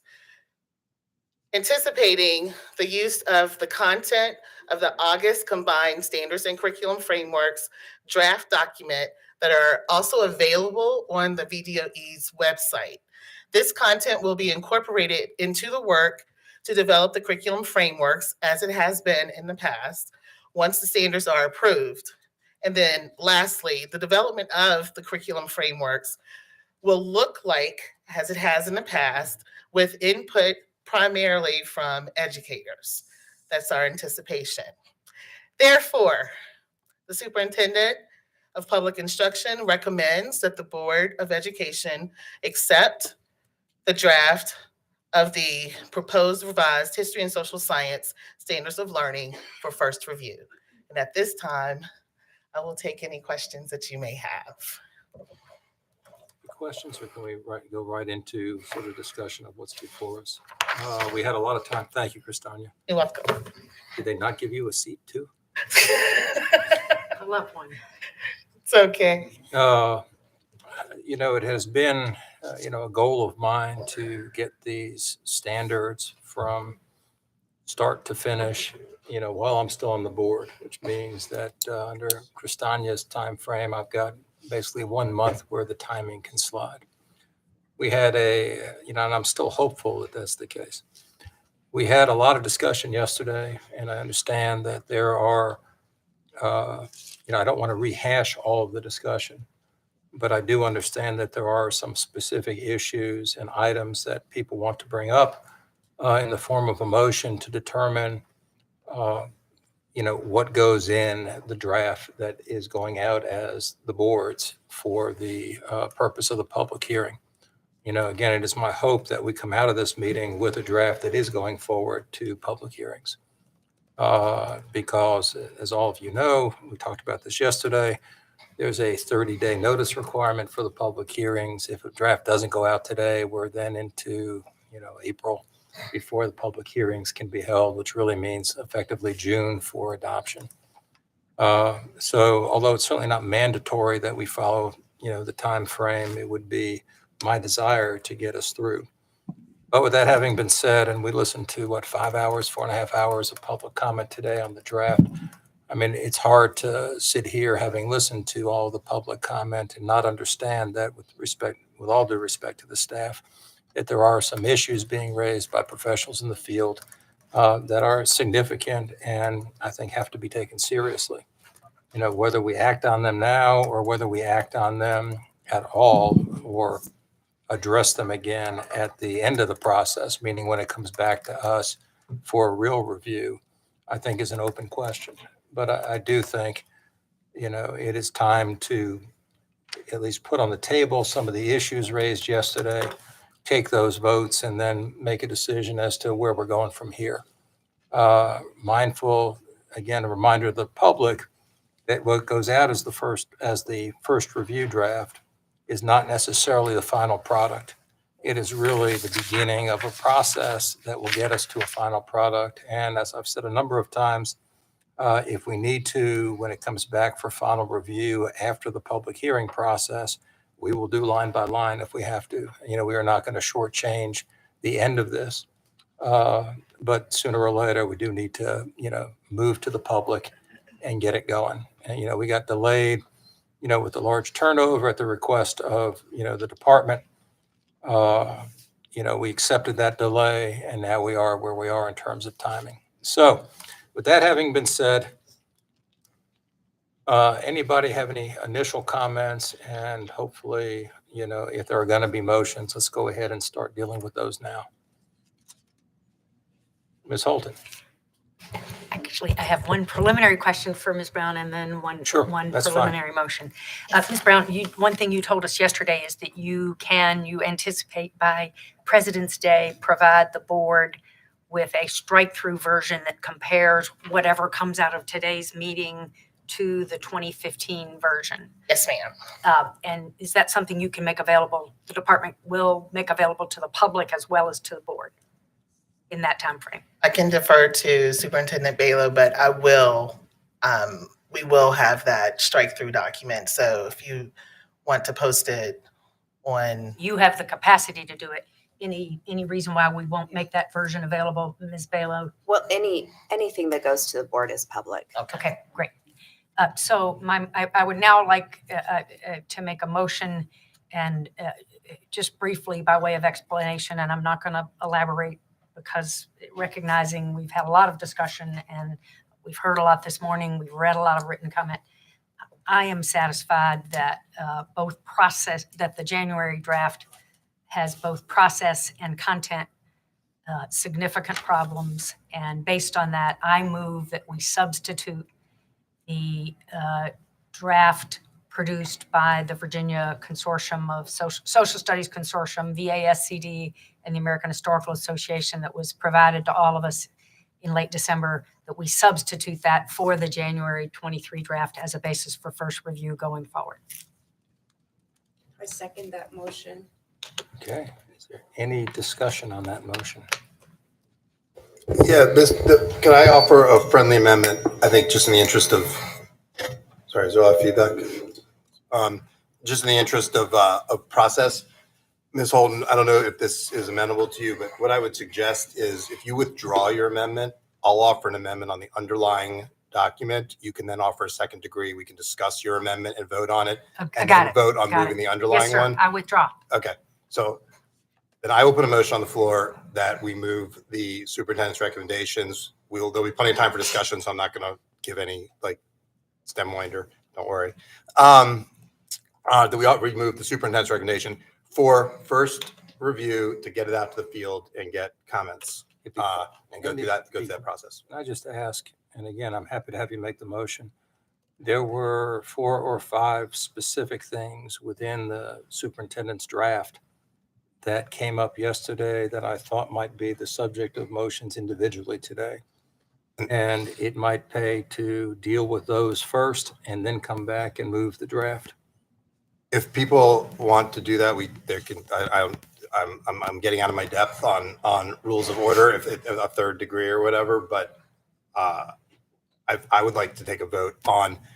I hear the concerns. I have concerns. There's things I would like change as well. I'm not sure how productive it's going to be to line edit this, and because it is first review, I feel like we can get it out to the community, the field, and experts. Whether it's productive or not, And again, unless people's minds have changed on, there are, like I said, 4 or 5 discrete issues, the introduction being one, that it might help to at least get on the table and then off the table before the motion to move forward, because otherwise we're just going to be bogged down with those and, and substitute motion. Mr. President, I absolutely defer to your wisdom on the best way to proceed. You are correct in anticipating that I at least plan to offer a number of motions. Because that will be, then the draft that you move will be known.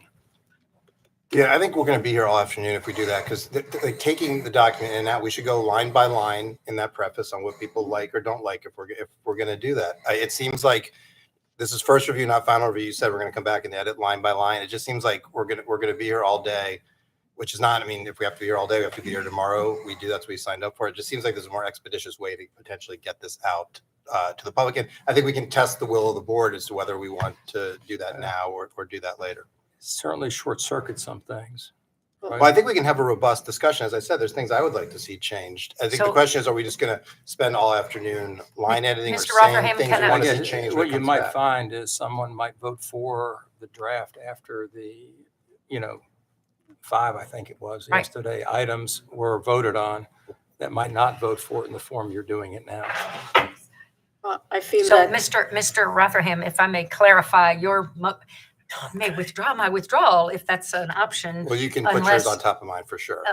If I would like to have the opportunity to move a number of particular changes if my initial motion fails. And so I ask the president to help arrange our process so we can get on to the content, which I think we can move through fairly expeditiously on all of it, but only once we get to it. But I have a point of order question. Like, is it like, what is the process here? If Mr. President, if you want to have votes and that's your prerogative, then we should. No, it's actually, but not my prerogative. I don't know the will. Right now, you've got a motion on the table. I don't know the will. Not yet been seconded. I would like to second that.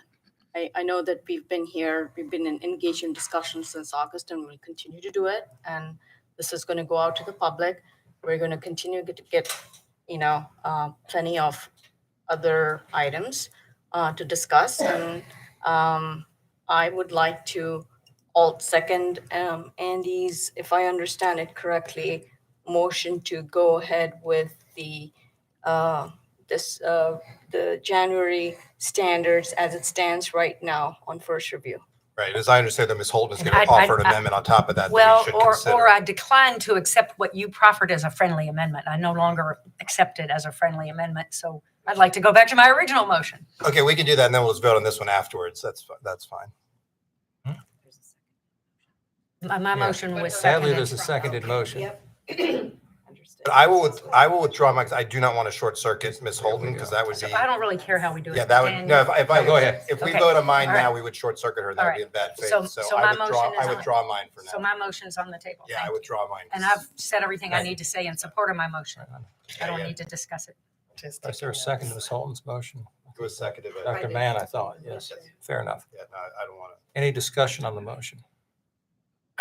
This is kind of, so I need your help with the order and all this kind of stuff. But I'm also trying to think about implementation down the road. And some of the things that we heard today were concerns about, transparency and whatnot. So I was thinking that one option, we've already started to compile ourselves the things that we think need to be fixed. I think we already have a list of things that we'd like to see probably tweaked. But I do think we need to get this out the door so we can get to the public. I wish there were still a lot more people here that were here earlier, because this is a milepost, not a destination, and we are receiving. But I do think that the work going forward, the changes that come, especially from board members to staff, I think needs to be transparent, needs to be posted. That these are the things that we would like to see improved and fixed. I think that helps us when we get out to the field. We're having the meeting in Roanoke or in Abingdon. We'll say, the board members have already talked about how we want to add this or fix this or do some things. But if we're going to do that motion at a time, I do think it could be a deep dive. I thought our deep dive was going to be at the destination, line by line. But I'm here to serve. And when we say line by line, at this point, where I thought we were, and Ms. Holton, correct me if I'm wrong, is you had 4 or 5, not 4 or 500. Correct. Based on my notes from yesterday's That is correct. discussion. Okay. And I'm not aware of anybody else. I know Dr. Mann expressed some issues, but I would assume, or have assumed, maybe incorrectly, that Ms. Holton is going to discuss your issue also in one of her motions. I think they overlap. Yeah, so what we're talking about is not line by line or deep dive. It is basically 5 discrete points that were brought up yesterday. And it's a question of, what are you comfortable, putting the board's name on as the, the draft that goes out to the public? I mean, that's what it comes down to. I think that's a fair question. There we go. I think that's a fair question. Because we sat here for 4.5 hours, 5 hours, and we heard overwhelmingly the concerns that the public has with the draft. And I definitely would love to see this done before I certainly leave the board in June. And yet, at the same time, we're asking people to have confidence to let this go forward as it is, with the hope that things will be changed, when what we've experienced has not reflected that. And that's very hard for me,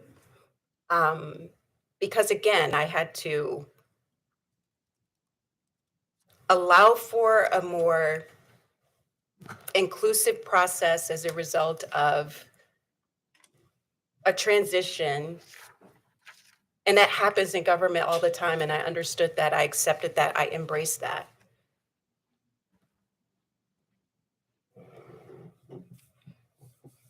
And what we have before us, as we have heard today, does not get at the kind of rigor that we say matters in education. I mentioned these things yesterday in our work session, my concern about the preface of the document and it really engendering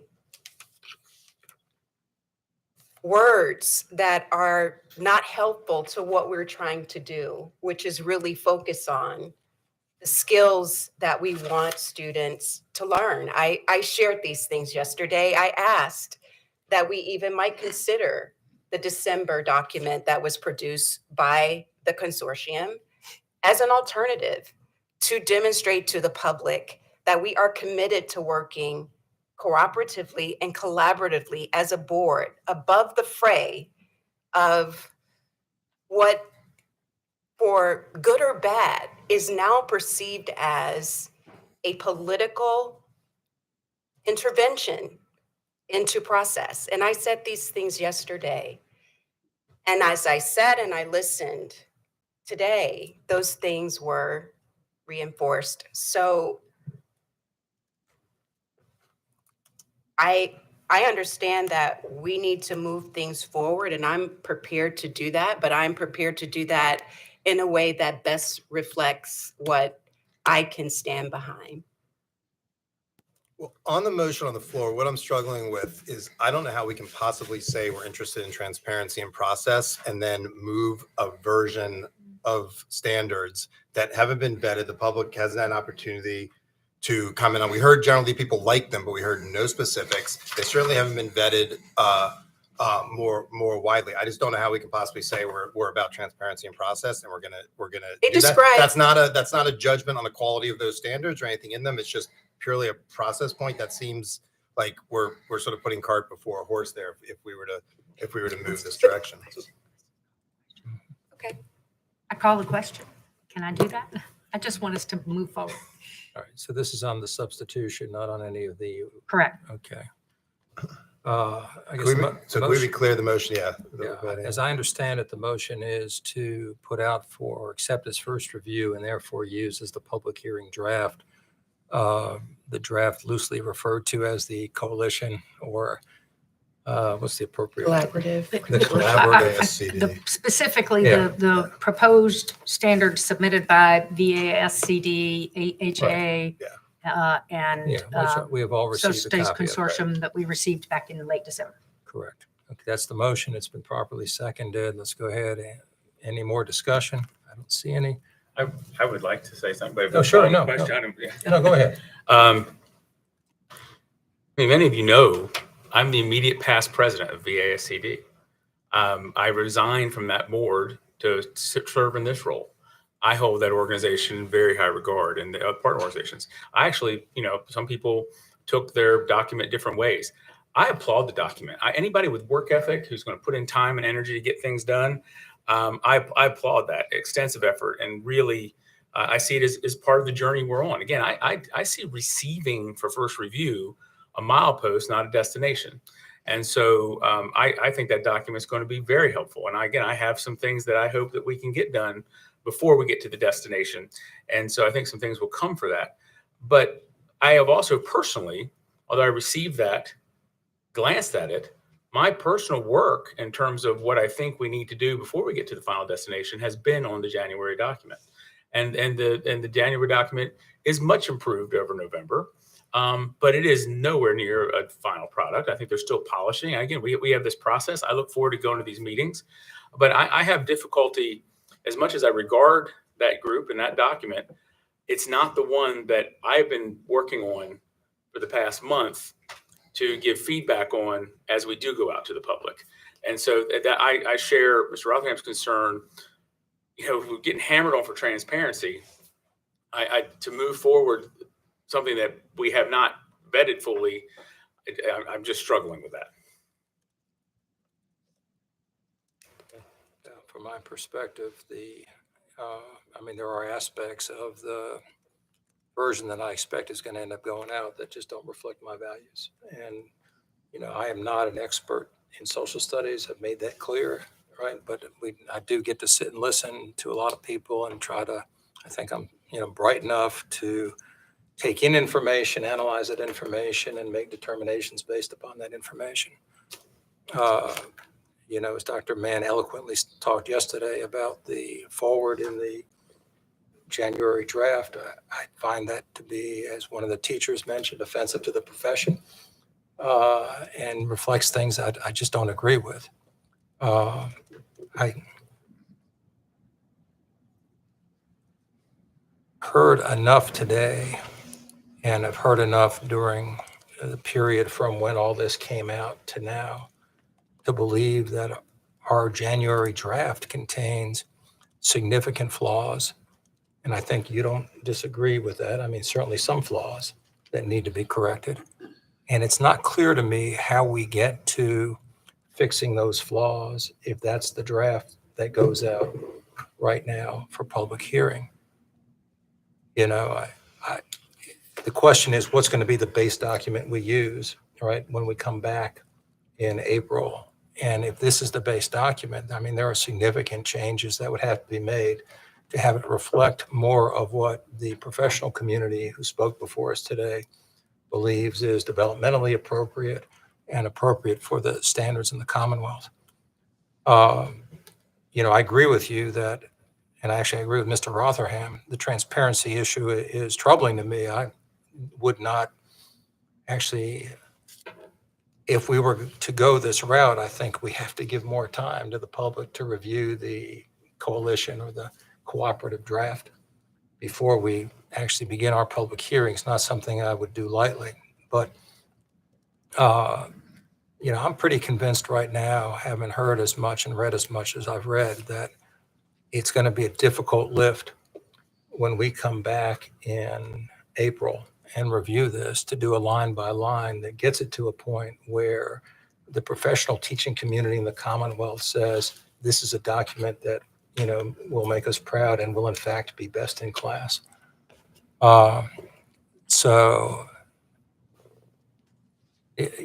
Anyway, it just, we're put in a difficult spot. We had, one of the things, my time here is short, as we've talked about, and I reflect every once in a while about, what it is you want to leave with the board. And one of those things, from my perspective, is, the independence of this board, from, all the executives we've, served. If you go back again to our unique place in Virginia. We are a board that is supposed to be independent of the executive, subservient really only to the legislature. And I would hope that as this board moves on, that, that independent role becomes more pronounced than I think it is today. I do think that we have had too much process interference in what is supposed to be the board's work. And I think that's hurt us. It hurt us with the public. I think it hurts us with the end product. And it is not a reflection of staff. I understand what goes on. But it is, to me, the reality is that at the end of the day, it's like the first draft that came out last year from the department. Nobody believed that was a good thing. We didn't have anybody standing up and saying, yeah, this is what we ought to pass. And so we went back and we went back. I hope as you get into, the next iteration of this board in July, that you recognize more fully the independence that you ought to have. We're appointed by governors. We are not subject to governors. We are clearly subject to the legislature. So, it's a long way of saying, I don't really like where we are, but, I don't see myself supporting the current draft without some changes, which is why I asked Mr. Rotherham, could we do some of the other votes before we went forward fully? Because there may be enough changes in that draft, I could support it going out. That got made through the motions that I anticipate being made. May I ask Call a the question. process question? Just like because what you say carries a lot of weight with me.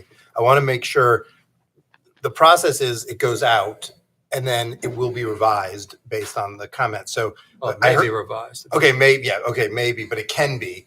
And so it is not where we're going to come back with the same draft in a few months and then have to it will come back. No, we will come back. But many of the changes we want could already have been incorporated at that point. No. We will go to the public with a single draft, and that will be had at all the public hearings. We are not going to make midstream changes after this point. The next round of changes will be when it comes before us for final. But those changes can be made before it actually comes before us for final. We won't have to do that line by line.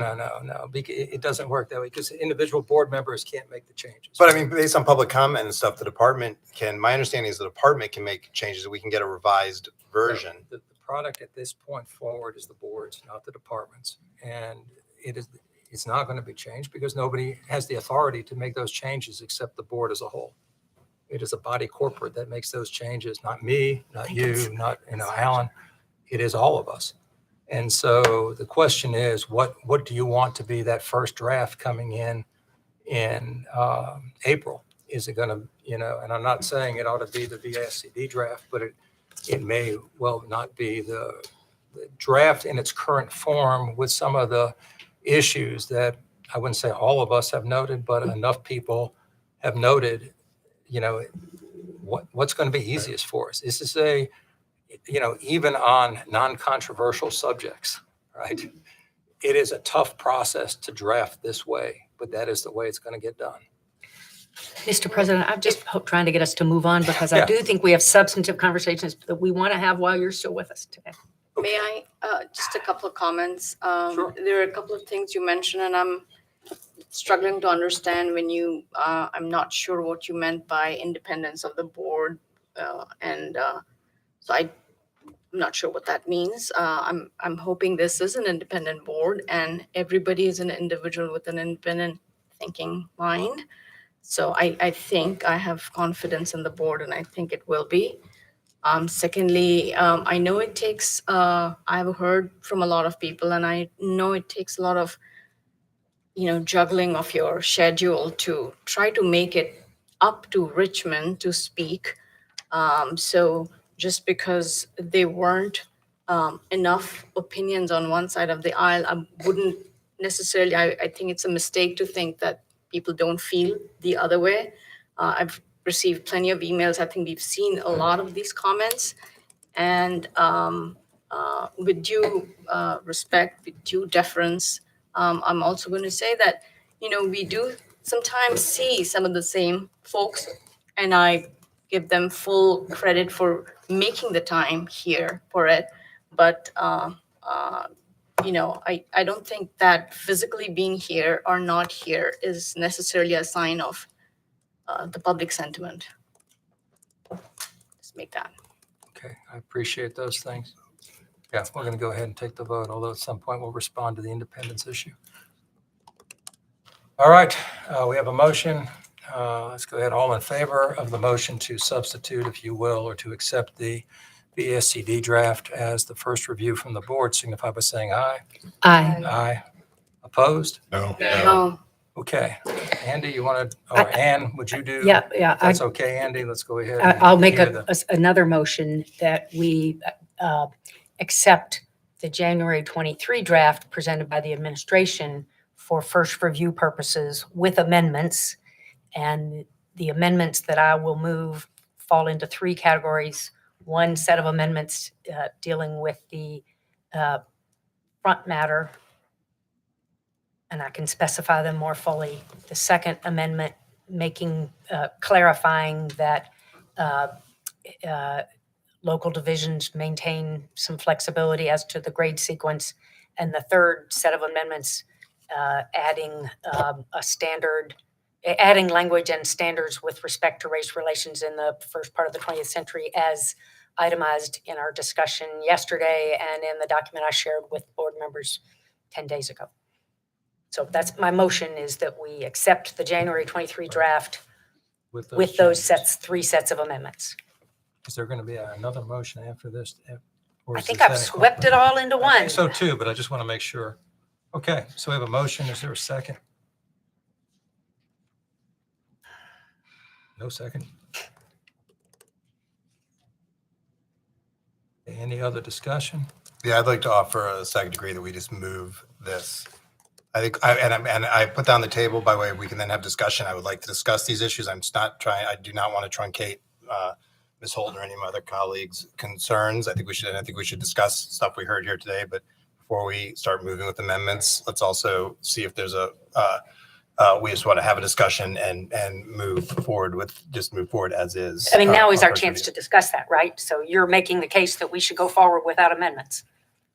Yeah, I'm putting it on the table. If Right. there's a second, obviously. Well, no, my motion is on the table. But I can so you second degree yours, can I? You can, Substitute, sorry, substitute. well, I'm not going to go Robert's Rules of Order I with a think lawyer. the right process is however, whatever motion is on the table, let's discuss the option of let's have a robust discussion, as robust as needed, on going forward with the January 23 draft for first review as printed and going through on it with the sets of changes that I've proposed. And that's the And discussion. I'd like to, and I would like to say something in support of my sets of And changes. yeah, absolutely. I think I want that too. And I think that's the discussion. And I'd love to hear others' views on it. That's the discussion we Right. should have. And I So felt like let's on the do- last let's do amendment, that. we were conflating a couple of Right. things. It was getting. So let's go to that. Let's not get tied up on the whose motion.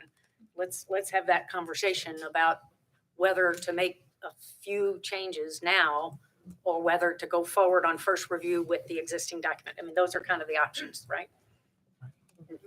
So let's deal with the option to make the changes first, and then we'll deal with the motion and put it all forward. So if I promise I'll be brief since I did speak at length yesterday, but my three sets of changes, the first set of changes, I have proposed some line by line edits to the first section, but what I raised yesterday, and that would be my motion today, is that we simply delete the language from guiding principles through the implementation section. So I think it's pages 7, 8, and the first half of 9. If it were the will of the board instead to line by line item, to make some line changes, I'm happy to have that conversation, but I think it's easier to simply say, that's what I proposed yesterday by way of compromise, that let's just take it out of the standards. It's not a standard anyway. Let's, folks can use that language as a press release or whatever else they want to use it for, but that it's not that we take it out of the standards endorsed by this board for first review. And I did that for all the reasons we discussed yesterday. And I won't belabor them, but starting with restore right through to the teacher created curriculum concerns I raised yesterday. For me, to put my name on this document to go out for first review, addressing the challenges in that section feels very crucial. And understand that other folks may feel that there's stuff in that material that's crucially important, and that's why I say go forward with it, but not as part of the standards.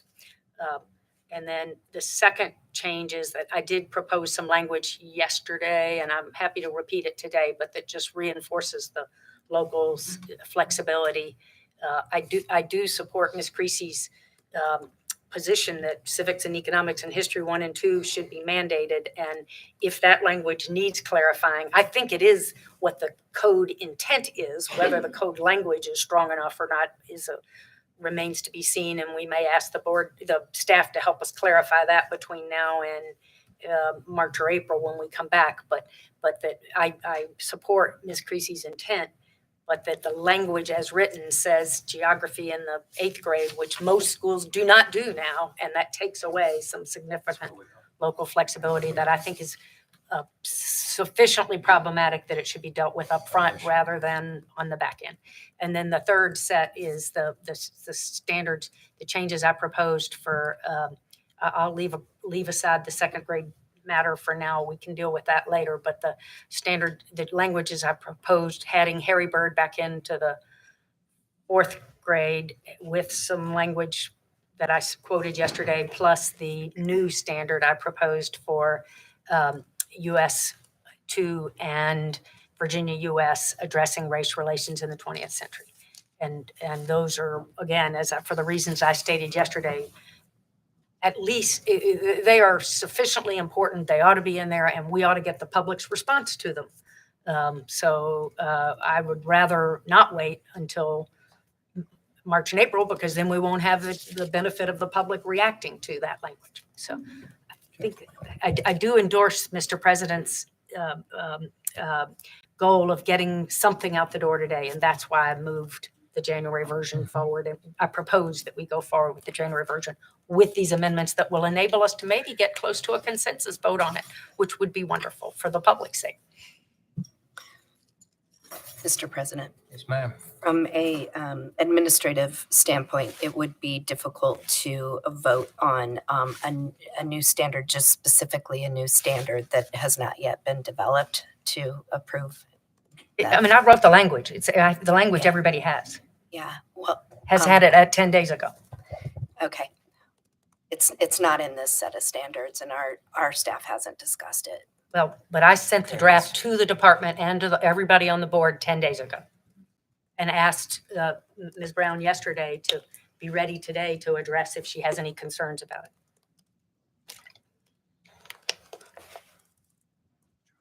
Okay, we have a motion. It has been seconded. Was there more discussion? Yeah, I'll stop my discussion. I have a question. Do we have an analysis? I mean, what Ms. Holton's talking about, on the substance, I don't disagree with. I suspect none of my colleagues do. I'm confused about where it's going to go. And I'm also confused. A lot of that content is actually in there when we talk about it. So, like, per the point today that the editing on the fly makes me uncomfortable. Do we have an analysis of what this would look like and where it would create redundancies? We have to make other changes and where it would add new content and all of that. Like, I guess I'm asking, and I may be the only one, but I'm asking because I'm kind of unclear what exactly we'd be voting on. It's my understanding from the discussion yesterday and what is coming up now, the content is there, and I believe it is US 2.7.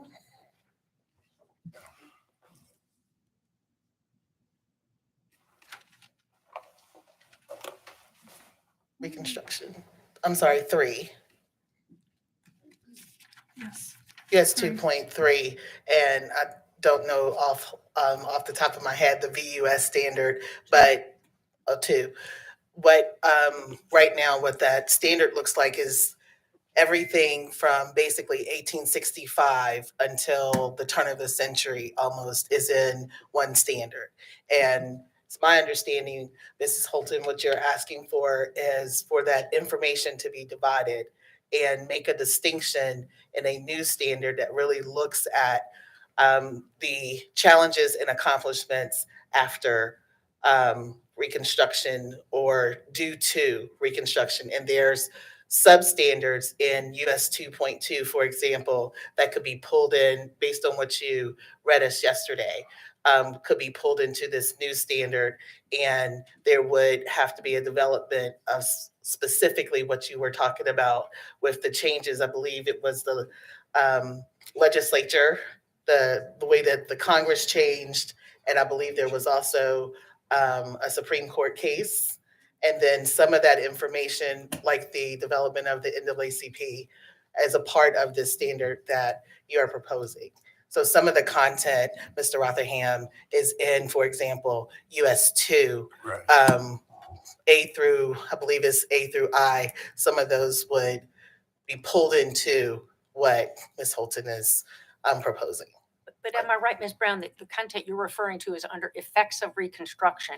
And it takes us up, I think your phrase was up to the turn of the century. I'm talking about not just up to the turn of the century, but through from 1902 especially, all the way up to the mid-1960s. Yes, because some of the content that's in US 2.2, it goes, the substandards go from A to L. There's a lot of content there that really could be broken into two. So just Divided to into use two. one specific example, I think, and I don't have your facility to immediately like go to every, like a Google Earth with this document. I can't do that, but I think like World War II, the Tuskegee Airmen, and the fact we had a segregated armed forces during World War II, and the effect of that and so forth. That is my understanding. Students are going to learn that. That's both in the standards, going to be in the curricular framework, right? So we're not just sort of jumping and skipping over from the late 19th century and the rise of Jim Crow and racial terror to like 1964 or something. There's content on this in between, correct? There is content, Okay. yes, sir. Okay. And if I may just make one comment that I'm uncomfortable with this, this idea of on the fly accepting something, because I would, like to have time to look at the revisions, do my research on it, and I would not be comfortable voting on that today. Okay, where we are is a motion and a second. I'm sorry, Mr. President, I need to go back to, again, 6 months in, I can't really say that, I'm a truly novice anymore, but I've been assuring my constituents and people I work with and colleagues throughout this whole process that, this is a handoff. Today is the day that the department's piece comes to us, passing of the baton, and that now we have the public process. And then at the end, I've heard us say several times today and previous meetings, we're prepared to go line by line at that point in time.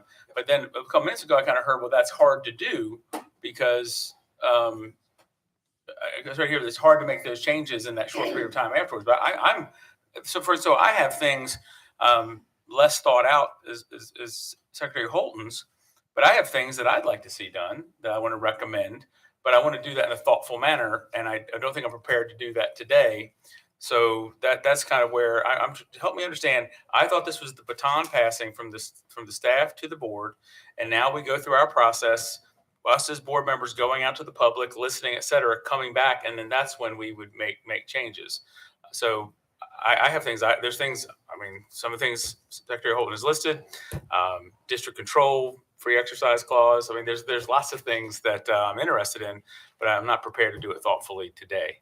And can we just elevate up just for a minute? Look, these standards are not perfect, okay? No set of standards are, and we should just preface it with like the set of standards any of us are going to like. We're going to need 9 sets and 9 prefaces, and I fully own that. Like we're all going to agree. Anyone who spent any time thinking about reading history has different interpretations on different things.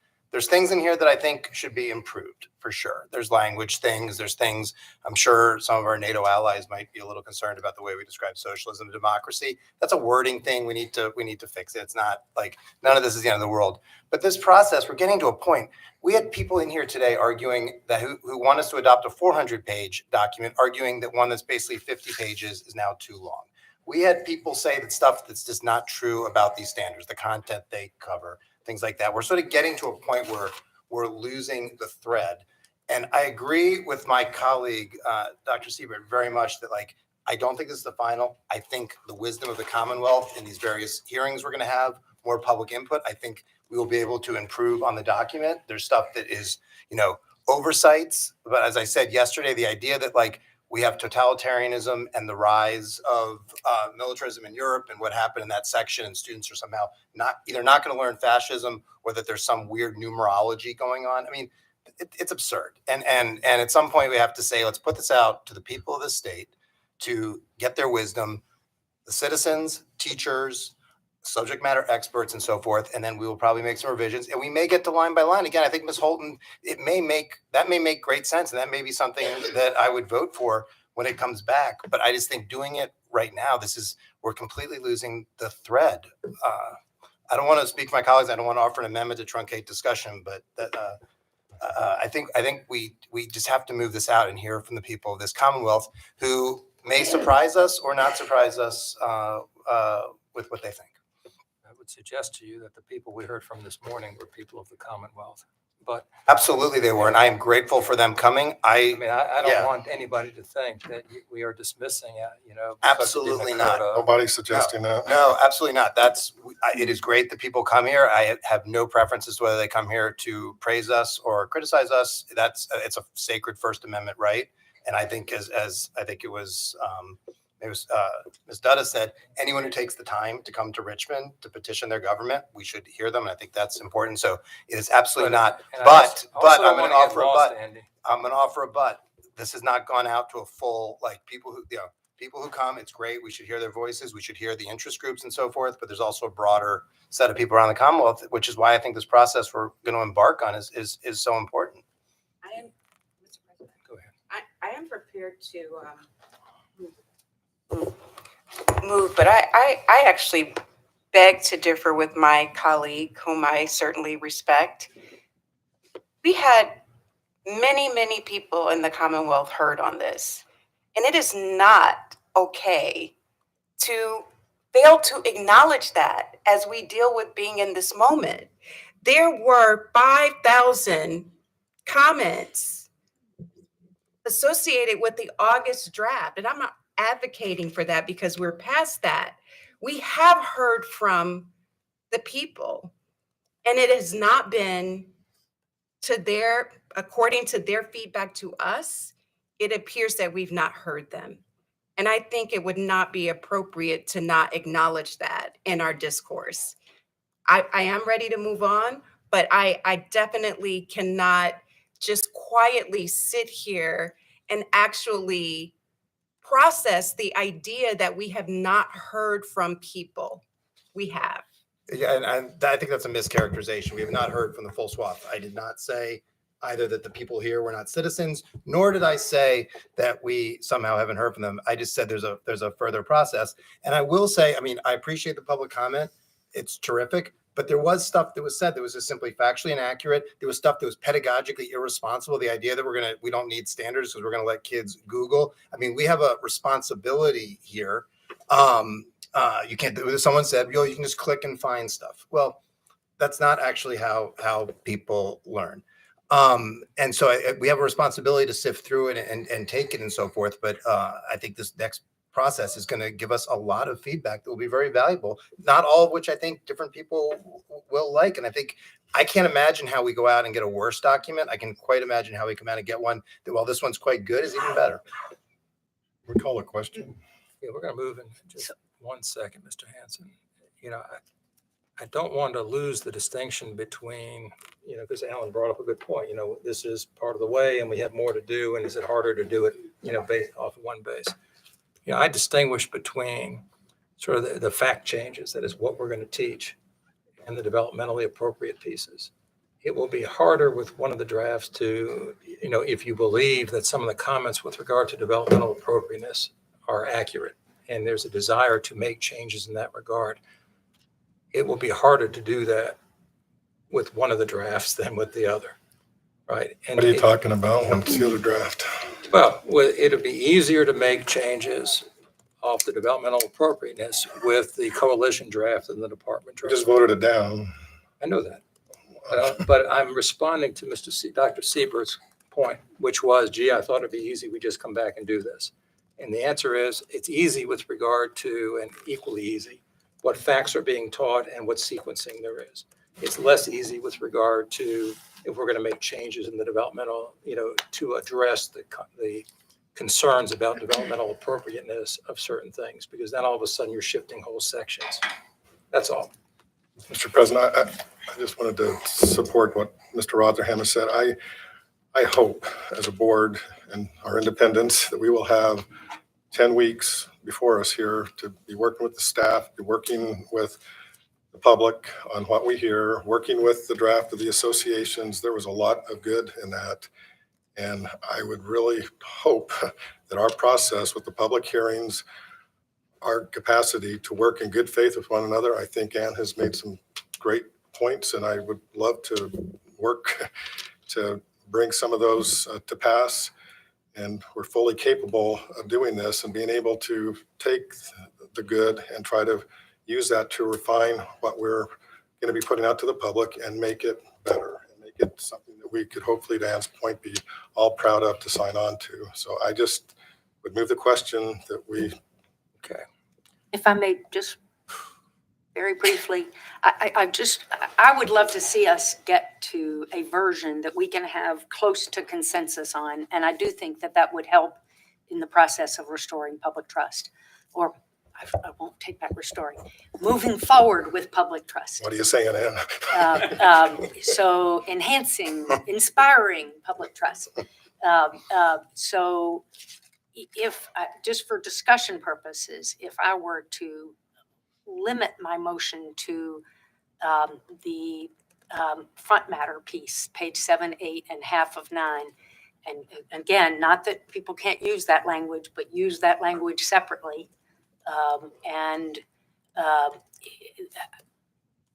I feel like I could vote for this draft and then appreciate Mr. Rotherham agreeing with that we need to work on the content about the 20th century race relations. If we need to work, if it's better to work on those content pieces later, I could live with that. I can't live with a draft that says we're restoring excellence when I see the excellent educators that we heard from this morning and that I meet all across Virginia in every opportunity I have to see our public school. I can't live with a draft that talks about the stain of slavery. I can't live with a draft that says what it says about the Constitution without acknowledging the inherent flaws of the original Constitution. I can't live with a draft that implies that it's taking away teacher creativity. So I can't vote for it with those pages. So if there is a way we can get those pages separated out, and I can vote on the rest of it without voting on that, then I at least could contribute my vote towards a consensus. So I would be happy, but willing to modify my motion to that end if that helps. I don't know, that may hurt. I don't know. I feel like it's deja vu. We're kind of rehashing and talking about the same things we did yesterday. And we went over this. We all have very different viewpoints. What some may see as ideological and other might see it as patriotic. And there definitely has been a nationwide conversation about history and viewpoints, and I feel that I don't know if we're slicing and dicing semantics here, but I do feel education across the nation there needs to be some restoration of merit, academic excellence in every subject. So again, it's the same discussion, part of the same discussion we had yesterday. I feel the guiding principles are, they give you a brief overview of what the Commonwealth and the citizens can expect and should expect. Okay, we are at the point where we're going to call this question. Ann, have you amended that motion to be just the preface piece? The president's Yes, consent. and the second, Yes, I same will- thing. I Thank you, will Dr. Mann. revise my motion, if I'm allowed to do so, Yes. to move forward the January 23 proposed standards for first review minus pages 7, 8, and the first half of page 9, which is the introduction So- through the implementation section. I have a motion and seconded by Dr. Mann. Yes. All right, all those in favor signify by saying aye. Aye. I'm unclear what we're voting on, I'm sorry. We're voting All right, on Alan, moving you- okay. forward the draft from the department with the exception of pages 7, 8, and the top half of 9, which is basically the preface material. That's what we're voting on. So we're taking out pieces that are not in the standards themselves, but are prefatory to the standards. Some of the preface material remains, but the Right. guiding principles, introduction, expectations, and implementation, principles and explanation section, implementation sections would be gone. So the prefatory material would begin with the background and context. I think the goal is to have a document that all 8 of us sitting here are going to approve to move forward as the draft. And if that doesn't happen, that's fine. But I think that's what the goal is. So once again, I hope we now all understand the motion. What? Mr. President, I'm sorry. I just, what, to me, if we can move the standards and then come back and talk about the preface, I'm happy, because otherwise I have the same concern before. I want to make thoughtful changes to the preface, and make those thoughtful, and we can work on those. That's going to take a while. You can make those thoughtful changes potentially after, without starting with pages 7, 8, and the top half. And if my motion fails, If it then fails, I'm then- anticipating somebody's going to move the whole thing to go forward. Exactly. Let's go. You go ahead, I Chris. think it's time to call the question. And so, all those. in favor- Mr. President, point of order, I would like to offer a substitute. I'd like to offer a substitute that we move the entire thing. I think we're just creating confusion here. You don't hear anybody saying all this is perfect. I'm only going to vote for it if this page doesn't change or this is locked in. In fact, we're talking about changes, but this is getting awfully confusing. I'm offering a substitute that we move this. That for that pub- substitute is do going to that, you're force not gonna 3 have of a us consensus. to say no. Second. Whereas, Okay. all then right, we'll- call the question. So moving the whole document Oh, forward. His motion was seconded. Now we're voting Yes. on his motion. Yep. Okay. All in favor signify by saying aye. Aye. Opposed? Nay. Nay. All right, motion carries. I think that we should end on, I think there's a lot of disagreement and so forth, but the work that the team has put in is remarkable. I don't know that anyone's going to say like this process, if we had to do it over again, we would do it exactly the same way. Someone I guess is welcome to make that case, but, and this process is not over. And I think in a couple of months, and we'll have some very specific language. I think Ms. Holton has some for us on a potential new standard that we'll be able to see how it incorporates. There'll be stuff, but I think it is time. I don't want to end on a sour note. It is time to get this to the public, and I think they have a right to respond to all of it in total. And I think we'll get some great feedback. I don't think we're ending on a sour note. And no, and thank you for reminding us. I know all of you sitting here in the humanities and social studies. I know how many hours of your time over the holidays, weekends, evenings you've spent, and I'm very grateful to you and thankful to you all. Appreciate it. Hang on. And at some Before point, we move forward, I may have made a parliamentary error here. I have counsel telling me this may have Motion from Ms. Holton. It was seconded, the question was called. An amendment, right. She amended her motion. Then we had a motion for a substitute. Yes. I don't know that procedurally that's the right way to do that. If it were an amendment that Ms. Holton would agree to and the second would agree to, that could be the question that's before the board. I don't know how the substitute motion. Take another vote. Just take 2 votes. We'll vote on ends and Yeah, we'll I vote. have no problem just going back and. I am quite sure that Deb, you have forgotten more about this than I know. Yeah, me too. so. I'm sure I've forgotten more. No, I appreciate it. Thank you. All right. All right, we're going to go ahead and we will correct, I guess, what I didn't do right. We're going to vote on Ms. Holton's motion first, which is to move the draft minus pages 7, 8, top half of 9. All those in favor of that motion signify by saying aye. Aye. Any opposed? No. No. Now, Mr. Rotherham's motion to move the whole thing forward. All those in favor signify by saying aye. Aye. Those opposed? Nay. No. All right, that covers it. I'm turning the gavel over to Dr. Mann. The gavel. I will at some point need somebody to help me. I want to see significant Right. improvements made. And so I think I'm lacking clarity on the mechanisms to make those before I totally agree. I assumed we had 10 weeks. Yeah, I think we before do. us. I think we do. I think we should be very clear. We're putting this out for public comment. We're not locking. Not an and adoption, it's We're a not receipt. locking it in. And I think anyone who mischaracterizes that everybody thinks like every word is great. Like there's been tons of discussion. I think what we're talking about here is the most expeditious process, not the final Like content. I think, Rashana, when we do the side by side that's going out to the public of the 2015 and the version that's going out, Yes, I sir. think we're obviously going to need to have a working document as a board to take the document that's going out to start having a red line version of that for our consideration. So. Well, Go ahead. you go first. I'll just. Nope. What I have started on is that red line document because that's something that is traditionally done when we review and revise the standards so that you see what was there from 2015. I'm sorry, I didn't mean the side by side. So your red line version. Yes, sir. But then what goes out, and then just for the board, for us to have a working document for us to be able to do in our line by line work and to make sure that, again, it'll be helpful to Alan's point to understand what that process is because I'm confused.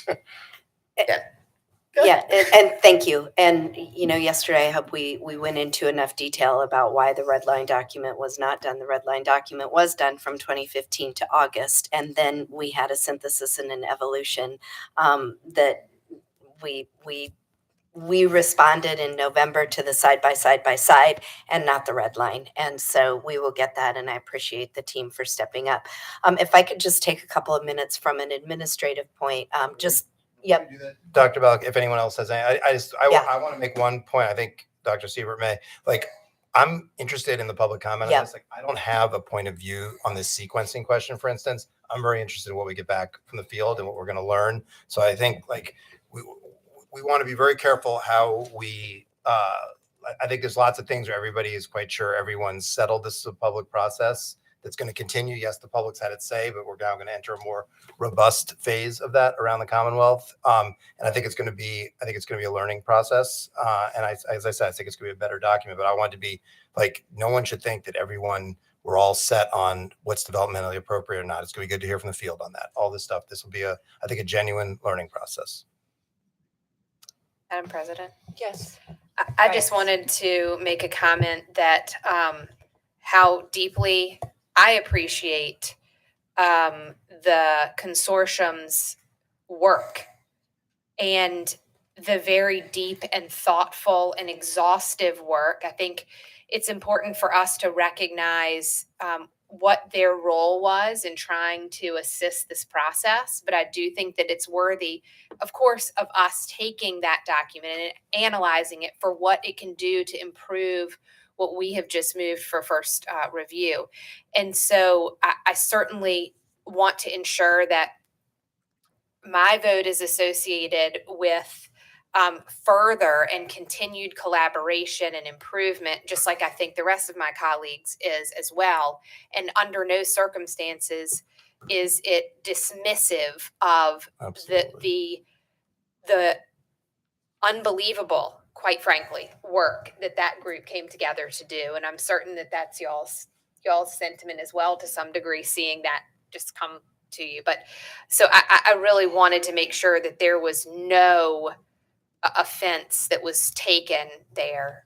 And with the August draft as well, Exactly. Ms. Crete, I think we have some pedagogical disagreements, but there was tremendous work and good faith. I think this is, it is in that spirit. There's been tons of work and engagement. And we probably should have said that in addition to thanking a great team here.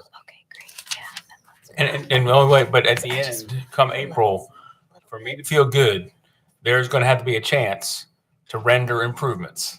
To me, this was, again, we are receiving we received a draft. We have received it. Actually, there's a first review. We had a first review in August. We had one in November. So we've had many first reviews. We've received this. But I really want to know what is going to be the mechanism to polish it up. I think polishing is the word, though. I think we're a bunch of hyper attentive people. And so we jump to what we don't like. There's a lot of good in here. I think we're overlooking. We're now one of the only states, just a handful of states, that has things like Obergefell and that aspect of the civil rights movement in its standards. I mean, that's really noteworthy.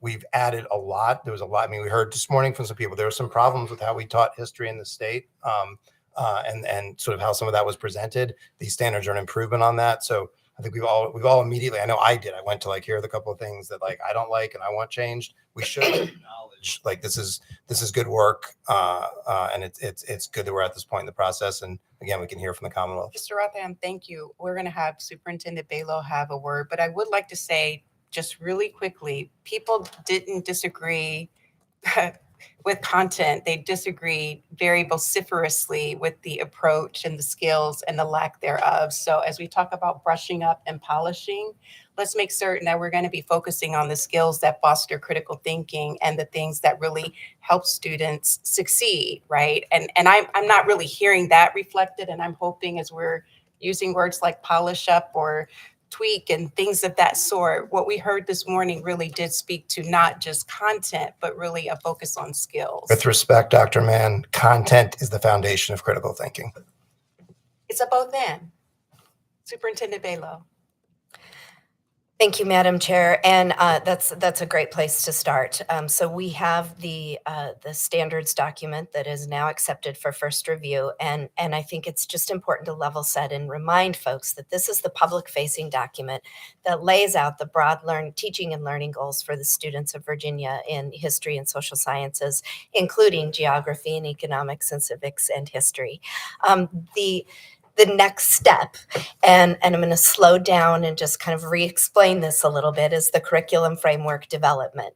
We are starting from a very different place with the development of the curriculum frameworks than we have in the past, because there's lots of content from the August document and the work that this team has done it's on our website. It is not accepted by this board. It's not passed by this board, adopted, but it is great content from 2 years of feedback on this process.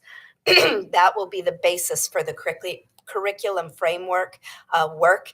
And remember that curriculum framework is the bridge between the standards document and the implementation of the standards. That's the curriculum, the resources, the pacing, the teaching and learning from day to day. One of the key stakeholder groups in the development of the curriculum frameworks is teachers. So we've talked already, we're starting to plan, how do we bring teachers back together to, just like they did in 2015, to have the fulsome conversations that are needed to develop the curriculum frameworks. So there are still lots and lots and lots of opportunities to bring these standards to life. This morning we heard words like synthesis and design.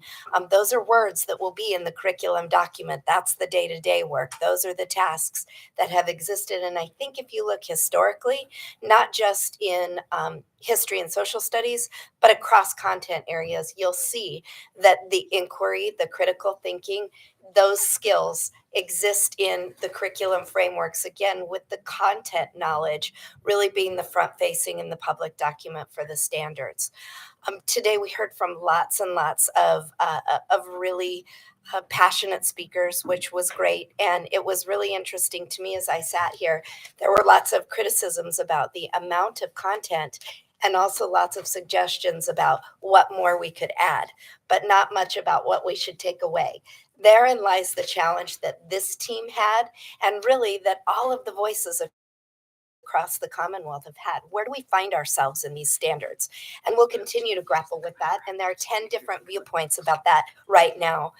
Just to kind of front end that, NCES, a national organization affiliated with the U.S. Department of Education, reports that 44% of schools have reduced their time teaching social studies. We all know up here that in some cases, social studies isn't even seen as a core content area any longer. We want to change that. People want that changed. Signal, a national polling group, did a poll across the aisles. 2/3 of likely voters think civics in schools should be emphasized more. 2/3 of people think that civics is more important now than it was 5 years ago. 2/3 of of likely voters, both sides of the aisle, believe that more funding should go toward receiving an adequate civics education. So I just want to be really clear that we're investing our energy, we're investing our thoughts into the right topics, into the right areas, and into the right conversations. I am going to stop there, Madam Chair, because there is a lot of other business that we need to get to. I will spend the next week and then some really cleaning up some of the misinformation that was shared today, some of the misinformation that was out there. But I don't want that to eclipse the great information that we have in front of this board, that our staff has moving forward and into public comments or public hearings. But I would like to just bookend this with this, that as folks come to public hearings, as folks submit public comments, I just would really ask that they take a look at the standards, take a look at where things are, and not just base it on a specific set of talking points. It's not a long document, and it is meant to be public facing. And so I really hope that people take a look at the standards and find themselves, find their cultures, find their interests reflected in the standards, because they are representative voices and work over the last 2 years. This is not a standalone document that was stood up over the last couple of weeks. Thank you. One more thing, and I'm just going to echo what Ms. Creasy said about the feedback from the organizations, and say that we've received lots of feedback from organizations. I can say we have not received anything as fulsome as what was submitted by that organization, and we would be. It would be negligence on our part not to take that into consideration as we go through this process of public hearings. We've already had this conversation as a team. We had it when we first received them, and we're finishing up this document that was just accepted for first review, going, what do we do with this? The work is our work as it relates to the board directive is done. And so really we plan on taking that and more forward in the public hearing process and in the continued revision and finalization process. Thank you, Madam President. That was all over the board, and I appreciate the indulgence. No, thank you for your comments. All right, we're going to return, and thank you all again. Okay. Thank you. Have a great day. Yes. Madam Vice President, before they two leave, can I just ask? I'm sorry. So in terms of next steps to trying to get to this destination that I have been adamant for months we were heading toward, can we provide a Word version? I mean, we've got the PDF out there. Can we provide a Word version to these organizations that I think will help them talk about, on their own conversations, so they give them a Word version of the document to begin working on? I think that would be one part. And then I think that getting the strike through is hugely important, and that it be communicated rapidly, even though it's not coming out till President's Day, that we communicate rapidly that is forthcoming, because that was a very frequent ask. Few people asked it today, but it was a very frequent ask I received in the last month. Okay. I'm going to defer to staff on that, because I know that there's a process that they've used, and I'm not sure how this plays into it, but I know that they can figure that out. Yes. Yeah. We post it, but we or will perhaps offer it by request. So we'll determine what the best way forward is with that. So to request, Dr. Siebert, the Word version of the January 2023 document, so that everyone has access to a Word version. And then by George Washington's Day, you'll have the strike through red line version of, it's the base of it is the 2015 standards with what the revisions for 2023 were, that they will be in red. And not that it's alarming or anything, but it just stands out better to see. And what was changed from 2015 will have a strike through. Yes, I think it's very helpful to bring this conversation back to what we had and what we have. And also, whether I'm a kindergarten teacher and I just want to mark up mine, or if I'm an association and I want to have a group to mark up the whole document, I think just making it easier for them to cut. That way the conversations are focused And we can move from talking points to, let's talk about this standard on this line. Yesterday, you mentioned we currently on our History and Social Science webpage have a chart for, and each one is separated out. That's part of the request for the Word version, correct? Or just the whole document? You all have to do all that work. Okay. I think that would be helpful. but- Okay. And if I may, I think this is consistent with what Dr. Siebert has in mind, but just to be clear, that strike-through version, whether in Word or PDF form, should be made available to the public as part of the materials they can look at in preparing their public comment at the public hearings. You may well send other versions out too, but part of what you want to make sure the public knows is available is the strike-through version. Yes, ma'am. Thank you. We'll make it accessible. Thank you. All right. Again, thank you all for your time this afternoon. Appreciate you being here. Thank you. Thank you all. So we're going to come back up to item C on the agenda, the first and final review of updates to lab school application process document. And we have Assistant State Superintendent. Assistant State Superintendent Elizabeth Schultz, who will be here with us.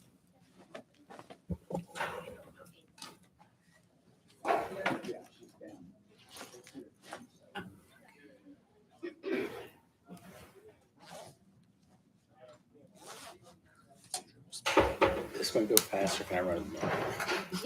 Yeah, let's do. Can we have a? We'll have can a we 5-minute break. Thank you.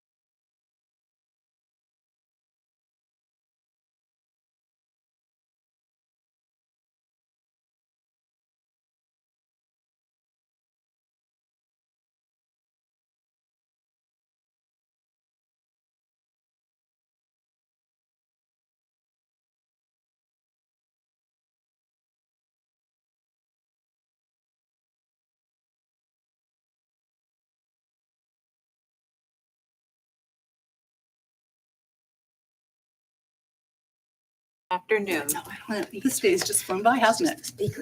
So, hello, board. I am going to graciously try to give you back as much time because this is a read only, and I'm just going to provide a little bit of a preview of some changes that the board, we're asking the board to entertain and then hand off to the department and delegate to us. The 2010/11 monikered lab school application process document anticipated some things that none of us really now understand why. There were some barrier timelines that were presented in that lab school application process document that have proven to be unwieldy for applicants and for the department to manage. There are cases within that process document that it's unclear that a institute of higher ed is actually the applicant. And so what we've done, and you should have in your board book, a red line of the document. We don't. Yeah. I'm sorry, do we have a red line? I couldn't find it. Maybe It's not redlined. it's not red It's a line. PDF. It is on, I have it redlined on the link. Yeah, I'm scrolling through it and. It's not redlined. So I think we need you to walk us through the changes because they're not there.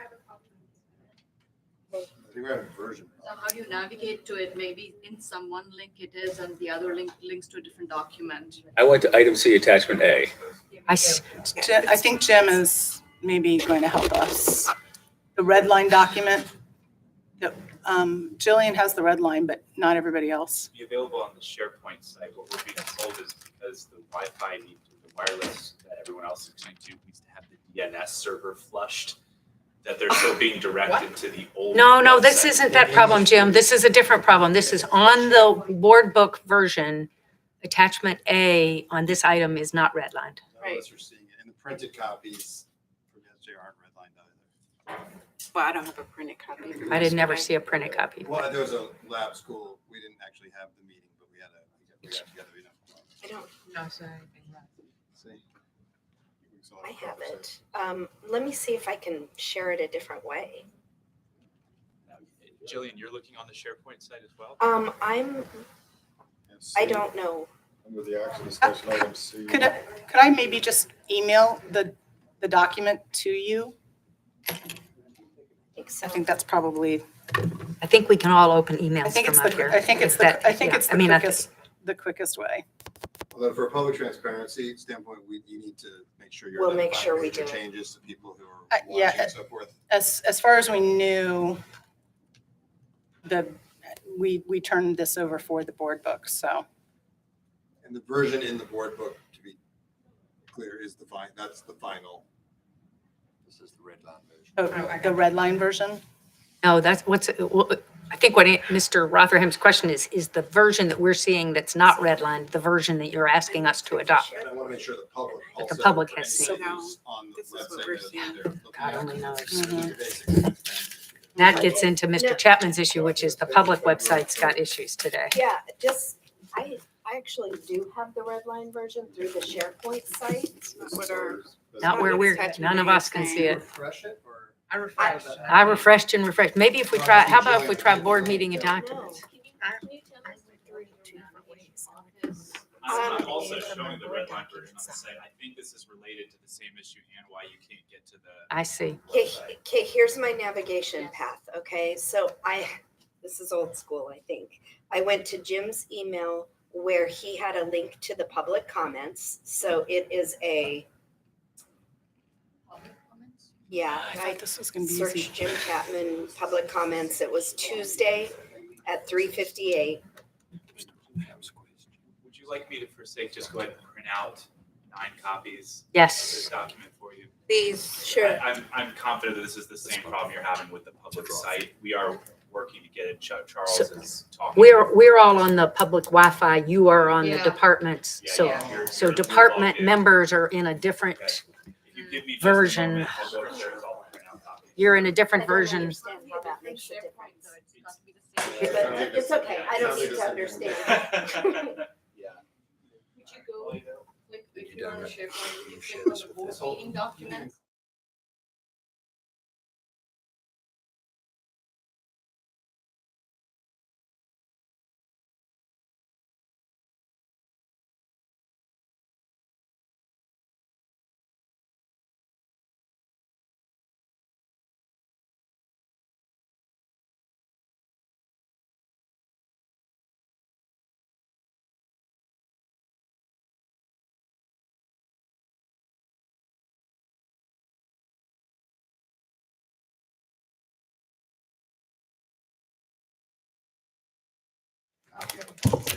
Okay, we're going to take just a quick 2-minute break. We're having some technical issues. Thank you. Wanted to bring that.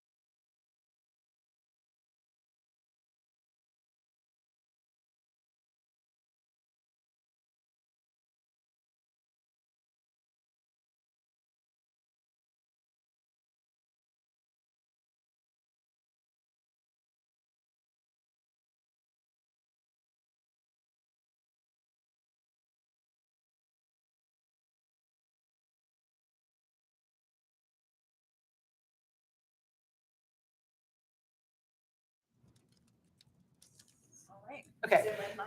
It should be redlined. And I'm going to draw your attention, the first few items are really just, the board is defined in the wrong place, the college partnership definition is in the wrong place. But I want to significantly take you to page 6. can slide down to section 2, general instructions. So this is one of the artificial timelines when we went back and talked to former state board members and people who were originally on the first standing committee of the lab school standing committee for the board. Nobody really could get a grasp on why we put a year barrier between the time they submit and to the time a school could open. Pulling that down and allowing your standing committee to operate and do its review and do its recommendations is sufficient. And this is a real barrier and an inhibition to innovation in the local school divisions participating with the IHEs. And so we recommend that be pulled out. The second is that with that removal, the paragraph below does not become germane, because that's, again, part of that barrier, is looking for an exception to the 1 year. If you slide down to page 7, we just provide some clarity because the instructions out to the public and to eligible entities is that lab school applications and planning grant applications need to come into our established email address. If you want to continue receiving them as the board for the standing committee, that's fine, but the official admission is through the lab school's email address. There's just a definition that we're clarifying because we have the internal department funding evaluation review committee that does the planning grants. We just want to keep a common nomenclature that yours is the standing committee. So it's the standing committee of the board for the lab schools. So that's just fine. We do clarify at the bottom of page 7 that the standing committee has the ability to look for individuals with subject matter expertise. I don't recommend using the word appoint. Appoint has a certain connotation to it, but just that they can convene whatever, either it's internal department technical expertise from Dr. Albin or myself, or they could ask for a working group, but the standing committee itself is not going to appoint other people. They just can convene.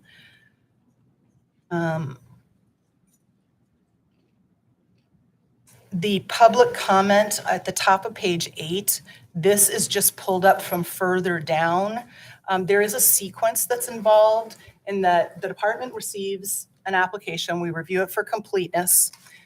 We don't vet the information, we just make sure that they've provided what's been asked for, and then we turn it over to the standing committee.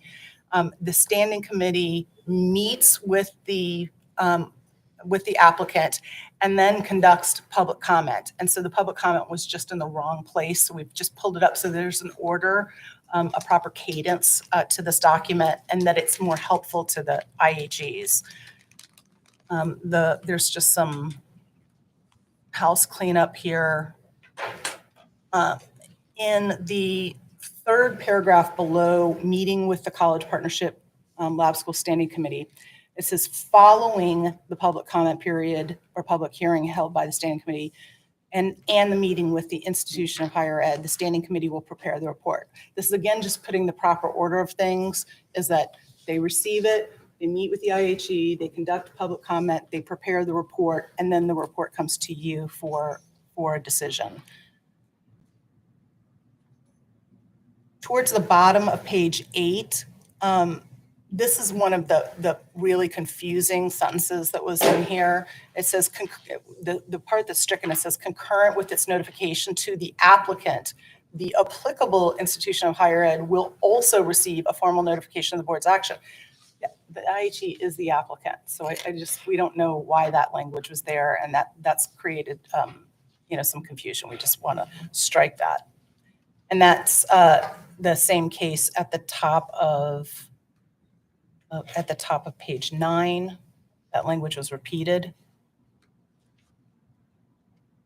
The public comment period here has already been taken care of by the standing committee, and that's why it's moved up to the front of the application process. And the standing committee meeting yesterday actually confirmed that they actually want to move it even earlier.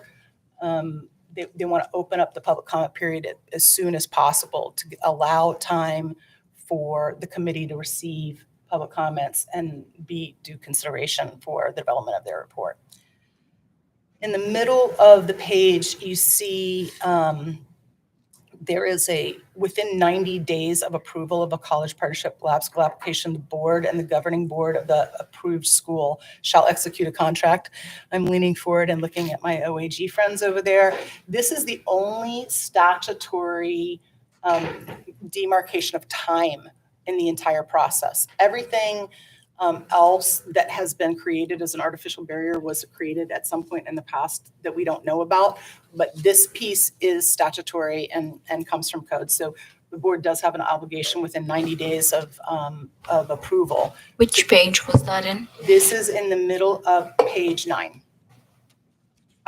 It's not being stricken, I'm just highlighting it for the board's knowledge because there's things coming down the pike. And we're working with OAG to get a sample contract for the board to execute. But this part is, in fact, statutory. Sliding down to bottom of page 10, this is just a clarification on some contact information, as well as the top of 11.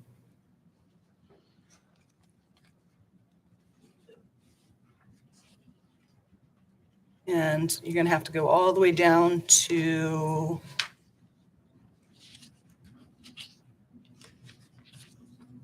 I'm scrolling.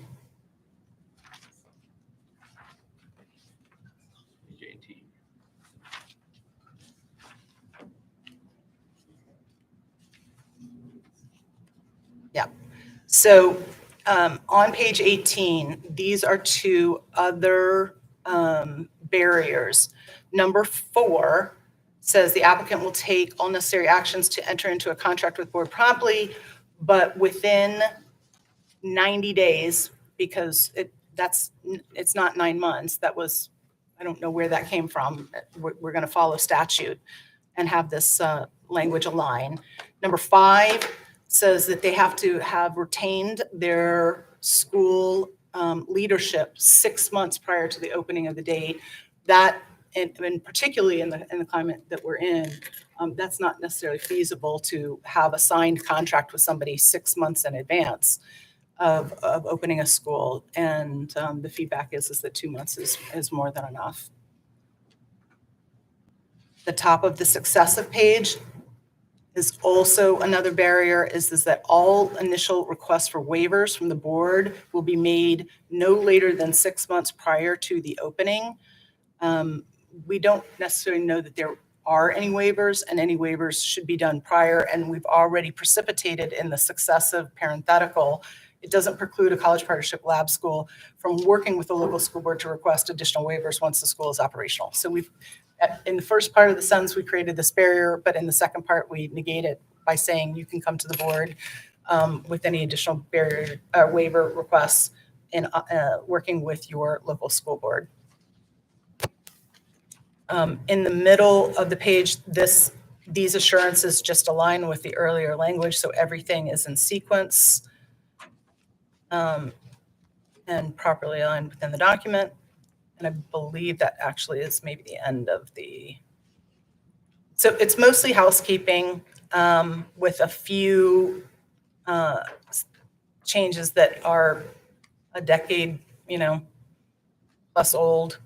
And I think that we're going to have a significant increase in satisfaction of our local school divisions. I have a later update, which may be a read only, but I just give you a little tiny preview. Our first planning grant application did not come in until the middle of October, and we are averaging a planning grant a week applications. We have 15 planning grant applications in.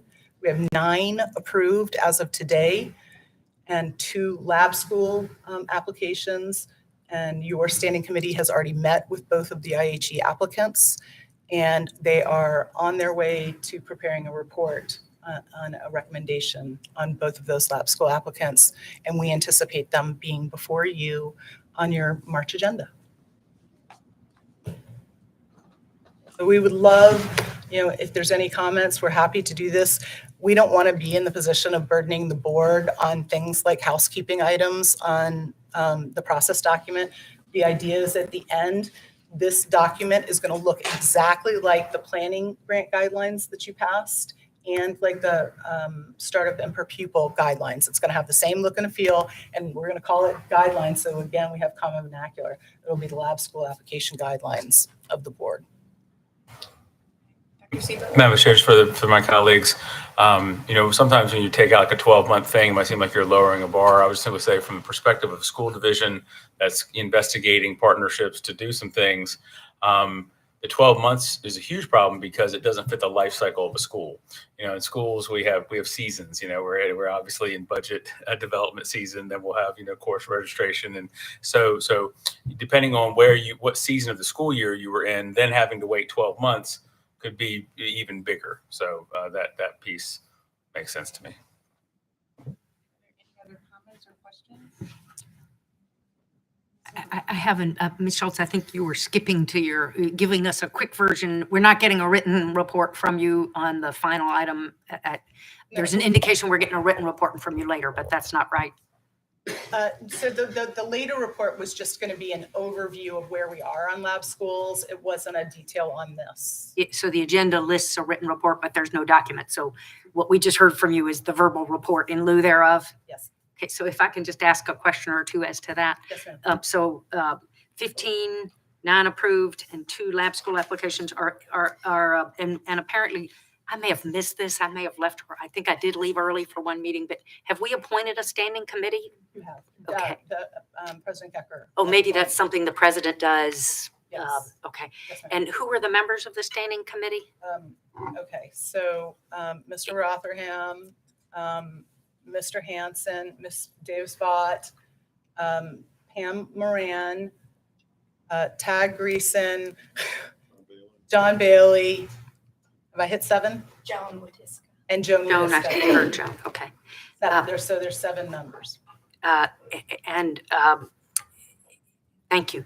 And the 2 applications that you think may be coming before us as early as March, those have been through the committee for at They least. are with the committee now. Okay.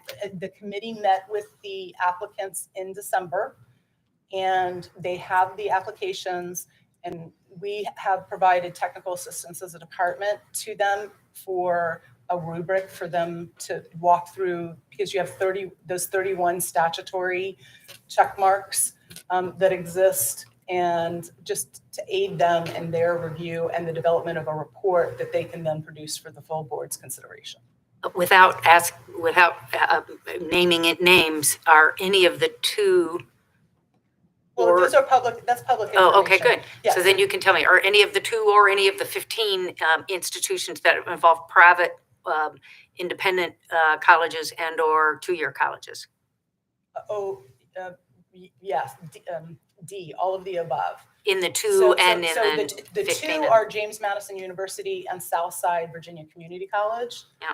And then in the planning grants, we have every compendium of 4-year community college system and private, but the privates are partnering with their public school divisions. So then my last question is, do we have any greater clarity, or is there, I understand there's some discussion going on over at the Capitol, that there was some questions raised before us in the fall about whether the independent colleges and the 2-year colleges are eligible, whether that was the General Assembly's intent or not. And without getting into that back and forth, are we anticipating further clarity from the legislature this year on that? I do see that there's at least one piece of legislation that would explicitly exclude the public's, that's working its way through one of the Republican House, a Republican bill working its way through the House. You mean the privates? The privates, excuse me, thank you. Superintendent Belo, do you want to? And I guess I'm just trying to figure out if you've got, you don't have a private coming before us in March, but you do have a community college coming before us in March. So I guess my question is, how are we going to go forward and resolve that if the General Assembly is busy resolving the question that's in their hands, not ours, of whether those are eligible institutions? We anticipate operating under the current guidelines until we're advised differently. Guidance from the General Assembly and the interpretation of the budget that was promulgated, budget language. Okay, thank you for that clarification. So, and every single superintendent's region is represented. We have, is the interactive map up or? Yep. Yeah, so we actually have an interactive map, the first iteration of it on our Lab Schools webpage. So anybody can go and they can see, who's applied, what the nature of the school is, who they're partnering, local school divisions. And that's a freeware version, and we're working behind the scenes to have a more professional, not a more professional, but a more specific that will look exactly like the superintendent region over your heads on the back wall. That's our aim, but it's going to take some internal staff, Tableau developer work. And we wanted to get that up and get that into the hands of the public as quickly as possible. Would you be able to forward the link to that, what you have right now on the website? It's on the BDOE Lab Schools website, but we'll make, not yet. It's live. It will be on the website, but we'd be happy to forward that link to you. Thank you. Okay. That will be up within the next few hours. Okay. Madam Chair, are there any other things that we can do to answer questions of the board? Board members, any other questions before we call for a motion to waive first review and approve the updates to the lab school application guidelines? I would just note to Ms. Holden, we did not have a quorum yesterday at the lab school committee meeting. So if you would like to serve, we are certainly in the market. I'll trade you one EBTEL liaison for one. And a committee member to be named later. Is that a motion, Mr. Rotherham? I move we accept the revised template. Thank you. All in favor? Aye. Any opposed? Motion carries. Thank you Okay. so much for your Thank presentation. you. Thank you. Moving on to item D, first and final review of proposed amendments to the procedure for dismissals to comport with legislation from the 2020 General Assembly on fast track. Jim is doing that and he's working on, oh, I'm so sorry. Yes. He's working on the tech. Okay. Jim, are you doing regs? Joan is doing regs as well? We're right here. Yeah, okay, we're ready for it.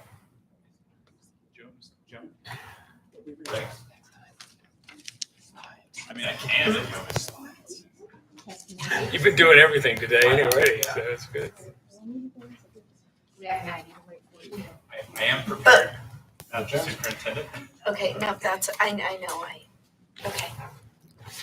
Joan, item. Are you doing item D, Dr. Johnson?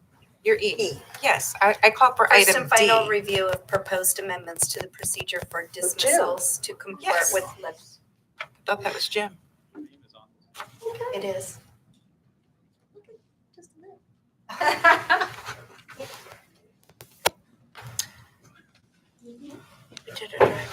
Sorry, Okay. wasn't quite prepared for this. What you have before you is a fast track item. This item was a result of changes from the legislature in 2020, I believe a couple in 2021. This item is basically just cleanup. There's been a little bit of back and forth over the past couple of years regarding the procedures to dismissal, which is a process prescribed in statute. The basic issue that's been moving back and forth is whether or not the school division has the right to convene a 3-member panel as an alternative to having a hearing when a teacher is going through dismissal. What we're doing in this action is we're just making the changes to the regulations in order to correspond very strictly with what the statute requires. The board is required to have regulations that enact these statutes. And so there is a lot of text being cleaned up because in the process of going through this, we realized that there were a number of points where the regulation probably just ought to match the statutory language. And so we've gone ahead and done that cleanup. If this had been done about a year ago, we would have tried to run this as an exempt action. Since we're now outside of the 90-day windows required for a statutory change, we're not able to run an exempt action. So we're proposing this as a fast track, which the standard is that the item is non-controversial. Since we're only asking the board to exercise, we're not asking you to exercise discretion. We're just according to what's already been done by the legislature. We believe that this will qualify as a fast track action. All right, thank you so much. Any questions about? Sorry, we are asking you to waive first review and just go ahead and approve this one. Yes, But thank I you. want to make sure, I know we're required to do it. Just want to make sure there aren't any questions, clarifications regarding the action that we need to take to be in compliance. Hearing none, can I get a motion to waive first review and approve the proposed amendments to the procedure for dismissals to comport with the legislation from the 2020 General Assembly as presented? So moved. Thank you, Ms. Duda. Second? Second. Thank you, Ms. Holton. All in favor? Aye. Any opposed? Motion carries. Thank you so much. Thank you. All right, Dr. Johnson. This Thank item you. is the first review of Arlington County Public Schools alternative route to licensure for certain endorsements pursuant to House Bill 2486 of the 2019 Virginia General Assembly. Welcome, Thank you. Dr. Johnson. Thank you, Vice President Mann, State Superintendent Balo, and board members. As a quick review, the Commonwealth has 3 key pathways to licensure, becoming a teacher. The approved teacher preparation program, which we consider typically traditional, the reciprocity, as well, and finally, the alternate routes. And specifically regarding alternate routes, the Board of Education's licensure regulations for school personnel provide for multiple alternate routes to licensure. And highlighted in the item are career switcher alternate routes for career professionals, provisional licensure route for individuals employed by a Virginia educational agency, provisional alternate routes to a technical professional license, alternate route for special ed, alternate programs for institutions of higher ed, and experiential learning. And in response, and a means to address the teacher shortage, another pathway for individuals to access licensure was established in 2019 with House Bill 2486. And on November the 14th, the Virginia Board of Education approved guidelines for alternate routes to licensure in response to this bill. Highlighting specifically or outlining that was to establish of a process to permit school board or any organization sponsored by a school board to petition the board for approval of an alternate route to licensure that may be used to meet the requirements for a provisional or renewal license or any endorsement. Any such alternate route may include alternate route to the regulatory requirements for teacher preparation, including alternate professional assessments and coursework. The petitioner may proffer or the board may impose conditions in conjunction with the approval of such petition. The guidelines became effective on January 23 of 20. After consultation with the Office of the Attorney General and minor technical revisions to the guidelines, they were approved in order to align the document with legal advice and preserve the board's final authority in deciding to approve the alternate routes to licensure. The revised guidelines became effective in December 22. Ultimately, we know the purpose of this alternate route to licensure is to ensure local school divisions have an opportunity to meet their unique needs in recruiting and retaining educators for their school communities. While each division may be different, the Board of Education determines the requirements for teacher licensure so that teachers across the Commonwealth are adequately prepared to meet the needs of students in every classroom. As we look at outcomes of this and the impact, this legislation allows for a different route to teacher preparation, but maintains the nuances of the same type of license and endorsement. In accordance with the guidelines, school divisions are applying for approved to offer an alternate route to licensure for educator candidates to satisfy the requirements or competencies of the traditional approved teacher preparation program provided by institutions of higher ed. Candidates who complete the school division's board-approved alternate route under this guideline will be issued a current Virginia educator license with the same type of endorsement as other candidates who have completed an approved program preparation or other approved alternate route to licensure. In today's item, Arlington County Public Schools, or reference ACPS, submitted an application for an alternate route to license for their division in 21. ACPS has housed a public Montessori program for 50 years. The program provides Montessori instruction for students from pre-K through 8th grade. Also relevant for our discussion, primary Montessori classes are held at 7 Arlington County Public School elementary schools, and middle school Montessori program is housed at Gunston Middle School. ACPS is seeking an alternate route to Virginia Professional Educator licensure for Montessori licensed teachers in elementary, primary, elementary education, and middle school education. ACPS is committed to submitting annual reports as requested by the Department of Education. The approved period for this alternate route to licensure will end if the school board discontinues its support. Per the guidelines, the Virginia Department of Education formed a volunteer panel of educational leaders to review ACPS's applications. You'll reference and see that in Appendix or Attachment A. And I've asked our Director of Licensure and School Leadership, Maggie Clemens, to provide the details from that panel's procedures and recommendations to the board today.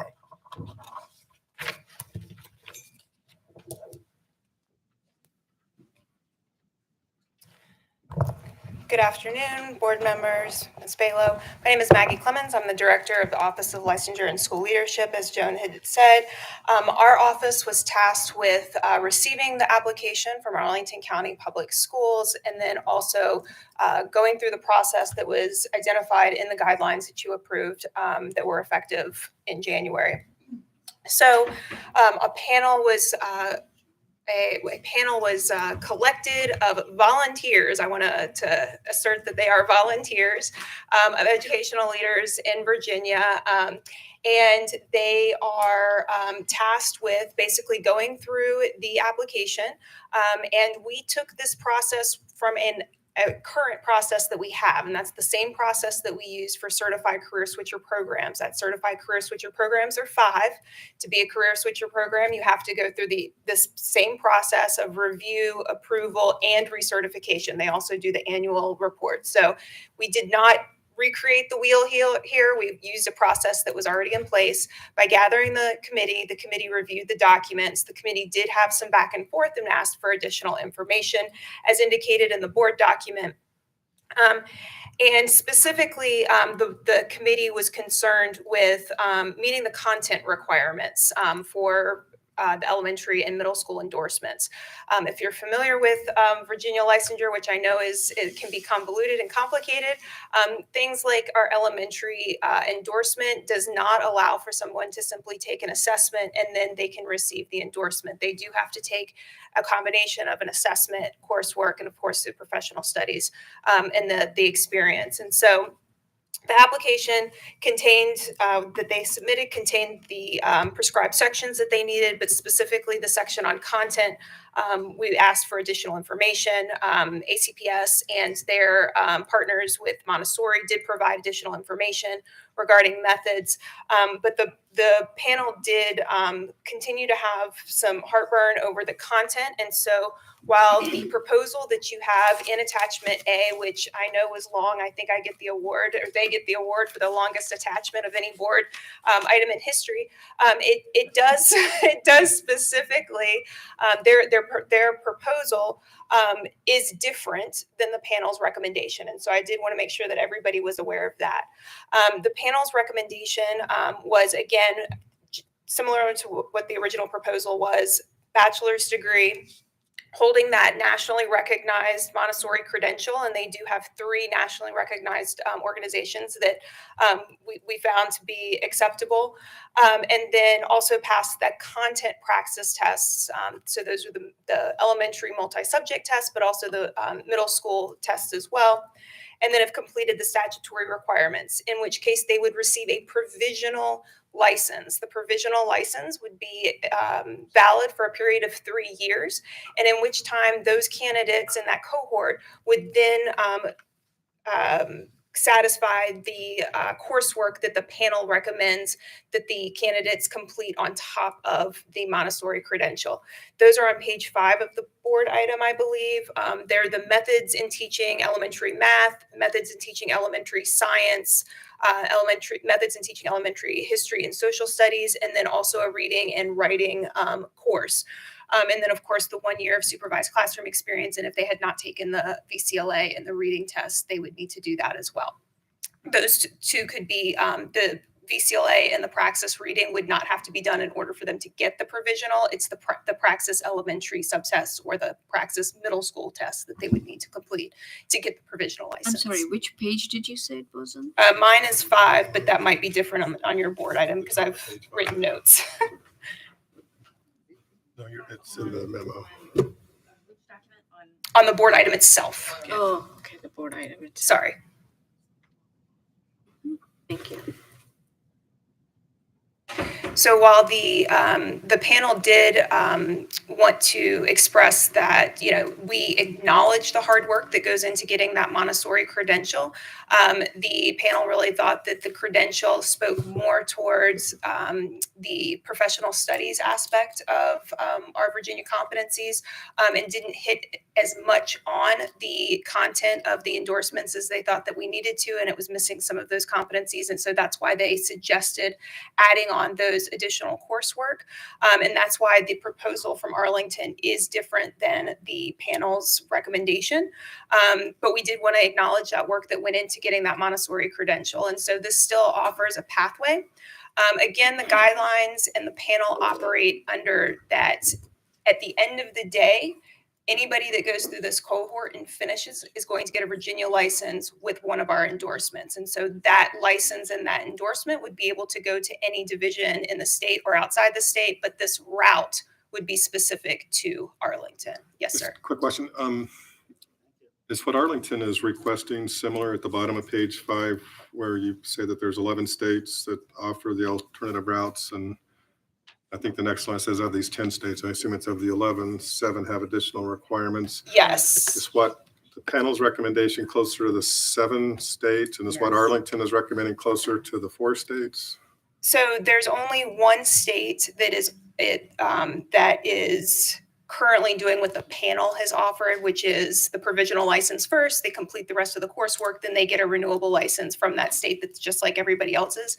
The other states are all requesting for them to do at least, actually there's 2 states where it's just the straight reciprocity with that Montessori license. The rest of the states do have added coursework, just not as much. So like Connecticut asks for a SPED course and 6 semester hours of reading and 3 in math. So kind of a mixture of that with those other 7 states.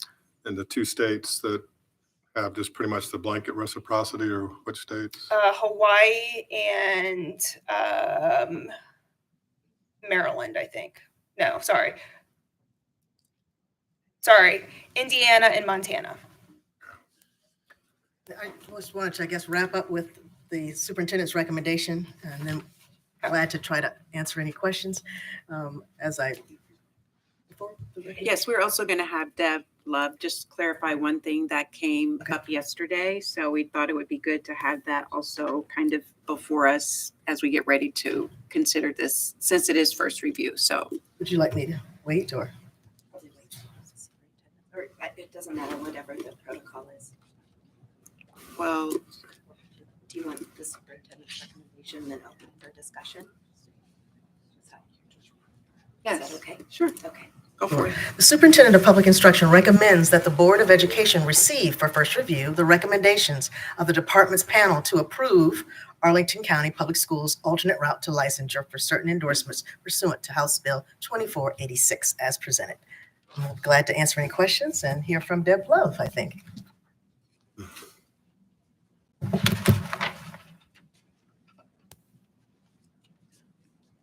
So what exactly is the question? Good afternoon. As I understood the conversation yesterday, I'm just going to jump in. You tell me if this is what you're looking to hear about from me. There was a question about whether there could be a restricted license at the end of this in some particular fashion. I think that this alternate routes legislation and your regulations on the subject really provide, I mean, there's one goal, right? This license. And there are approved pathways, but this mechanism grounded in statute authorizes another route to get to that place. In issuing a restricted license, we're now sort of moving the place, right? Those are kind of distinct matters to be considered by the board. So what's before you is an alternate route to licensure. If the board would want to establish a program of restricted licenses, you don't have that now. We certainly could, the staff could, not we, they could look into that. And I would think that that would be by regulation. And then it would be available to anybody who wanted to. Does that address the issues that you want to hear from me on? Yes. So, Madam President. Yes, please. So I guess my thought process was something along the lines of, and this, I guess, would fit that restricted license, would be to permit a public Montessori only license like several other states do, whereby an applicant would, take the praxis, and then it would be basically reciprocity granted through that AMS, AMI, et cetera, for them to only have a license that's applicable in a public Montessori classroom. Or like a That would be Montessori restricted, endorsement? correct? That was your explanation regarding having a new license created to restrict. So that would be a new license Correct. We don't pathway have of that in the restriction. state currently. Okay, I guess I would just probably highlight, as you consider after the first review, I guess as we've begun to discuss this, I think I can explain, probably there are three options that would be helpful to the board to contemplate. One is to accept the superintendent's recommendation as is, meaning you're accepting all the conditions that came from the panel. Second would be that the board change those conditions or modify, right? And I guess the third, and maybe I thought of another now, is a 1-for-1, pretty much exactly what their proposal is requesting. And then the fourth would be to deny and say no. So for me, as you contemplate, I think those four options would help you think through the process. And just to be clear, today is first review and discussion about this. And sorry, I just need to understand, what is the superintendent's recommendation? So the superintendent is part of the item there, yes. that the Board of Education receive for first review, Oh. the recommendations of the department's panel to approve Arlington County's public school alternate route to licensure, meaning the recommendation that has the conditions, the additional For requirements. class, with the four That's correct, sir. semester hours. So that's the panel's and the state superintendent's recommendation. Arlington is good with that. Um, I'm sorry. Again, I'm representing the panel's work pretty much at this time. I believe what we heard from the Arlington speakers this morning was that they were asking, instead of our approving,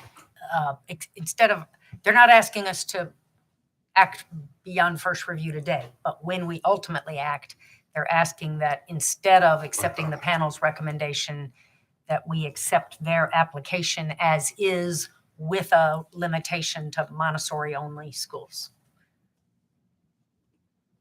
That's what I understood from the, Just a reminder, this is precedent, so. that's what I understood from the speakers this morning. I'm not saying that's the right answer, but that's what I understood them to be asking for. And maybe that's something you could clarify for us for next time, or if they're here, I don't know if they stayed through this weary long day. Maybe next review, Right, someone right. from there could actually come and Yeah. collaborate with us in the presentation. If I can just jump into it. I mean, I think first I want to commend the panel and Arlington and the Montessori leadership for their hard work on this. I mean, this is all in the spirit of local autonomy and parent choice that there's a lot of energy towards, certainly among folks on the board. So I'll commend everybody's hard work on it. So I would be supportive of moving forward in concept.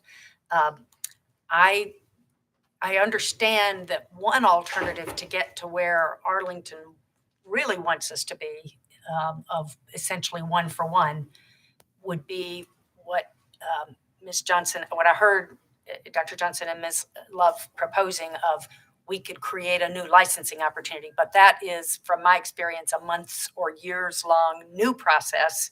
That's not something we can do this week or next week. And they've been working on this for months or years already, I believe. So I'd hate, that may be something we want to do at some point, but I'd hate to leave everything to that. So I would like to ask you two and Ms. Love to put your creative minds together.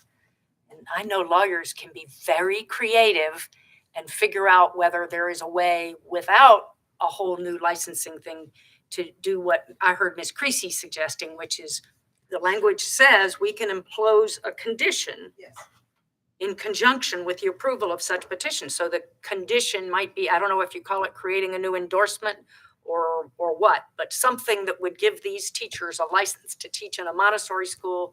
And that license, they don't have to take the extra 4 courses or maybe some of the extra 4 courses. I don't know what the board's will would be on that, but something less than four new courses, but that would enable them to teach solely in a Montessori school. So if you all could put your heads together and come back to us next time with any options we might want to consider along that lines, I think it'd be very helpful. Other questions? I just find this one very confusing. I'm not sure what I think. What Ms. Holden said makes a lot of sense. What's the level of urgency in terms of timeline for us to figure this out? What's like in terms of either teachers are coming in, needs, how much time do we have to figure these questions out? I thought what I heard from one of the speakers or two of them this morning is they do have a waiting list and would maybe want to open up a second school. I'm not Harlingtonian anymore, so I don't know, but I thought that was. They've been working on the proposal for over a year now, and their biggest concern is the recruiting. They feel like they're losing teachers, Montessori credentialed teachers, to the public school or to the other private schools. The biggest push here is that the teachers that are Montessori licensed are creating dings on their data reports here at DOE because the teacher is not properly licensed and endorsed. And so while they're teaching at a Montessori school, and so it's a data reporting issue as well. So it's, recruiting, get those folks in. We don't want to lose those teachers, but also at the end of the day, it's a reporting issue. Now this year's is for Arlington because they're the only one. This year's report's already done, and the next collection's in October of 23. Thank you both. And I do think to Ms. Holton's conversation, we ought to be looking to provide, I think, the maximum flexibility for Arlington, but I'd love to learn more as well. And I'm a little confused. Yeah, that's my instinct is obvious maximum flexibility. But could you say more about the precedent and sort of things we should be considering and thinking about as a board with that? Well, again, because the language is pretty, I guess for me, open, it says any organization. So that's one thing that will open the doors for profit organizations, external organizations.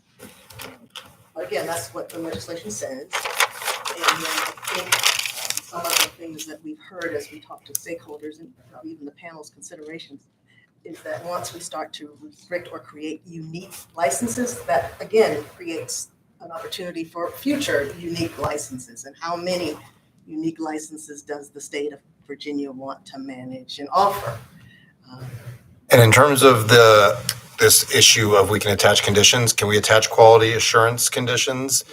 And can they vary by route, or do they have to be the same quality assurance across all of these? Okay. They can vary based on the division. I would also add, kind of to your point here, back in 2013, we did eliminate the local eligibility license, which was kind of similar to this. We had the local divisions that would basically say, we've determined that this person is highly qualified, please give them a license type of thing. And so to your question of opening this up, are we opening this up to divisions to determine what organizations they want to partner with to give a license specifically to their people for certain things. And so I just want to go back to that fact that we did eliminate that in 2013. And just for a little more context, we've had lots and lots of conversations, and I think this is confusing because it's a pretty massive issue. It's wonderful to think about the concept of a new onboarding pathway for high quality teachers, but it's also overwhelming and big to think about. How do we set a precedent when we're talking about Montessori schools today, but we may be talking about a different application, organization, philosophy next month and the month after and the month after. So I think it's important to note that this board always has the opportunity to customize what those additional, if any, conditions would look like. And as we think about, these are public schools. We want maximum flexibility. We want great teachers in the classroom. We want innovation in our public schools, but we also need assurances that things like the Virginia Literacy Act will be implemented with fidelity, and that a program would not eclipse something like that. And I'm not saying Montessori conflicts with that, but we just need the opportunity to, first of all, analyze and examine that, and then present it to you for just some additional discussion and input. But going back to precedent setting, we have a lot to implement, but we always have the opportunity to customize based on the applications that we receive and that you have before you. And we will always do our job to analyze and examine and bring forward viable options that are based on what other states are doing, what our CTE alternate route to licensure looks like, and how we'll do the comparing and contrasting and put forward customized options. But it is always up to this board to ask tough questions of all of us, and to re-customize that if it is not acceptable, or to, as Ms. Holton said today, let's go back. This is first review, and let's come back to you with more options. This might be the one that you ultimately take, but we want more information on the table versus less. Could I just maybe along those lines, it would just be helpful, I think, to the point on the bottom of page 5 with the 11 states, just don't want to give a big homework assignment, but just maybe identify the 11 states. And I'm sorry. okay. I would like to know what best practices are, but also maybe what the I have a nice infographic that I can share with the board. Does it also show a little bit what the magnitude is for the public Montessoris in these other states? Right. If I may, those conversations prompted two additional questions. One is, I'm starting with the premise that Montessori training itself is pretty rigorous and well regarded, but I don't actually have any expertise in that area. In your professional opinions, is that accurate? I mean, Montessori is a pretty rigorous training program and pretty well regarded generally in the education world. Or is that asking too broadly for you to opine on? I'm not comfortable making that And I was high school, so So not in your not in your expertise my wheel. either. Yeah. Okay, well, maybe that's something we'd like to hear from the Arlington folks next month if possible, and maybe we can build in just a few minutes next meeting to hear from them directly. And We did hear from some of it from the speakers this morning, but I would that would be helpful for us to understand a little background, and maybe there's even something you can get. Again, I don't want to ask you to do a lot of homework, but I'm starting with the premise that it's a pretty rigorous program in its own right. It could be 2 to 3 years To get a Montessori license, 2 to 3 years of full-time courses, of course. They're doing a teacher Oh, wow. program So, within a so university that provides specific. pretty training close for to Montessori. comparable to, okay. So that's first the question, and then the second question, and maybe I don't need you to do homework based on that. Just by sheer quantity, it's pretty comparable. My next question, and this you all can address next month rather than now if it's easier, but hearing the superintendent's concerns, I'm assuming that Montessori schools in Arlington or anywhere else, well, I know, they have to teach our SOLs. They have to comply with the Virginia Literacy Act content curriculum around literacy once it's implemented. They have to comply with any mandated professional development that comes through that, right? So do you anticipate any problems implementing the Literacy Act provisions in Arlington's Montessori schools? And if so, is there anything about this licensure decision that impacts that or can help solve those problems? So and again, that may not be. That was part of the panel's discussion, really was part of the content was that they had some heartburn over whether or not Montessori credentials, because in the application, sorry, I have to get my readers, Montessori teachers are prepared specifically to teach in Montessori environments, and their coursework focuses on Montessori philosophy, history, and pedagogy. Montessori teachers are not instructed on state or local assessments. And so those broad statements in their application that they put forth was something that the board or the panel had really considered and really felt that on top of the praxis, if they took these 4 courses that they've identified, that those teachers would be more aligned with the competencies of the traditional programs. To your first point, Ms. Holton, I'd just like to add that my children, when they were very little, they went to Montessori schools. My older one went to Montessori till 2nd grade and then went on to public schools. Both of them went on to public schools. And I would say that I thought that was an absolutely fantastic experience for both of my children. My younger one, it increased his appetite for numbers, maps, mathematical intuition. When my older child went on to 3rd grade in public school, I felt, and we felt that she was just, I think she was like a grade level ahead. So we've had firsthand experience. And this was private, of course. We don't have public in Fairfax County, so that was great. Just to your first point. Very helpful, thank you. And I also think they did a good job just talking about the results of their, the outcomes, the student outcomes. They really did drive home in the public comment period. It doesn't sort of remove the issue that we have to discuss around precedents and all of what that encompasses, but for certain, I think in their public comment, they really spoke to the impact of their approach for the students that they serve. And I too have had children, a son experience that approach in the early years. And I found it fascinating for sure in terms of how they go about doing what they do and the engagement that very young children seem to demonstrate through the practices that they emphasize. So. And the panel recognizes that as well. They were operating and making their recommendation based on the fact that the guidelines suggest that they don't have the authority, as the board does, to create restrictions and new licenses and that type of thing. They were operating under the alternate route to licensure is going to be the end stop for everybody. Here's the route, but this is the end stop. And so it doesn't matter how you get there, as long as you hit all the points and then you've gotten it. So, their recommendation, I mean, they were very impressed with the program. A couple of the panel members also had children that went through the program. It was just how the guidelines are written and what their allowable recommendations could be. And that they will have a Virginia license for any school in the company. Unless you all figure out how we can put conditions on it, as the statute seems to imply we can. Or quality assurance, like Mr. Rotherham suggested. All right. Well, if there are not other questions, we'll look forward to seeing you at the next meeting when this comes back for final review.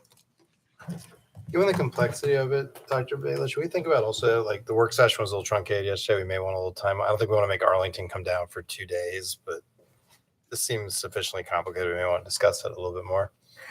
Yeah, it makes sense that, and I'm not sure if, speaking of precedent, if this has happened, but it would make sense to have them here during the work session to talk about the articulation from training to coursework.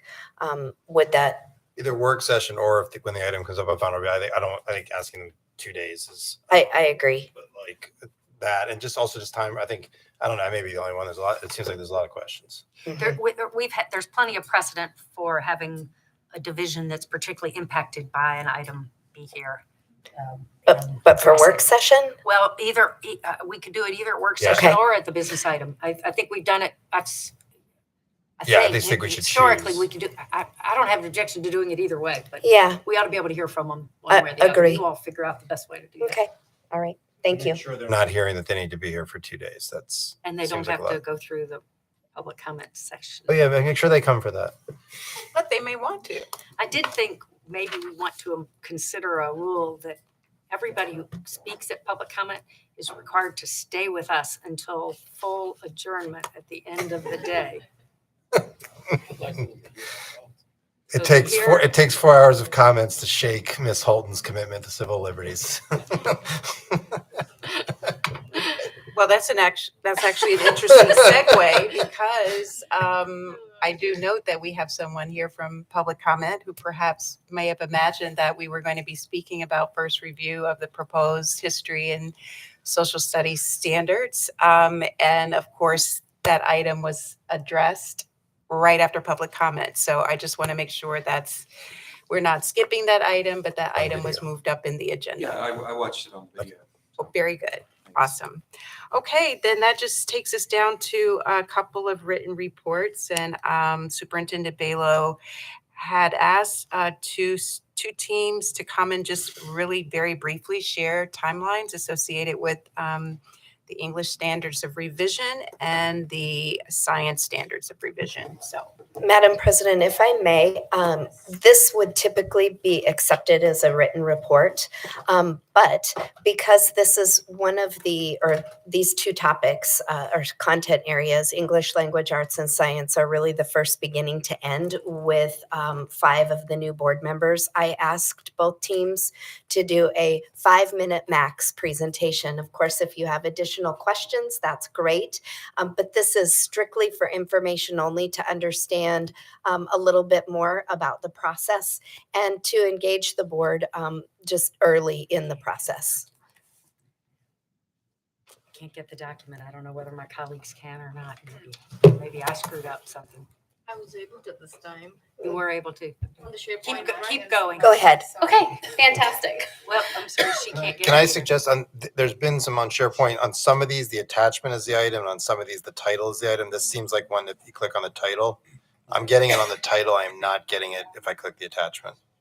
Yeah, the attachment's not accessible to the title. And it's been on a bunch of them. But that means I'm getting the agenda item, but I'm not getting the attachment. Oh, maybe the attachment's with the, I think it is. okay.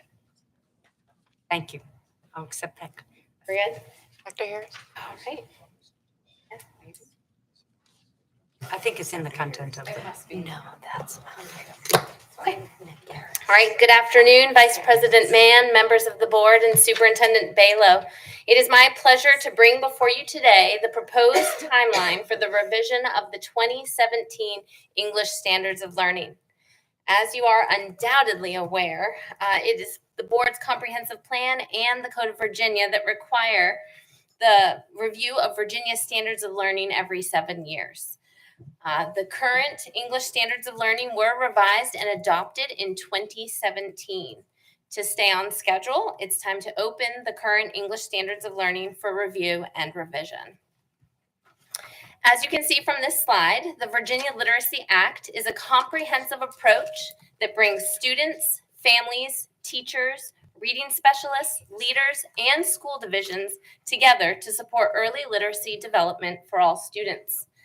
The Virginia Literacy Act provides a lens to support the revisions of the standards in such a way that the connection between the skills in the standards and evidence-based literacy instruction and science-based reading research as defined by the code are explicit for teachers and students.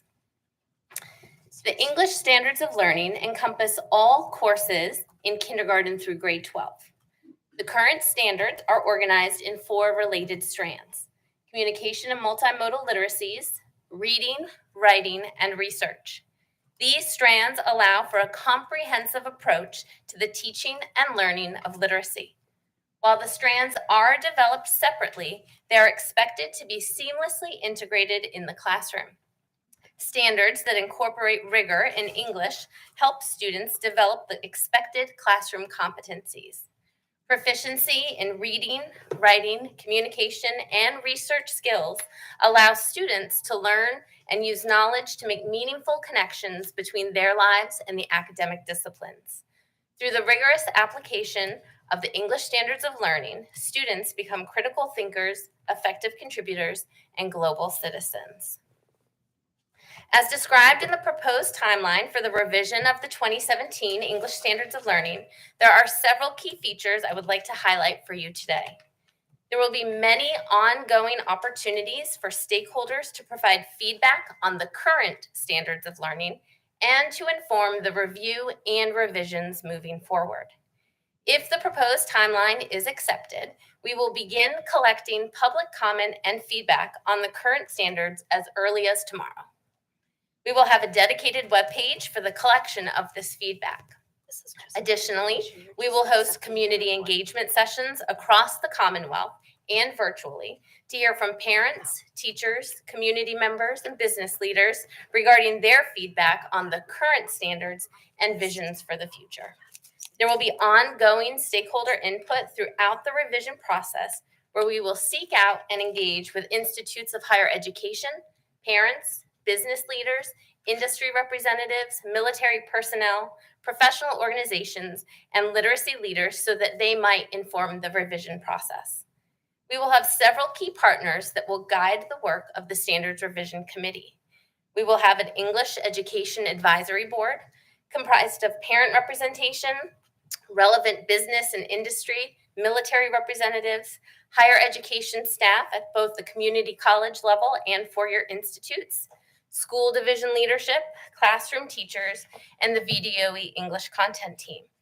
This group will provide ongoing one-on-one and full panel feedback to the revision team leaders, including practical perspectives on the standards and recommended revisions. Another key partner in the work will be the Virginia Literacy Act Work Group, representative of the stakeholders listed on slide 3 and inclusive of before and after school care providers and community organizations. An English Standards Revision Steering Committee comprised of English language arts teachers, English curriculum specialists, reading specialists, and VDOE content staff will work in conjunction with these groups to guide the revision writers on the vision for creating best-in-class standards that will support K-12 literacy development in Virginia. Lastly, we will have a team of writers who will work closely with the steering committee and the VDOE English content team to revise the standards based on priorities established through the process, which will lead to successful literacy development and rigorous standards for all students. As you are aware, the review and revision of standards, curriculum frameworks, and instructional materials is a multi-year process. This slide outlines for you the major events in the proposed revision timeline and when we might anticipate each component is completed if the proposed timeline is accepted. Upon acceptance, the Department of Education will provide information to the public according to the timeline. It is anticipated that the revised English standards will be brought to you for first review in November of 2023.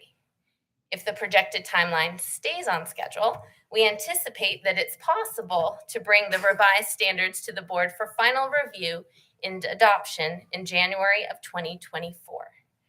The Superintendent of Public Instruction recommends that the Board of Education accept the report on the timeline for the review and approval of the English Standards of Learning. Under 5 minutes? Perfect. Great.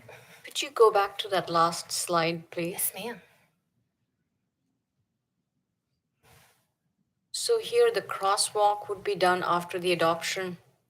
Yes, ma'am. So that is the time frame where it's the crosswalk year between the 2017 and the 2024, where teachers are given the new standards and they're kind of shifting their instruction to align with the new standards, but the assessments remain on the old standards. So it gives teachers and educators and parents and communities time to prepare before we switch over into implementing the new standards.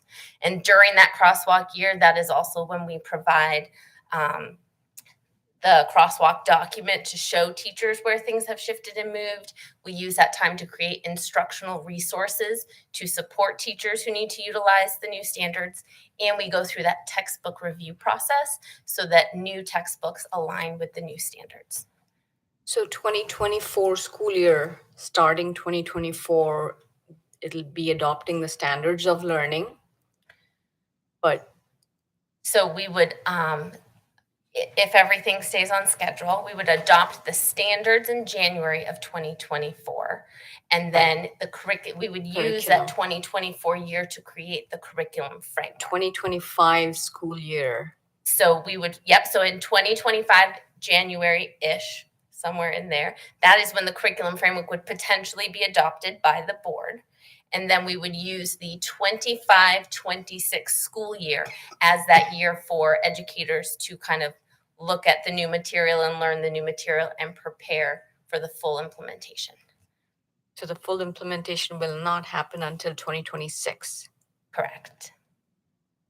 They would not be teaching it in 2025. They would be teaching it, but the assessment would be aligned with the 2017 standards. So this gives some time for the teachers to transition, and it gives time for assessment writers to create new assessment items that align with the new standards. Thank you. Yeah. Thank you. Thank you.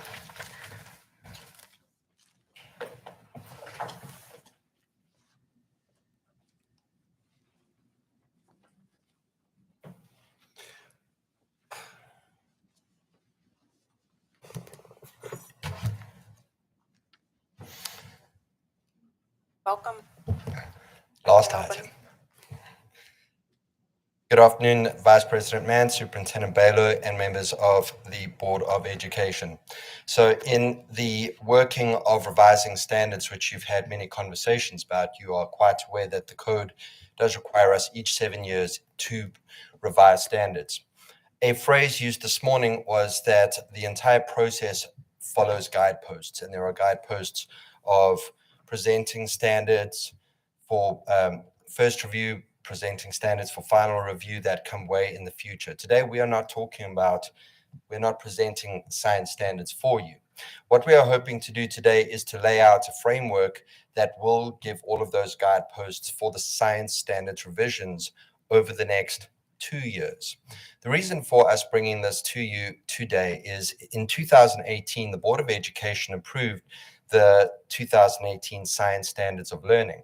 So paying attention to the previous item, we appear to be a year ahead of where we should be. And there is a very clear and simple reason for that. There are 13 sets of standards that were approved by the board in 2018. And those standards do take us up to a particular point in the high school. However, there are courses in the high school that are board approved for high school graduation. However, there are no curriculum frameworks that have been approved by the board for use in schools. We will share some of those with you today.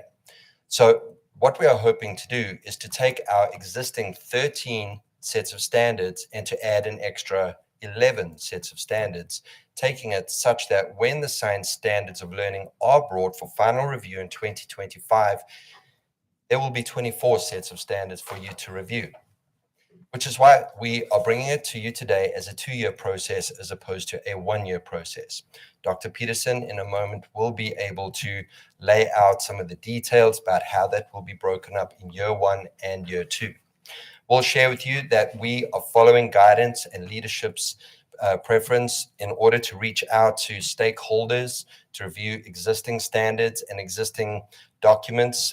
Those stakeholder groups will be parent groups, industry, higher education, as well as current K-12 educators from the classroom all the way through administration. At this point, I will hand over to Dr. Peterson, and I believe she has a presentation. Well, first of all, I'd like to thank my colleague Jill for laying out exactly what is expected with the standards of learning process. I will say that I have worked collaboratively with both Jill and Keisha Tennessee, who will be presenting the standards next month for computer science, the timeline, to ensure that we have consistency for you all, for members of our educators across the state, for stakeholders. So we want to make sure that it is a consistent process. So as Dr. Aban said, the proposed timeline is extended this first year coming up, or currently in process. We're working on developing standards and curriculum framework for those 11 courses that currently are in place. in 2024, then we would start the formal revision process of the 2018 standards.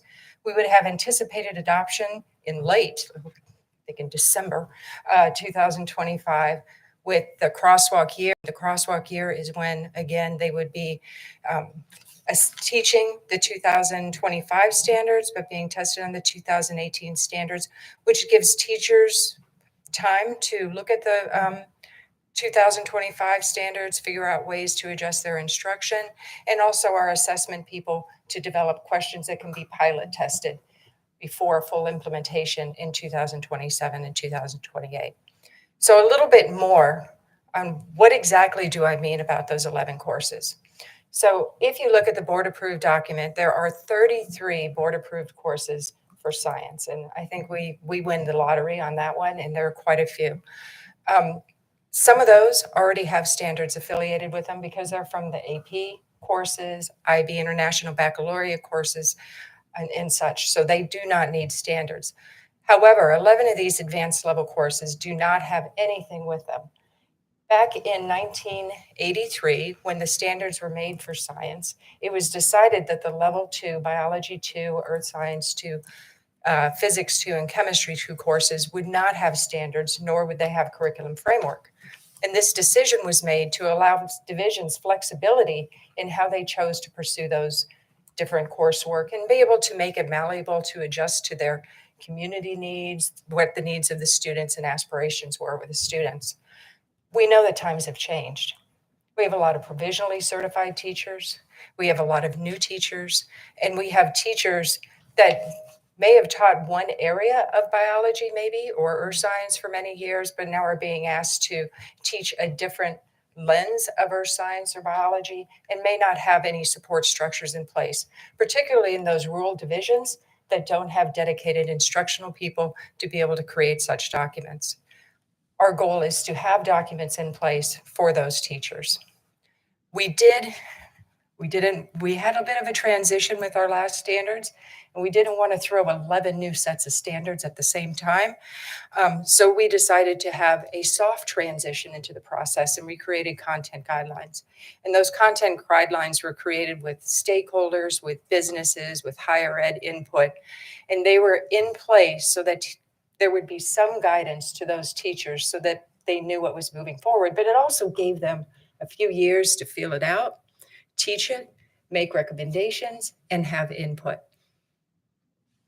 Those courses that are listed on this slide are those 11 courses that we are going to be building those structures for and have been building those structures for. Now, I want to clarify, when I say biology 2, anatomy and physiology, biology 2, ecology, when you take a biology 1 course, for instance, it is a survey of all different topics. We have a wonderful standard on viruses and bacteria. We have a standard on genetics, a standard on macromolecules, my personal favorite, one on ecology. And students get to dabble, just like they do in a first level college course, in the different areas of biology.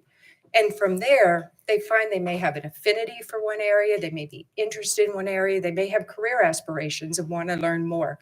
So these level 2 courses provide that deeper dive into specific content areas.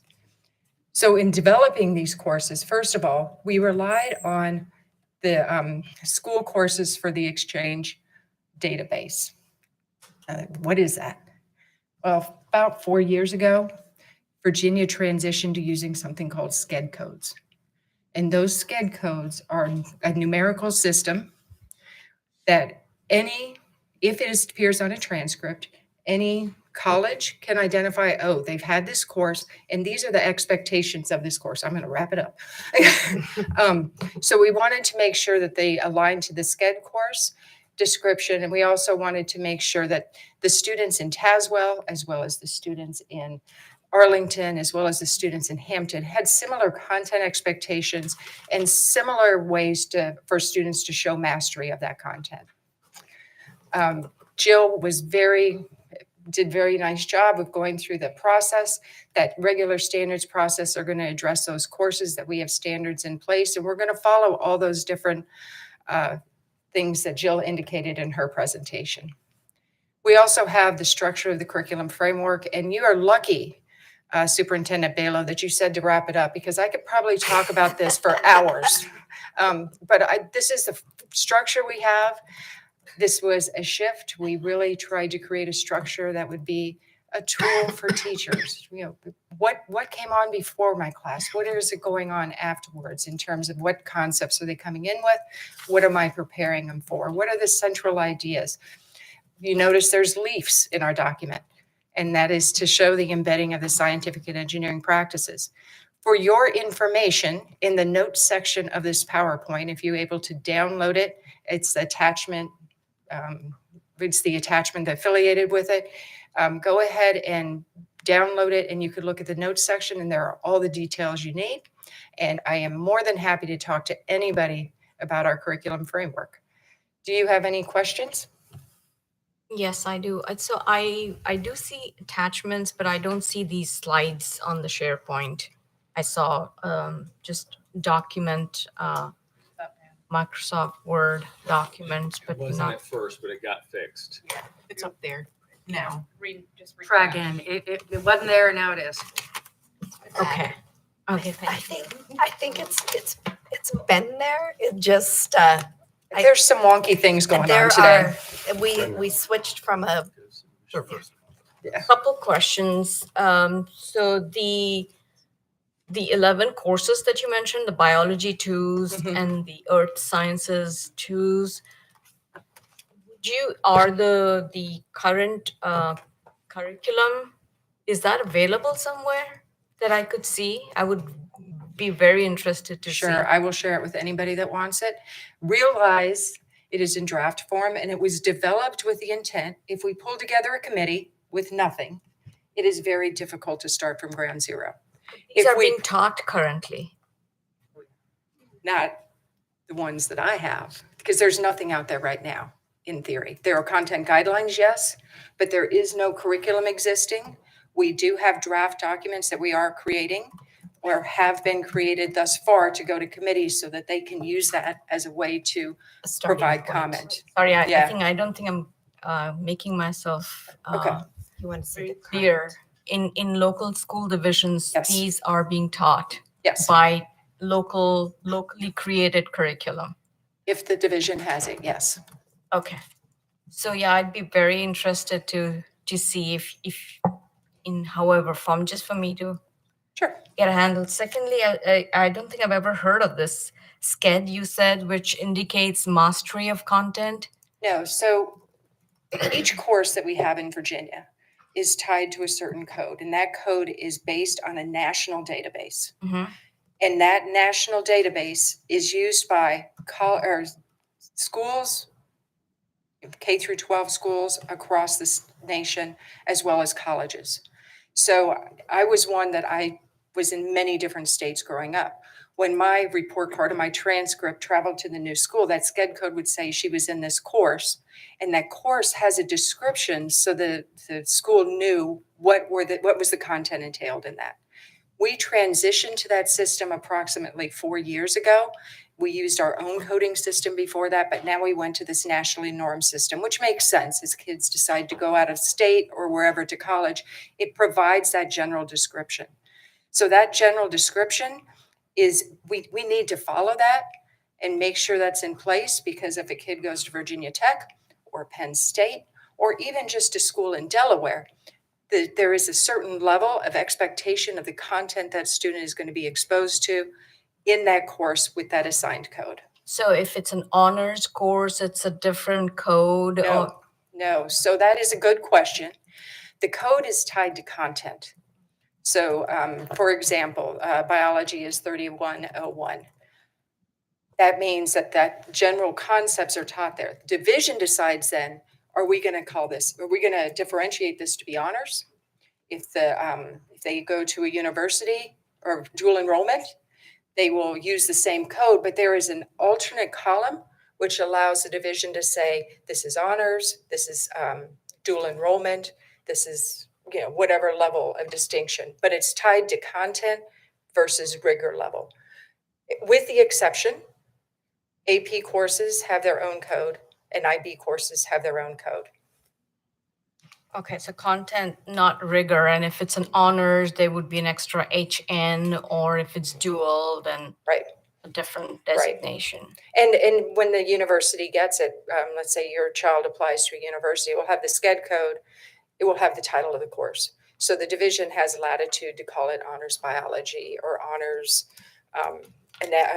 bio 2 anatomy and physiology, so that you have a combination of both, but there is a drop-down descriptor.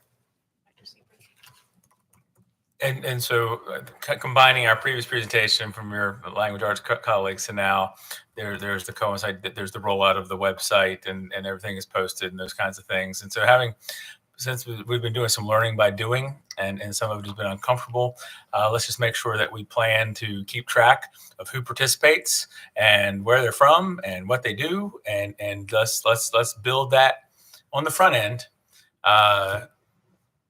So whatever transitions happen at any point in time, there's a constant thread for, Okay, of course. Thank you. I have another question. So if it's an honors course, that honors designation is required on a transcript?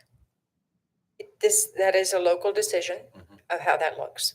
So when they send up their coursework to us, they are signing just that SCED code, and they could have a Virginia descriptor. But how that division wants to reflect that in their own databases, and then it reflects in their transcripts, is up to that division. So if a division decides that it will, is it bouncing off its rigor course again against the state? Is it letting you know what the rigor is? And no. Okay, so it decides what is honors, and it'll then put it uniformly across all the transcripts in that local school division. Yes. Yes. So each division decides, some divisions, we're going to elevate the rigor, we're going to have additional expectations. Others say, there's the whole talk is making an honor course, do you give more work or differentiated work? So how they approach that, some may just say you're going to do an extra paper. It is up to the divisions to make that decision. But everybody, regardless of whether you're a dual enrollment program, an honors program, you have to have that basis of information that you can build up as high as you want, but that basis is the same, and that because of that basis, it's tied to that specific SCED code. Thank you.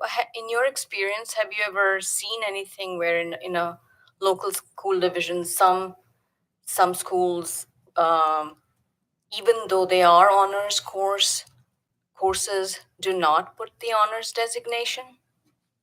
No, I think I've seen more of the opposite. So they'll just call everybody, oh, you're in ninth grade biology, we'll just call you all honors.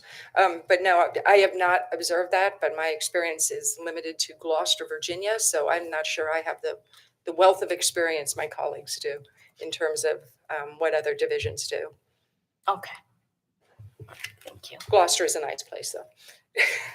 President. Yes, Ms. Holden. I just want to commend you all for your really, really hard work, past and future, and for taking this on the way you are. And I just want to comment that it's my understanding, and maybe somebody can educate me to the contrary, but very few states even attempt to have the kind of rigorous standards that Virginia has, frankly, on any topic beyond literacy and numeracy.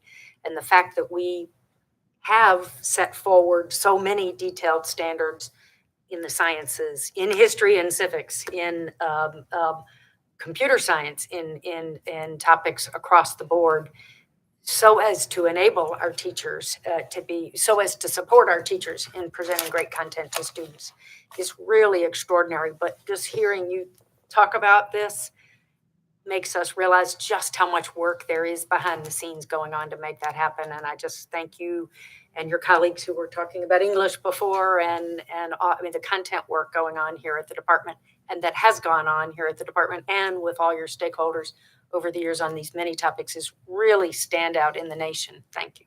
Thank you. Thank you. All set.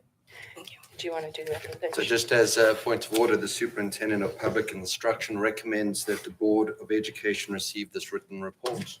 So moved. Thank you so much. Oh, thank you. Thank you so much. Thank you. The horses can smell the barn, sorry. Well, that actually does take us right down to discussion of current events by the superintendent. I don't know if Ms. Velo, you have anything? I feel I have participated fully and have nothing more to add at this time, but certainly invite colleagues to participate as well. I have a quick one. I'm hoping as much fun as it would be to have a fulsome discussion of current issues. I just have a real quick one. I think we should codify what we did yesterday, just talking about accountability. So I'd like to make a motion that we just affirm the work yesterday and accept that plan and timeline that work is actually going to start and formally direct VDOE to begin work on that phase 1 and phase 2, so we can move from a plan to have a plan to hopefully very soon see what the actual plan is and discuss concrete stuff. And then finally, a report to the board, and it can just be part of this. It doesn't need to be a big deal, just on the full range of options that are available to us. You're going to come back with, we've got the phase 1 and phase 2 work. I'm also just interested in what's the full range of things that could be on the table, just to make sure we're aware of those in terms of different, yesterday they talked about different kinds of indicators and stuff we can adjust just to make sure we have, so we're going to get your plan, with the work you guys want to do in phase 1 and phase 2, but also just what's all the other stuff that we would have the authority to do that we may or may not want to do. Does that make sense? That's quite a long motion. Yeah, that is a long motion, but just for clarification, we're talking about accountability and that presentation. Okay, and what first of all, I appreciate the direction. That really does help guide our work.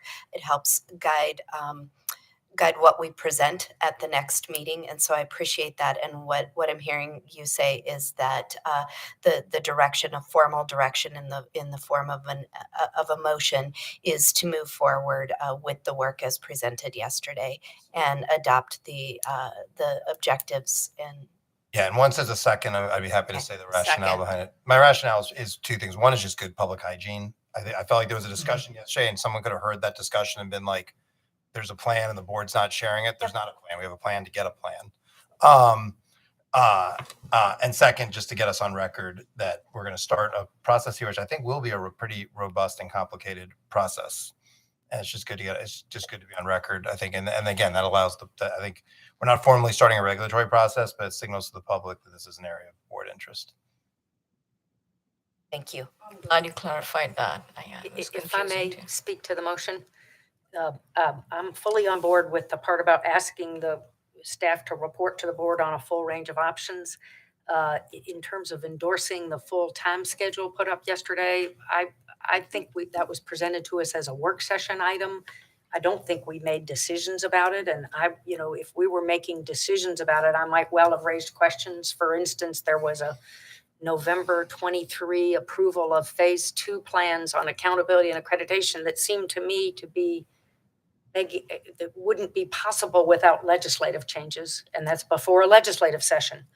And there's no bills pending this session that would provide that authority. So had this been an action item, I might have raised those questions yesterday, but since it was an information item, I didn't see the need to raise all those detailed questions. So, the notion that the board's going to get started, that the department's getting started on this work, I think is obvious. And I think there's no question about that. But approving the timeline in any detail, I would have lots of questions about it. And frankly, I don't think the public is on notice that was before us. Yesterday was a work session. There was no motion on the table yesterday. It's a completely different item from a business item. And so, but can we, I hear you. That's a very good point. Can we say that we're going to start work on what they've developing what phase 1 and phase 2 of this plan would look like without some sort of a timeline? I'm wondering. Starting work. Yep. They're obviously starting and work. To be I'm clear, not endorsing And I'm not sure, Madam President, you may know, would this actually lock us into that timeline or just signal that this is what we're looking at? I certainly don't want to lock us into a And timeline. just to be clear, I'm not endorsing any particular parts of that work because frankly, we didn't hear what those parts are. No, this is to start. Phase 1 said we're going to come back to you in March and talk about phase 1. It didn't tell us what phase 1 was. The short title of my amendment would be the plan to formally develop the plan. I think I'm hearing that my colleagues are on the same page, that the idea is to signal that we're getting started, the plan, have a plan. So I don't know what the motion is. Okay, let me try to make the motion. So a couple of things. Wait, you Go. made it. Okay. Somebody second it? Yes. I did. So You can't, are you Okay. gonna I'm just trying to repeat it to make sure everyone's clear, but go ahead. Go ahead, Ms. Creasy, please. I was just gonna say it may be, it may help ease a little heartburn if we, because I think the first phase did not say anything about having to potentially look at legislation, the need for legislative work. So perhaps it's getting more in depth in the first phase. I'm just throwing an idea out if that's not amenable. But I think that we do need to certainly signal strongly a motion towards moving down the road with this work. I would just ask for clarity on the motion because, Yeah. moving forward sounds lovely, but is that really a motion? Can I withdraw it and then try again to do this? Okay, so I'll now version 2.0. Two things. One, full range of options are available to us as a board on accountability and accreditation, the full range of things we could do now, an analysis on that. And then second, formally direct VDOE, obviously led by you, Dr. Balo, to begin work on fleshing out what phase 1 and phase 2 of a bifurcated accreditation and accountability system would look like, and to formally begin work on that. Hopefully that was slightly briefer and slightly clearer, but I'm not. It is clear, and as clarified, I have no objection. Can I hear a second? Second. Thank you for bearing with me, Ms. Creasy. So it's formally directing the department to develop a full range of options and analysis with regard to bifurcating. The full range of what we can do on accountability and accreditation now, and then second, at the same time, to begin work on phase 1 and phase 2 of the plan that we heard about yesterday, so we can get to specifics.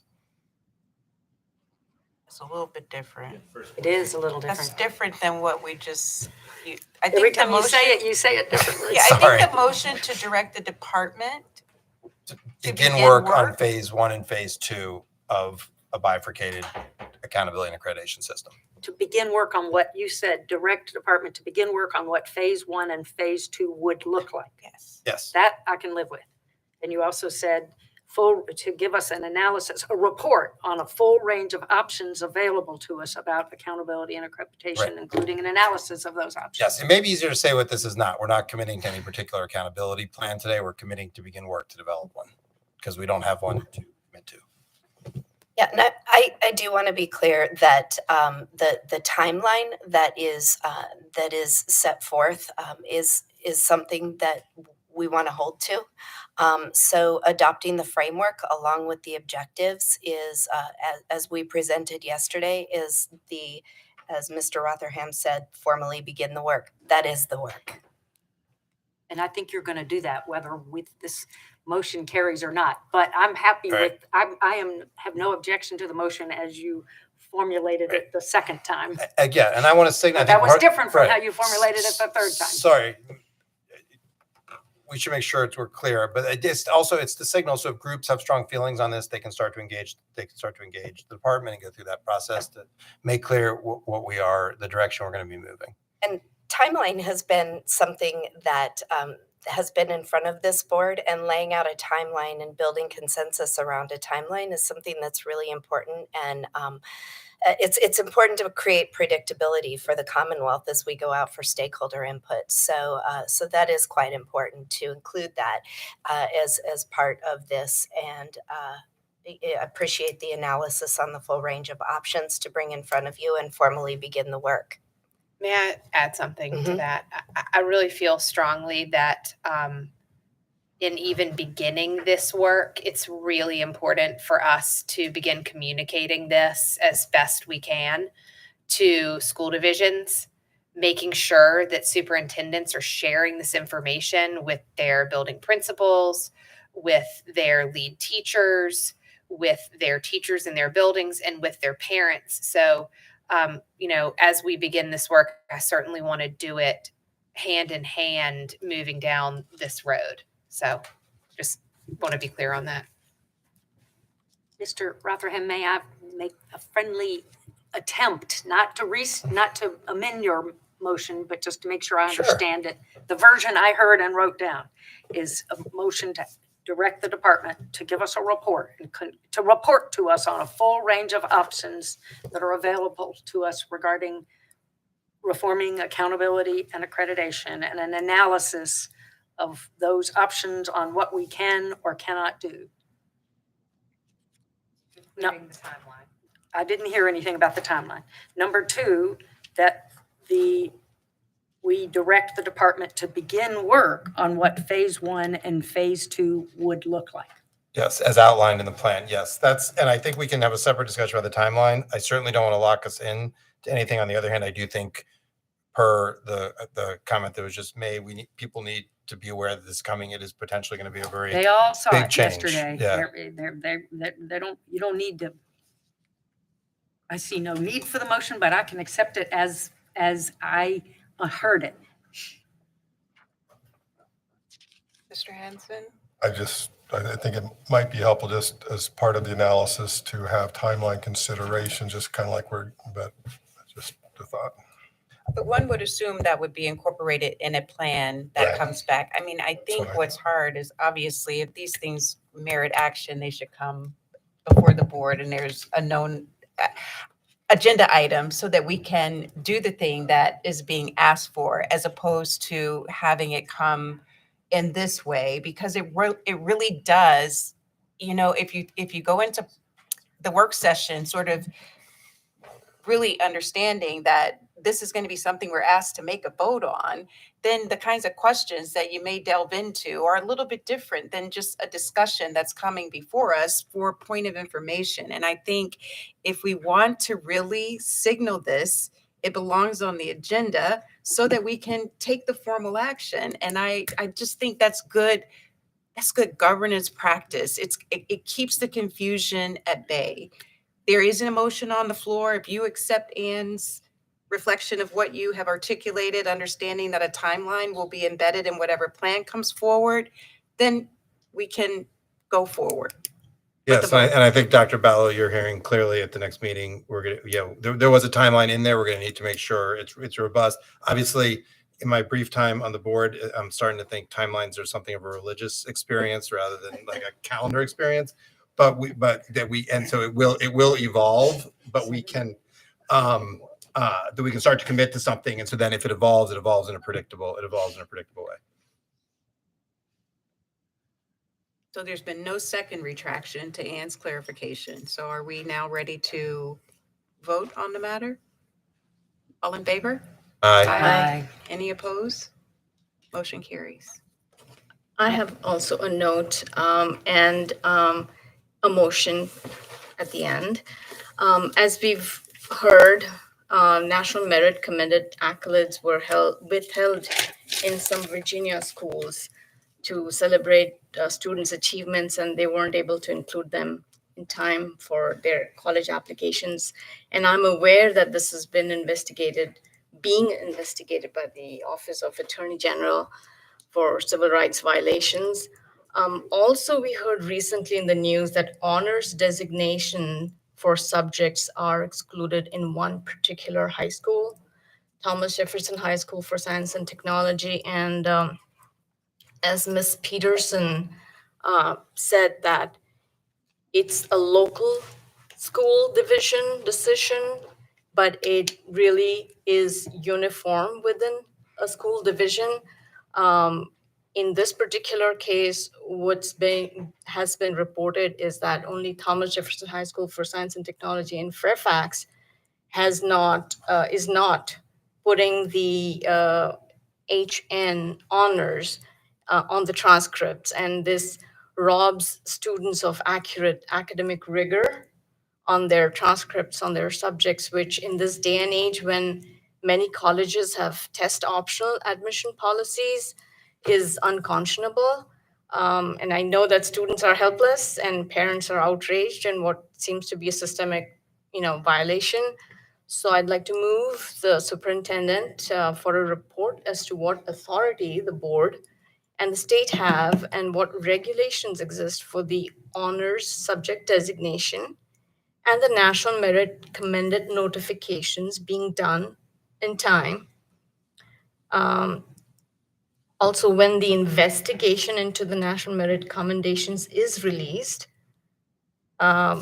what recommendations and directions we could have, or you may have, to prevent this from ever happening in the future and ensure that parents have an opportunity to celebrate their children's achievements.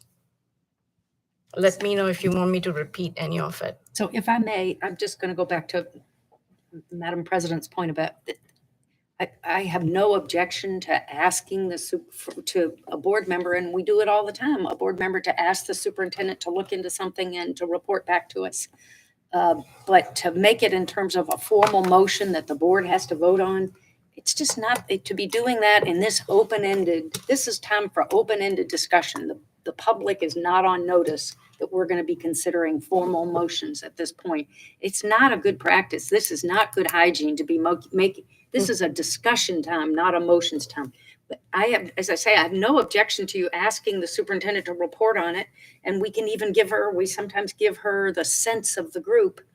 You know, if everybody agrees that's something we want to hear a report on, that'll help make it a higher priority. But I just think this motions practice at the end of the day, when we're all worn out and the public didn't have notice, is not wise. I just say from a school division perspective, it's not uncommon at the end of the board meeting for a board to say to the superintendent, to the staff, hey, next month I'd like to know about this, like to have some information. Could you email me something? So I agree, just in terms of practice, asking for information is routine. It's on record that we ask for information. But similarly, I think that if we're going to make motions to direct things, then I would want to have the chance to learn more about them. In this particular instance, I think this would be very, very good information to have, but I don't want a motion to be construed as us trying to step into a local board issue. Absolutely. Because I want the community to have the first shot to get things straight, but I'm happy to learn about what's going on. I actually have a slightly different concern. I'd be fine with this, but only after the Attorney General's investigation concludes. I'm concerned that we don't want to be seen as injecting ourselves into the Attorney General's investigation. That was part of the motion. I want to make sure it's absolutely But clear that we're the not doing. other one about the honors designation is something also it's been widely reported. So I hadn't heard anything about that. But as to both of your motions, and I don't mean to go back and I don't have revisit- a motion. Well, your prior motion, I'm just saying, even just getting the wording of motions right, when you make it formal, then somebody's magically trying to write all this down and turn it into something that can go into the minutes. And both of you spoke at some length and had lots of interesting things to say, but how you shape that into a motion that can be before a body for a vote is just, I don't mean to be picking on any topic or person. I just think this motions practice in the discussion part of the agenda is not helpful. There must be, I don't know, but I assume we can ask ahead of time that agenda items be put on and that motions, that we can ask. That would be great if there was something like that. But if board members don't have an objection, I would really like to get this on. What do you think about it? And get it on the record and have an actual official motion. What we can do, and I'm gonna just give Ms. Love a nod, but what we can do is provide an update to the extent possible at the next board meeting on both of the topics that you raised, and it would be an update. Yes. Okay. Right. So, and let me know if you want me to write it up or email what exactly I'm asking you to do. And it'll be exactly what I just said. Okay. So you're withdrawing the motion? I'm not withdrawing the motion. Okay. You can, and we will get this done. We will get if you want. So Is there a second to your motion? You might have to restate it to determine if there's a second to the motion, because I didn't hear a second. And she was indicating that she would actually provide the information to you, to the board. To the board. Absent a motion to do it. That's what I Is understand. there a second? I would be happy to provide the second, but I just would like to make sure that we're doing it in an appropriate way. I think that, from the secretary, which I serve on this, that's my capacity with this board, there's confusion about when a request is made by a board member, does that go to the board member? Does it go on the agenda? Does it get followed up on if it's not a board matter? And so the clarification, the discussion is wonderful. I'm not sure what the line is between a formal vote or a formal motion on a request, but I would like to give board members some assurance that this will come to the board and be distributed to all of the board members. And so if I can give that to you verbally and say, we will give you an update to the greatest extent possible. And I'm assuming that you would want that as part of the agenda. Yes. Okay. Then, We can do that. okay, then that means that I'm withdrawing the motion, right? Okay, yep. Okay. And so would that be like on the next? Yes, we'll give an update on the March as part of the March meeting, and it will be to the extent possible, given that there is a current investigation of some of the items that you mentioned, and to the extent possible that we have access to some of this information. The denotation of an honors course. At this point, I'm not sure if or how we gain access to that information. And so I need to check on that. I would appreciate that. Yep. Thank you. I have one additional discussion item, if I may. Yes, ma'am. Ms. Holton? One of the things we heard yesterday, I was delighted to hear that the HB 585 stakeholder, HB 585 study group is going to be tackling some of the topics that we looked at in assessment yesterday. If I understood correctly, that group has that passed last year, but the group has not yet been constituted. If I'm right about that, I would just like to suggest, whether you're ready to respond to this today, Ms. Balo, or not, but at some point, as that group is constituted, given that it's going to come back with recommendations for this board's consideration, I'd just like to encourage you to invite our input as to the membership. You're not required to, obviously, the statute puts the responsibility for that work group on the department, not the board. And the secretary. And the secretary. I think that is fairly parallel to the HB 938 task force that put the responsibility on the department. Though maybe that one had a little more reference to the board in the language, I'm not sure. But anyway, you very graciously asked for our input as to the membership of the HB 938 task force. And that certainly helped bolster the credibility of that group, I believe, by having us have an opportunity to suggest members. Or I don't know if credibility is the right word, but I think we helped get you some good people for that HB 938 task force. So I would just encourage the department to also solicit our views as to if we have folks to suggest for the HB 585 task force, since it's going to be producing recommendations that are going to come back to us.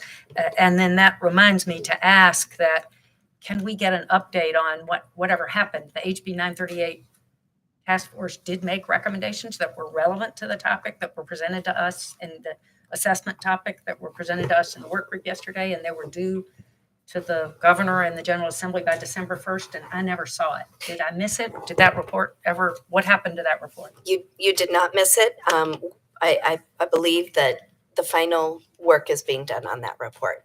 So I don't have a better update So it's than 3 that. months late, and it's relevant to the topic that we're working on, but we're going to start a new task force to look at similar topics, but we haven't got the report from the first task force.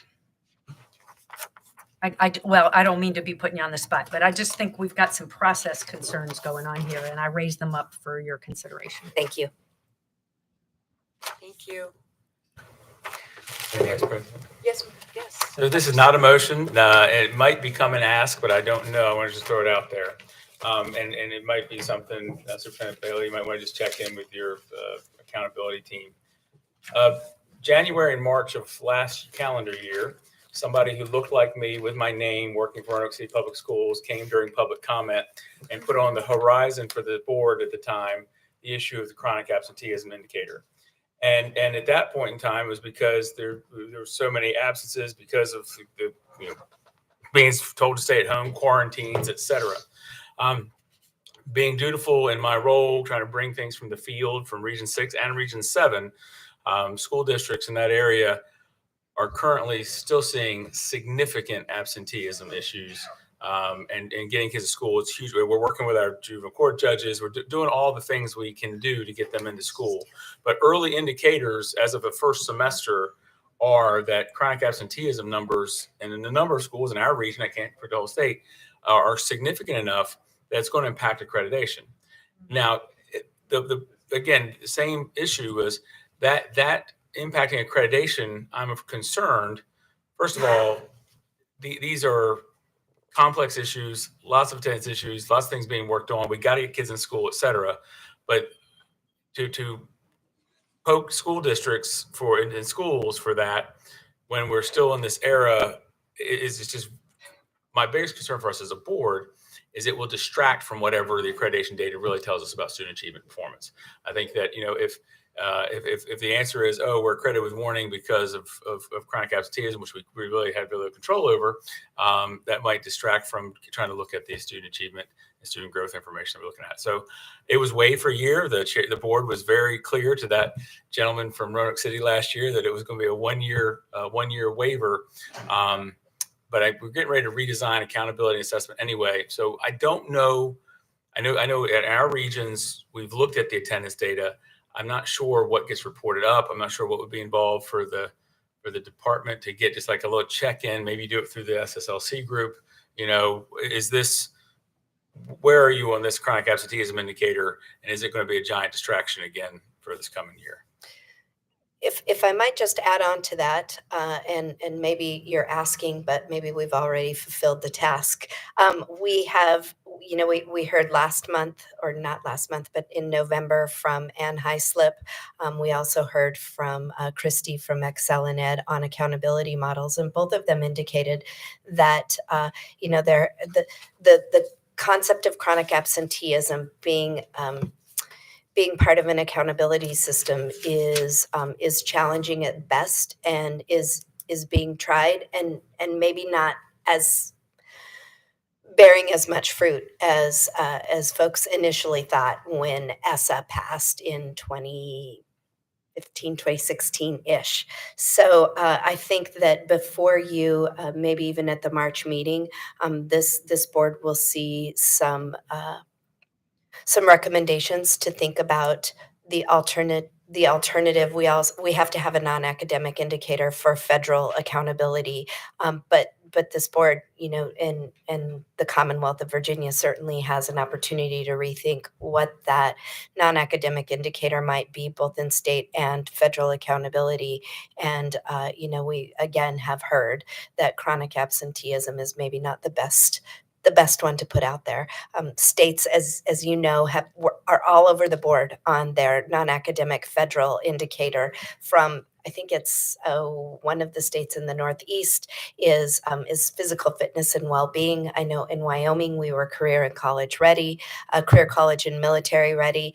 There are a number of states that picked up chronic absenteeism as their non-academic indicator. But this is an opportunity for this board to really think about: is this the best fit for Virginia?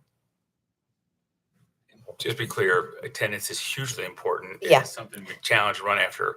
But in reality, the child who misses a lot of school is also not successful in school. So the achievement measures are already picking them up. Well, listen, and I apologize if I purported, because I think at these meetings before, I have absolutely doubled down on the importance of being in school. And so I don't mean to say that chronic absenteeism is a non-factor or something that is not important, or even not important to count and calculate. But as part of an accountability system where our goals might be slightly different, it's a little,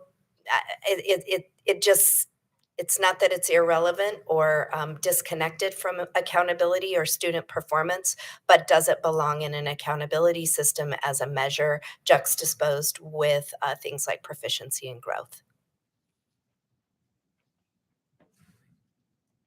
Dr. Bailey, I have one more, and I promise it's not a motion, but it's just a request. Can you make sure to please keep us updated and informed on what's happening around the budget planning error and efforts that are happening, just simply because it's obviously it's not a board issue per se, but we're getting a lot of questions, and it would be terrific just to be kept up to speed on sort of what's going on and what we can tell concerned stakeholders about what the state of play and what to expect. Yep. Thank you. Governor sent a letter to both money committees today. What? He's closed the gap.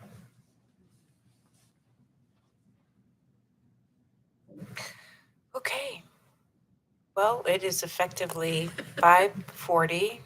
I assume, given the silent pause, it means that we are all ready to call it a day. Dr. Mann, you run a tight ship. I will note how quickly we got through everything when you were. I am not. No. Happy to pass the seat back to Mr. President when he returns next month. So, but thank you. Motion to adjourn? Second. All in favor? Aye. Safe travels home. Thank you.